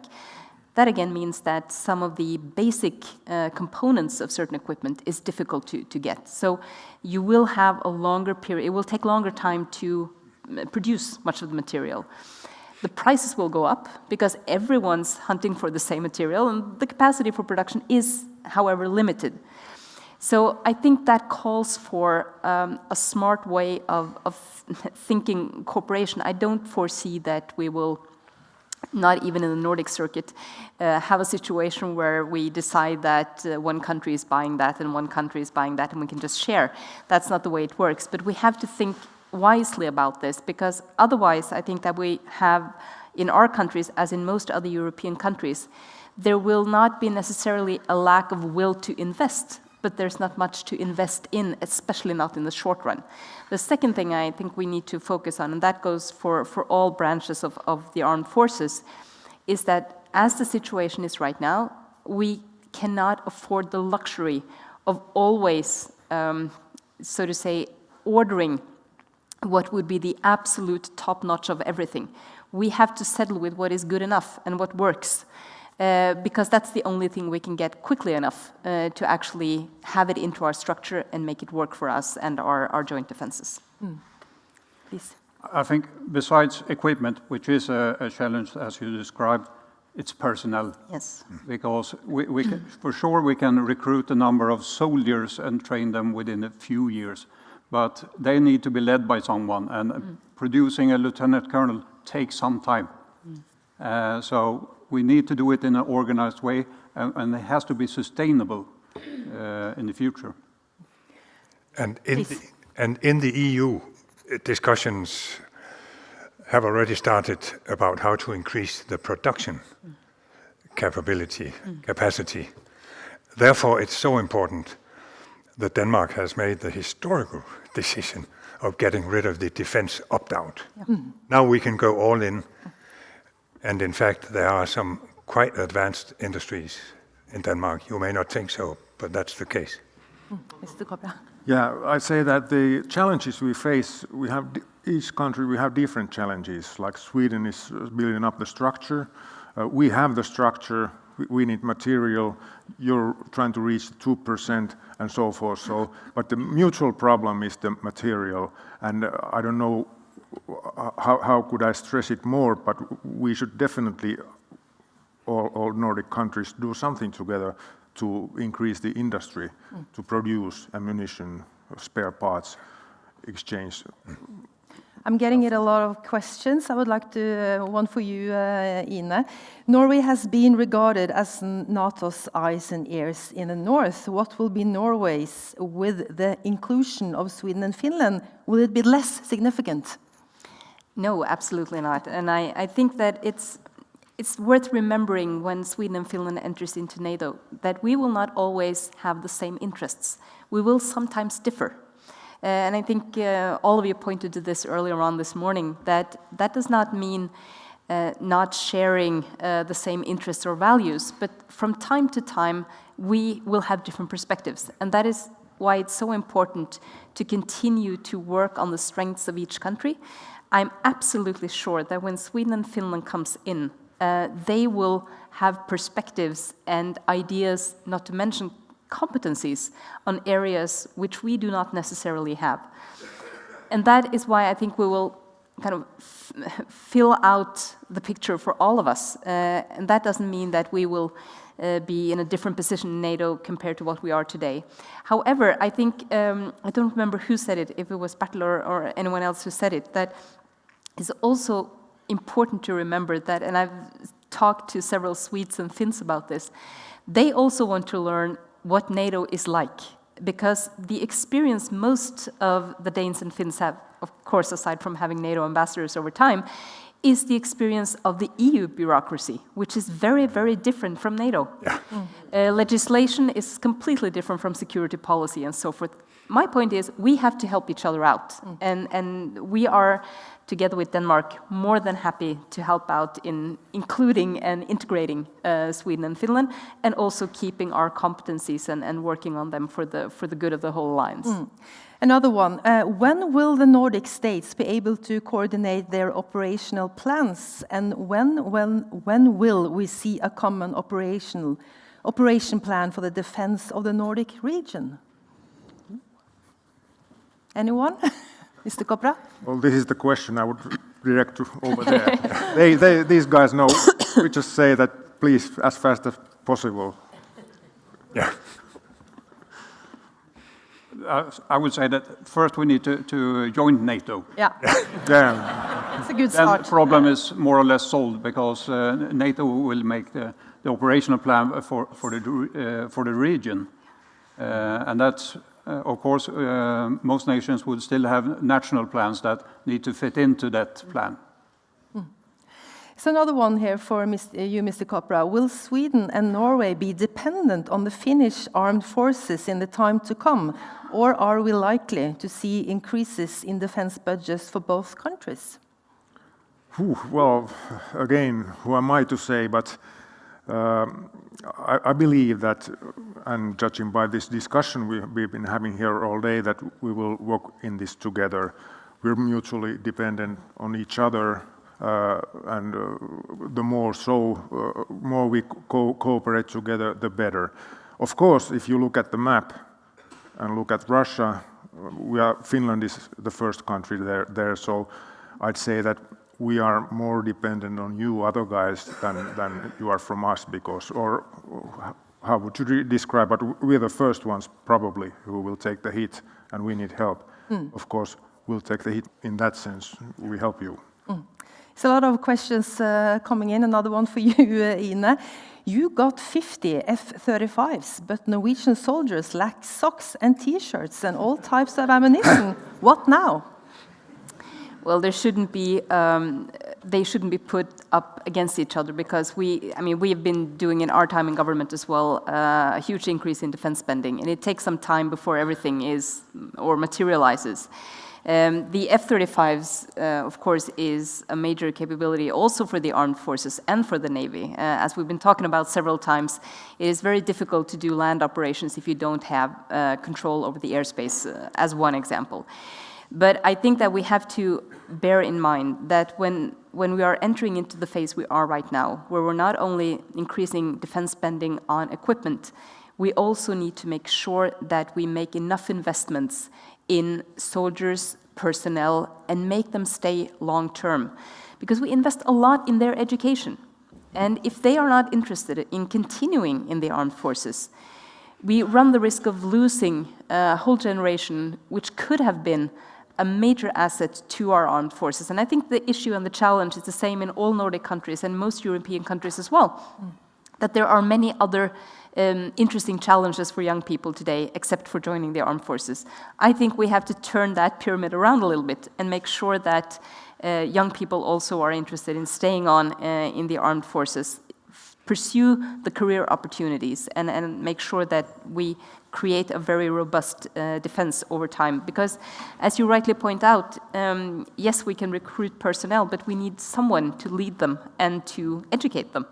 And that is why the whole chain needs to work, and that includes having socks and uniforms as well, of course.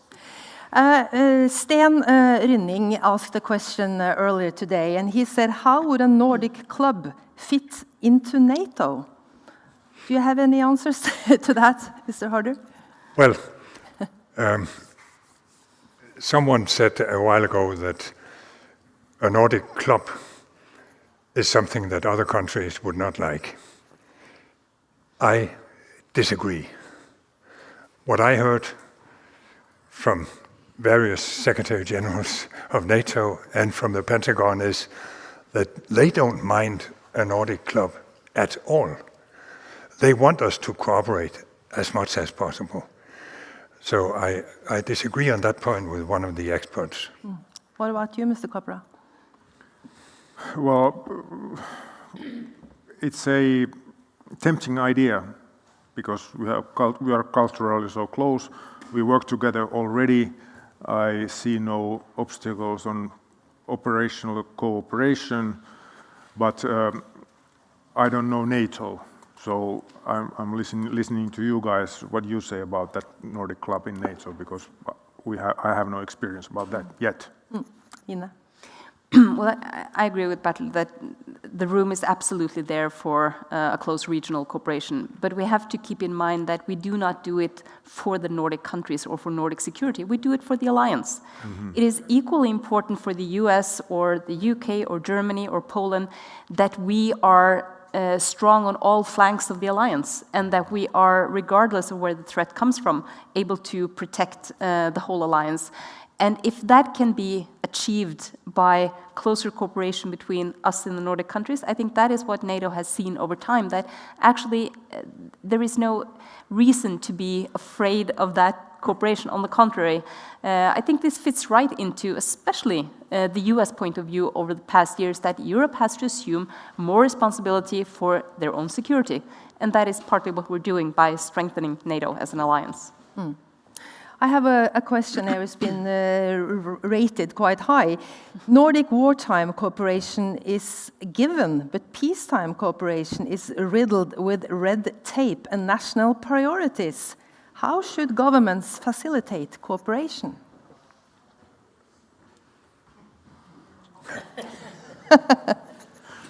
No one? I can start up. Yeah, thank you. I think that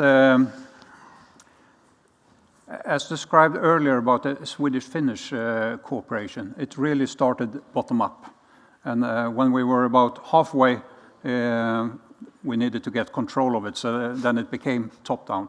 But that meant that we had several, I shouldn't say generation, but several layers of people that had already worked with in the concept. They were familiar with it, comfortable with it, and the trust was gained.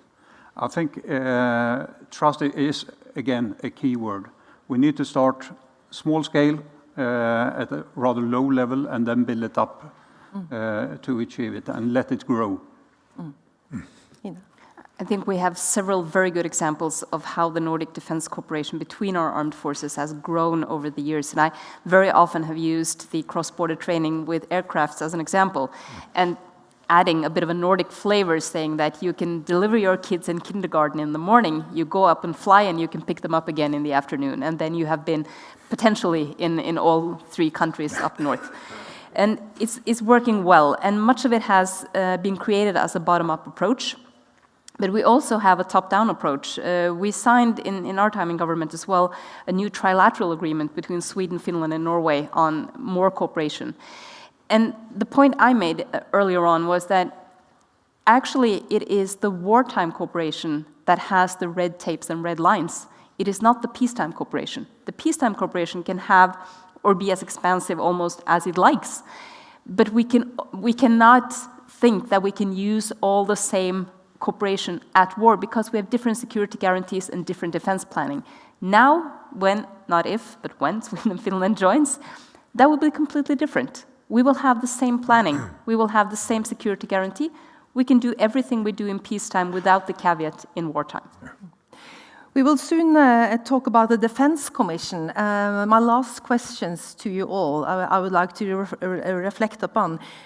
Do we have, like in the Nordic countries, a common understanding on what modern defense is? Do you agree? Could you please say some words? Yes, please start, Mr. Harder. We have some very clever experts. We all have international institutes. Norway has one with Ulf Sverdrup, as far as I remember. And we have DIIS. Sweden has something similar, Finland. So we have very clever experts, but I must admit that I think that the situation calls for a common unit for making analysis, making assessments of the world situation, helping us defining a common assessment of our threats, of our possibilities in the Arctic, in the Baltic. So I think we could have more cooperation in that field, more intelligence cooperation. Mr. Cobra. I'd say that our defense interests are pretty much the same. There's the common denominator is Russia, be it coming from the east or on the Baltics or in the Arctic. Anyways, the threat is over there. If you compare to, for example, France, they see this thing completely different. France is not at all preparing to fight on its own ground. They use overseas troops. They project force where they want. Their big concern is Africa and so forth. So we are quite the same with Nordic countries. And to me, it sounds promising. We have the mutual problem and we can mutually solve it. Just to add to that, I do think that we have, to a large extent, a common understanding of what modern defense is, partly because Russia is what is dimensioning our defense forces for all countries, but also because we've seen that Russia is maybe the biggest proponent for using all the tools in a state's toolbox, not only the military ones, but also the civilian ones. And I was talking earlier on about the information campaigns and information confrontation, as they always like to talk about. And I think we've seen it from different angles, all of us, meaning that we have more or less the same perception of what the threats look like, how to deal with them. That doesn't mean that we always would agree on things or that we would always have exactly the same analysis. But I think, by and large, our armed forces in all the Nordic countries, they have much experience in dealing with the picture as we see it. And that's, in my opinion, something that gives us a lot of safety. I would say thank you to you all. Thank you to Ine Eriksen Søreide, Mr. Jukka Kopra, Mr. Bertil Haarder, and Mr. David Philipson. Please sit down and please give them a warm applause.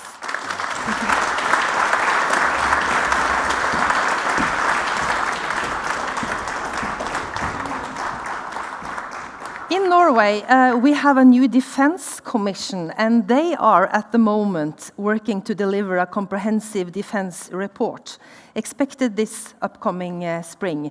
And the task of the commission, appointed by the Norwegian government, is to outline and assess which security and defense policy choices and priorities Norway must take to safeguard Norwegian security. And the Commission has just returned from a trip throughout Europe, hopefully with many new insights into security climates. With us to share an update of the Defence Commission efforts, I am pleased to welcome to the stage member of the Norwegian Commission on National Defence and former State Secretary with the Norwegian Ministry of Foreign Affairs, Mr. Audun Halvorsen. Please come up.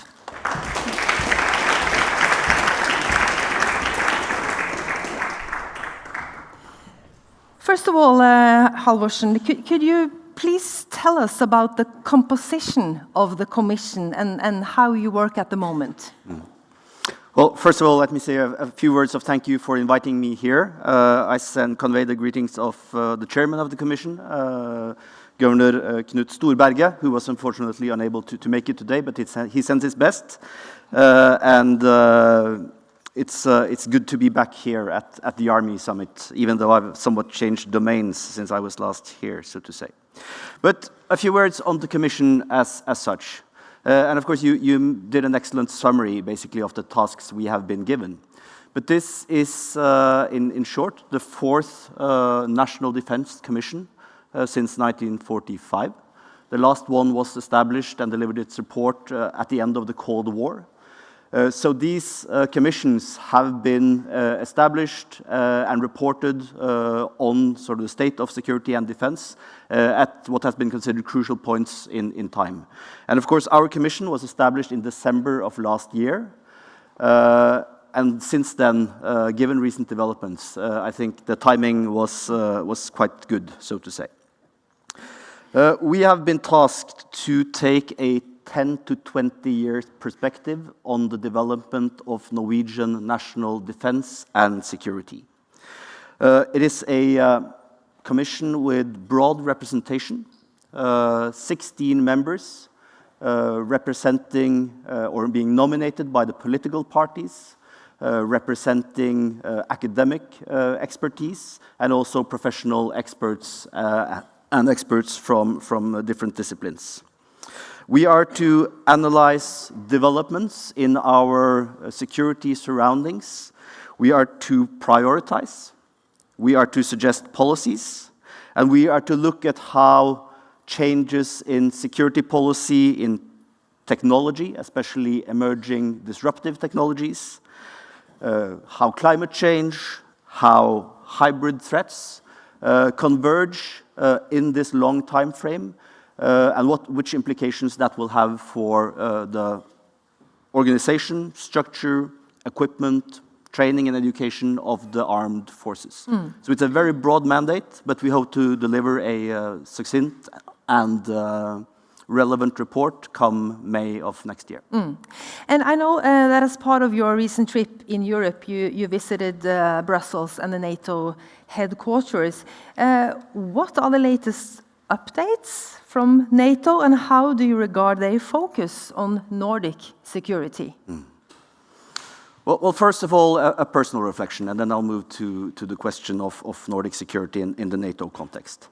I think the strongest message that I took away from NATO headquarters during our visit was a very profound, strong sense of urgency, of crisis, and the fact that Europe is in a state of war on various dimensions, much broader than the ongoing war along the front in Ukraine. But this is, I think the understanding is in Brussels very clearly, the biggest security policy crisis facing the continent since 1945. And it gives a sense of seriousness and urgency, I think, also to the Commission's work. It was a very clear message. I also found our interlocutors within or at NATO HQ very conscious of the new strategic dimension of, what should I say, the Northern Regional Theater in light of future Swedish and Finnish NATO membership. That is a strategic game changer. I think it's viewed as such from the NATO perspective. There is strong support for Finland's and Sweden's membership. I think the last number I saw is that there are now 3 outstanding ratifications, if I have the numbers correctly. And that the NATO system as such is looking forward to welcoming Sweden and Finland, and that Sweden and Finland are considered net contributors to transatlantic security and to the collective defense of the alliance. That was also a very strong message. I think there is an interest both in the sort of operational implications for the NATO planning processes, for the NATO operational plans, posture, etc., but also for the broader strategic and political picture, in that you now will have this interlinked theater between the High North, the Baltic, the Scandinavian landmass, and continental Europe. And then there is also an understanding that it will take some time, it will take some learning mutually to adapt to this new reality and integrate Sweden and Finland into the structures of NATO in a good way and see how they can contribute. So in general, a very positive view of the Nordic security dimension and Swedish and Finnish membership. I just have to ask you, because last week Putin's rhetoric became more aggressive. Which challenges do the Commission see if the war will last for years? I think the challenges are profound. this, as the committee chairwoman said, this is a watershed moment in European transatlantic global security. For us, it's a balancing act, I would say, between striking this long-term perspective, the 10 to 20-year perspective, and trying to maintain that while still sort of seeing the future implications of the ongoing war. So you need to avoid the sort of short-sightedness in drawing the wrong conclusions from the war, but still sort of getting the big bits right. I think there is no doubt that this is really an inflection point for European security. And the consequences of the outcome of this war will, of course, be let's say, the point of departure for the future developments or the future trends that we need to look at in that long-term perspective. I think for us, it's very clear that sort of within the time frame that we are discussing, Russia will be and continue to be the sort of pacing threat, not only for Norway, but for the alliance as such. And then, of course, you have China sort of growing into a much more, what should I say, a bigger role as a strategic rival, a challenge, but in a much more complex and multifaceted way than the current threat we are seeing in relation to Russia. The Commission's final report, as you said, is expected this upcoming spring. I know that you are in the writing process at the moment with several chapters more or less completed. Could you share some of your main recommendations and what we can expect from the upcoming report? Just a little bit? Short answer, no. A bit longer answer, perhaps a few words then on sort of the Nordic dimension, which I would say has been key to our discussions even before the 24th of February and the processes now hopefully leading to Finnish and Swedish NATO membership. I think many of the regional implications of some of these trends we are seeing were clear already before the reinvasion of Ukraine and the possible membership. So this has been at the very forefront, I would say, of many of our discussions already. I think some key perspectives are sort of in being established. I think one is an understanding that even looking at this huge potential in the Nordic cooperation, which we are big fans of, I have to say, that's a giveaway from the whole of the Commission, I would say, so far. But this will still take time. Growing into these new strategic roles, looking at how we most efficiently, most effectively can work together, how we can actually succeed in looking at some of the economies of scale, how we can kill the ghosts of the past, so to say, when it comes to some of these joint processes. But also moving into planning, moving into how we can look at synchronizing our efforts into the NATO processes, which I think will be key, and something brand new for Sweden and Finland, into the NDPP and into the capability requirement processes. So these are questions where I think this Nordic perspective needs to mature, but it is something where we obviously see great potential going forward. Mr. Audun Halvorsen, you got the last word. Thank you so much, and please give him a warm applause.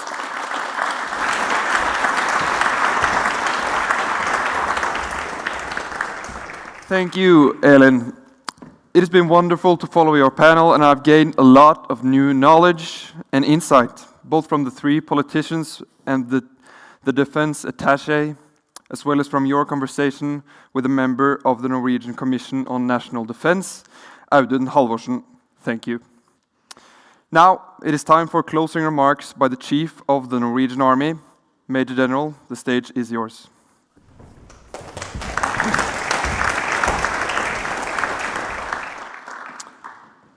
First, thank you very much to all the participants in this year's Army Summit. It has been a privilege and an honor to discuss and listen to your discussions about our shared challenges and opportunities. The ongoing war in Europe and the tense security situation around the world show that we have to be ready to defend our common values and our democracies. A key aspect in this is to build strength through Nordic cooperation to strengthen NATO as a whole. And if anyone were looking for a rationale, just look at the map. Before we conclude this English part of the program, I would like to just highlight a few points that I personally will bring from today. In the last session, we can now, or we can soon, cooperate from A to Z, or maybe even more correctly from A to Ö and Å. And this can soon be done without caveats and by building on our respective strengths. And a very, very key challenge to us in the military is to provide military advice. Tell us what you need and what you can do in regards to Nordic cooperation.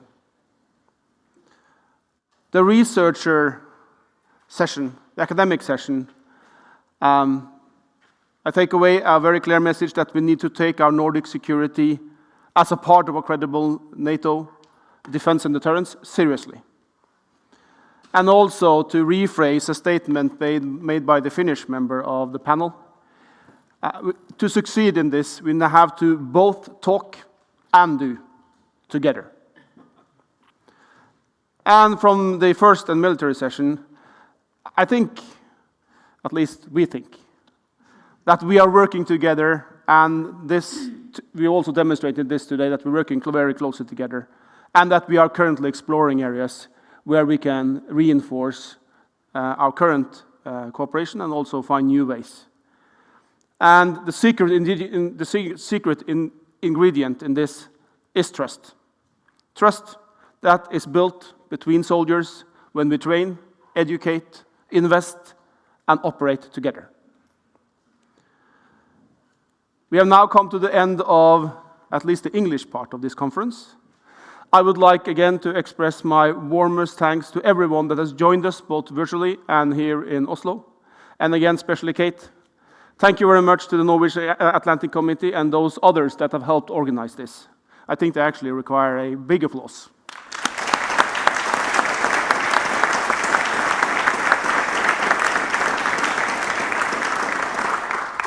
The stream from today will be made available on social media. So there's opportunities to enjoy this again and again and again.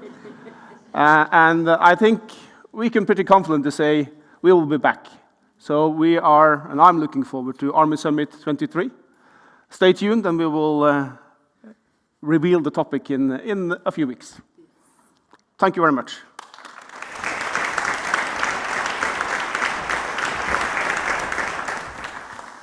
Thank you, Major General Lervik. As the chief said, we have now ended the last panel session at this year's Army Summit. The recording will be available both on the Norwegian Army's and the Norwegian Atlantic Committee's YouTube channels and websites. Thank you so much to all of our amazing speakers, moderators, and guests, as well as partners, musicians, technicians, and our wonderful audience, both online and live here at Akershus Fortress. Thank you for your continued support and engagement. We'll now have a quick break before we return 4:30 p.m. to the award ceremony of the Norwegian Army's Respect, Responsibility, and Courage Awards. We will also, for the first time, deliver the Norwegian Army's Innovation Award. Please keep in mind that the next session of the program will be held in Norwegian. It's been an honor guiding you through this day. Enjoy your coffee break, and thank you again for following this year's Army Summit.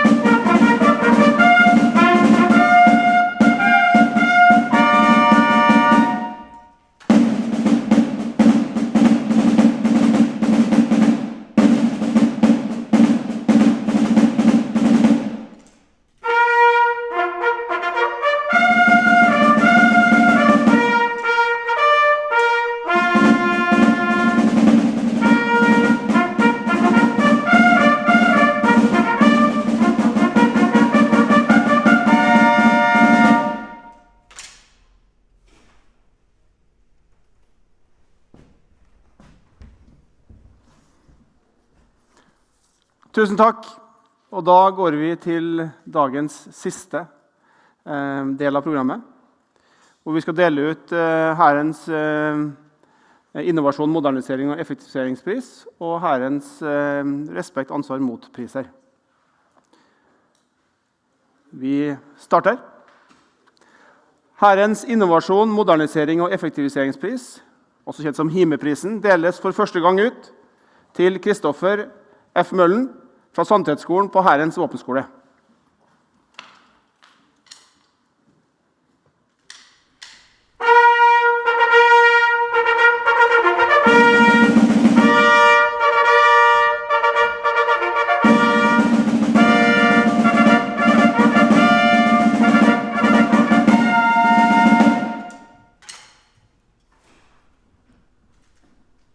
Korporal Møllen har gjennom sitt arbeid bidratt til innovasjon og utvikling av Hæren. Og i dette tilfellet så har vinneren av prisen revidert og effektivisert Forsvarets First Responder-kurs. Nå er det takket være han et mer målrettet og mer presist kurs. Hans spisskompetanse og vilje har vært sentral for at denne revideringen har vært en så stor suksess. Hæren og Forsvaret trenger mennesker som tenker og jobber innovativt for at vi skal kunne operere i fremtidens operasjonsmiljø. Hæren takker deg for ditt bidrag. Din nytenking har gjort og vil fortsette å gjøre en forskjell. Bardufoss, 14. september 2022. Lars Ivert Lervik, generalmajor, sjef Hæren.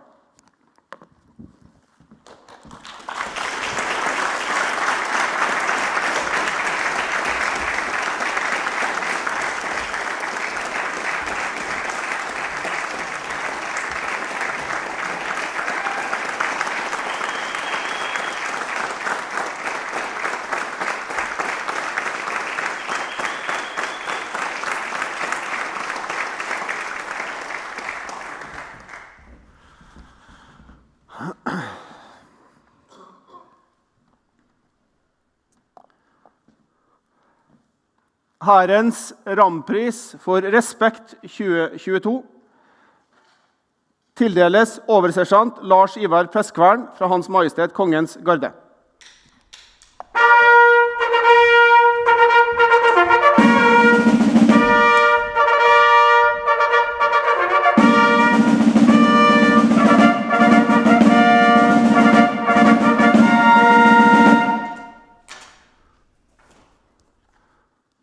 Oversersjant Lars Ivar Preskvern har vært en rollemodell og etterlevd kjerneverdien respekt langt utover det man kan forvente. Han har på eget initiativ utviklet et program for videreutvikling av korporaler og avdelingens vernepliktige lagførere innenfor faglige ferdigheter og lederskap.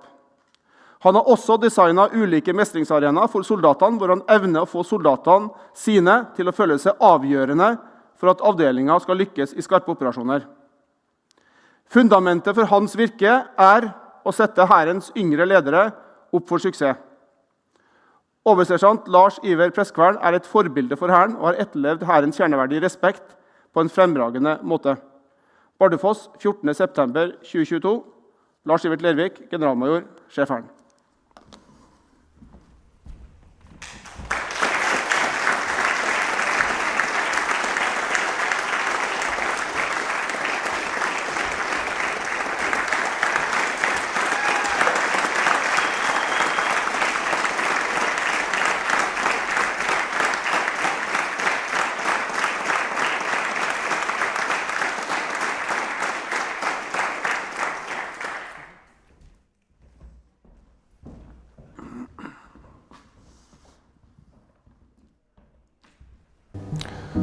Det å jobbe i Forsvaret gir meg mulighet til å være del av profesjonen. Og i det så legger jeg at jeg har mange likesinnede mennesker rundt meg. Mennesker som ønsker å bli gode. Som er villige til å strekke seg litt lenger enn hva man kanskje forventer utenfor en profesjon. Det synes jeg er givende. Og det at man velger alltid å gå den ekstra mila for å få til det opplegget, eller for å nå de målene vi setter oss. Respekt i det daglige handler i stor grad om å se mennesker for akkurat det, mennesker, uavhengig av grad, alder, kjønn. Når det kommer til de vernepliktige, så har jeg tenkt på det som fremtidige kollegaer. At de vernepliktige har på en måte ikke vært noe hindring overfor hvordan jeg utdanner de kontra andre kolleger. De kolleger på lik linje. De har kommet her for å gjøre en jobb. De motivert, og da fortjener de også at jeg behandler de med den samme respekten som jeg gjør overfor de andre kollegaene mine. Jeg tror jo at de fleste kan bli gode ledere. Det mange forskjellige typer ledere som vi trenger i Forsvaret. Så en fallgruve, sånn jeg ser det i hvert fall, å tidlig utelukke seg selv som leder fordi at man har de og de personlighetstrekka, eller kanskje ikke har følt seg som den naturlige lederen fram til nå. Det mye som kan læres, og det ikke alle lederstiler passer ikke i alle situasjoner. Så i min rolle som troppssersjant og som troppssjef i HMKG, så var jeg på en måte avhengig av å ha unge ledere under meg som turte å ta beslutninger, som var trygge på seg selv og egne valg. Så det å tidlig gjøre de bevisst på den selvstendigheten de måtte utvise, det var viktig. Et av verktøyene vi brukte i HMKG for å utdanne de unge lederne var noe vi kalte Warrior Task List. Det et produkt jeg og en kollega utviklet tilbake 2015 i Telemark bataljon. Det går egentlig ut på å drille, overlære på enkle basisferdigheter. Gjerne innenfor våpen, avdelingsvåpen man besitter i det daglige, personlige våpen, ulike driller, og da også konkurranser og det å på en måte synliggjøre og med det fremme et ønske om å være best. Skape en sunn konkurransekultur. Jeg blir drevet av utviklingsfokus. Det å se at mennesker blir bedre, se at jobben vi gjør, gjøres bedre. Så den driven for meg går veldig mye på det at man får muligheten i Forsvaret til å bli bedre hver dag. Det givende å se at også andre utvikler seg og blir bedre hver dag.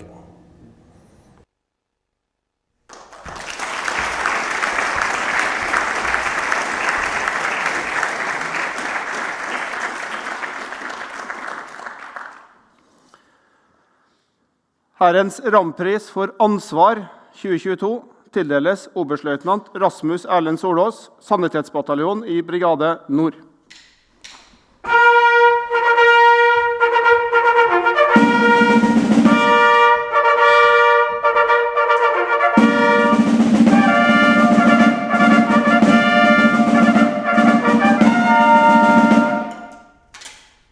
Oberstløytnant Rasmus Solås har vist ansvar langt utover det han kan forvente i sin stilling som sjef for Sanitetsbataljon. Han har gjennom sitt fokus på kompetansebygging, kreativitet og internasjonalt samarbeid sørget for at Sanitetsbataljon har blitt en foretrukken samarbeidspartner, nasjonalt som internasjonalt. Oberstløytnant Solås har spesielt tatt et stort ansvar i forbindelse med pandemien og den medisinske støtten i forbindelse med evakueringen fra Afghanistan. Likeledes har det vært levert et forbilledlig arbeid med å rekruttere medisinsk nøkkelpersonell, og personellivaretagelse generelt noe som virkelig synliggjør ansvarsfølelsen oberstløytnant Solås alltid legger til grunn i sitt arbeid. Oberstløytnant Rasmus Solås et forbilde for Hæren og har etterlevd Hærens kjerneverdig ansvar på en fremragende måte. Bardufoss, 14. september 2022. Lars Sivert Lervik, generalmajor, sjef Hæren.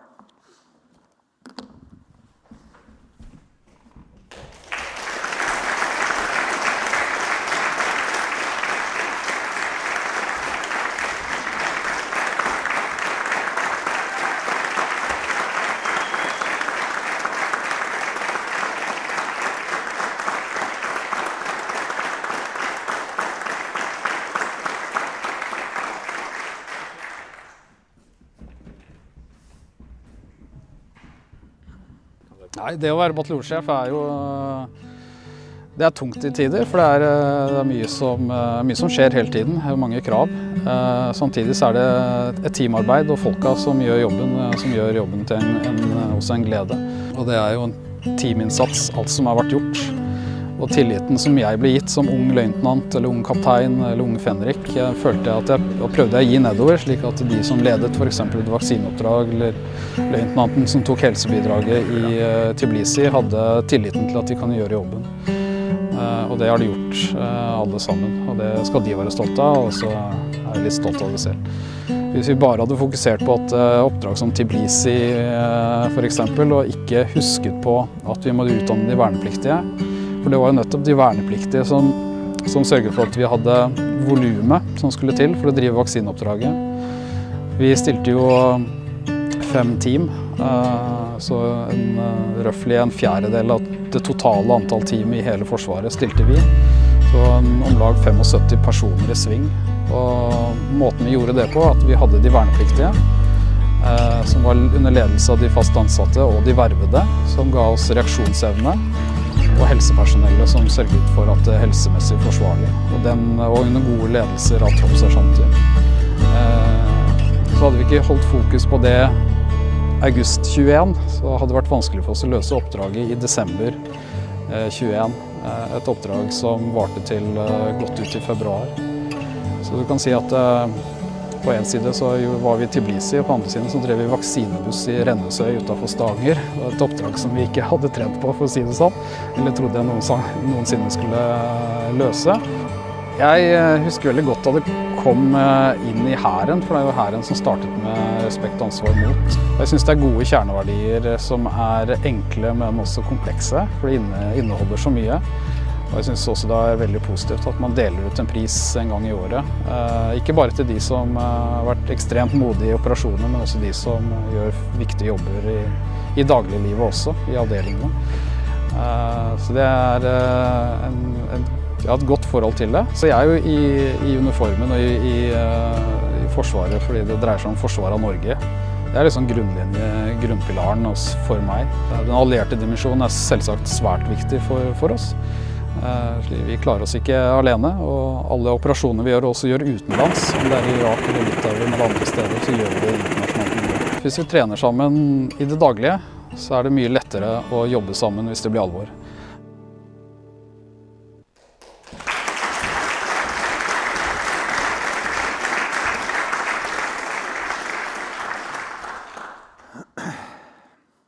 Og sist, men absolutt ikke minst. Herrens rampris for MOT 2022 tildeles kaptein Ove Røseth Solli, Panserbataljon, Brigade Nord.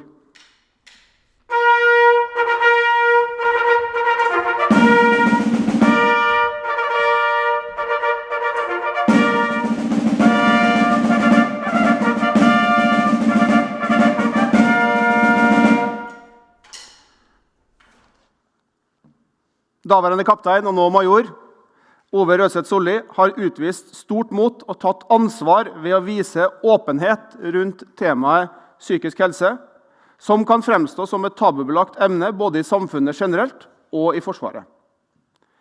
Solli sitt mot til å stå frem med sine utfordringer i forbindelse med avdelingens verdidag har bidratt til et endret syn på viktigheten av å være åpen og ærlig på psykiske utfordringer.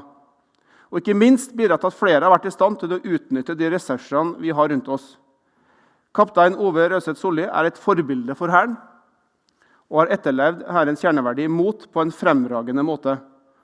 Bardufoss, 14. september 2022, Lars Sivert Lervik, generalmajor, sjef Hæren.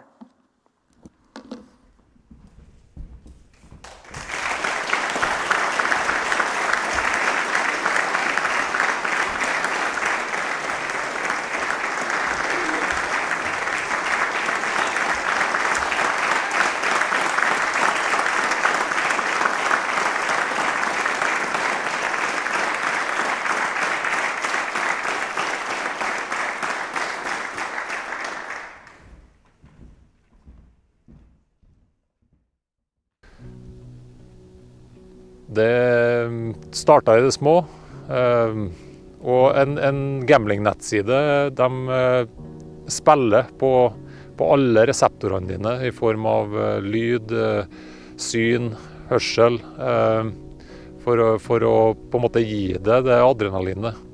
Historien min startet i utgangspunktet høsten 2010. Min far, han døde av kreft en måned før jeg deployerte til Afghanistan.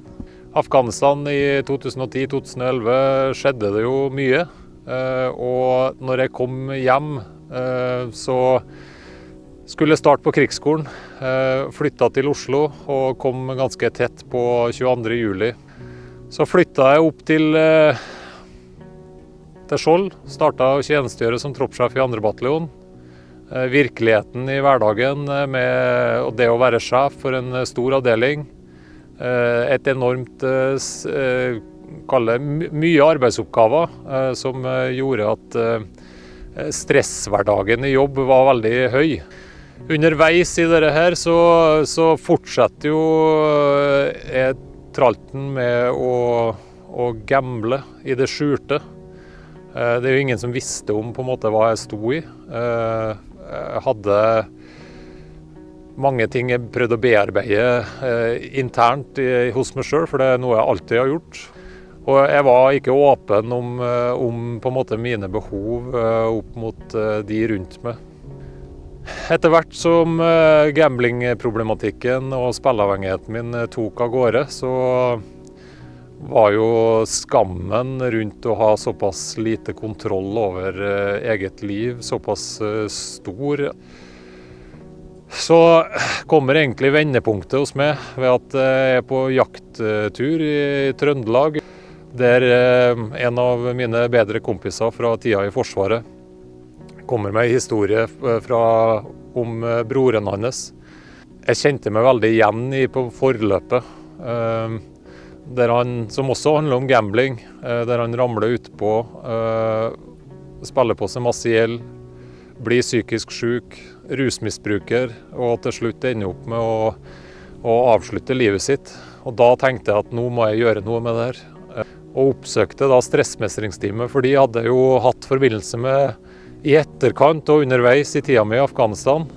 Og for meg som har vært en person som har bearbeidet alt på innsida av skallet, på innsida av uniformen, egentlig hele livet mitt.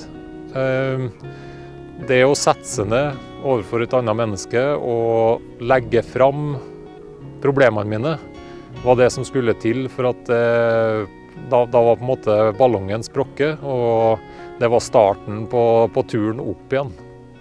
Det betyr mer for meg at andre kan komme seg tidligere ut av et problem de står i, enn at jeg skal tape ansikt.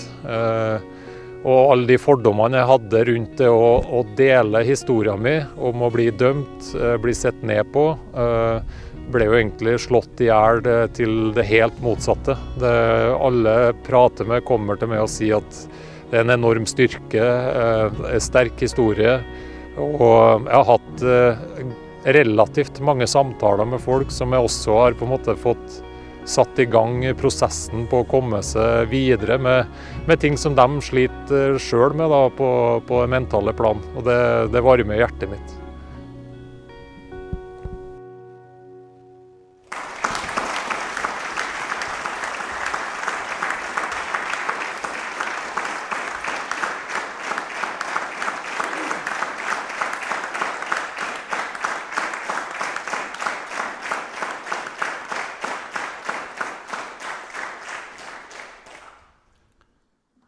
På starten av dagen i dag så sa jeg at jeg er stolt av å være soldat.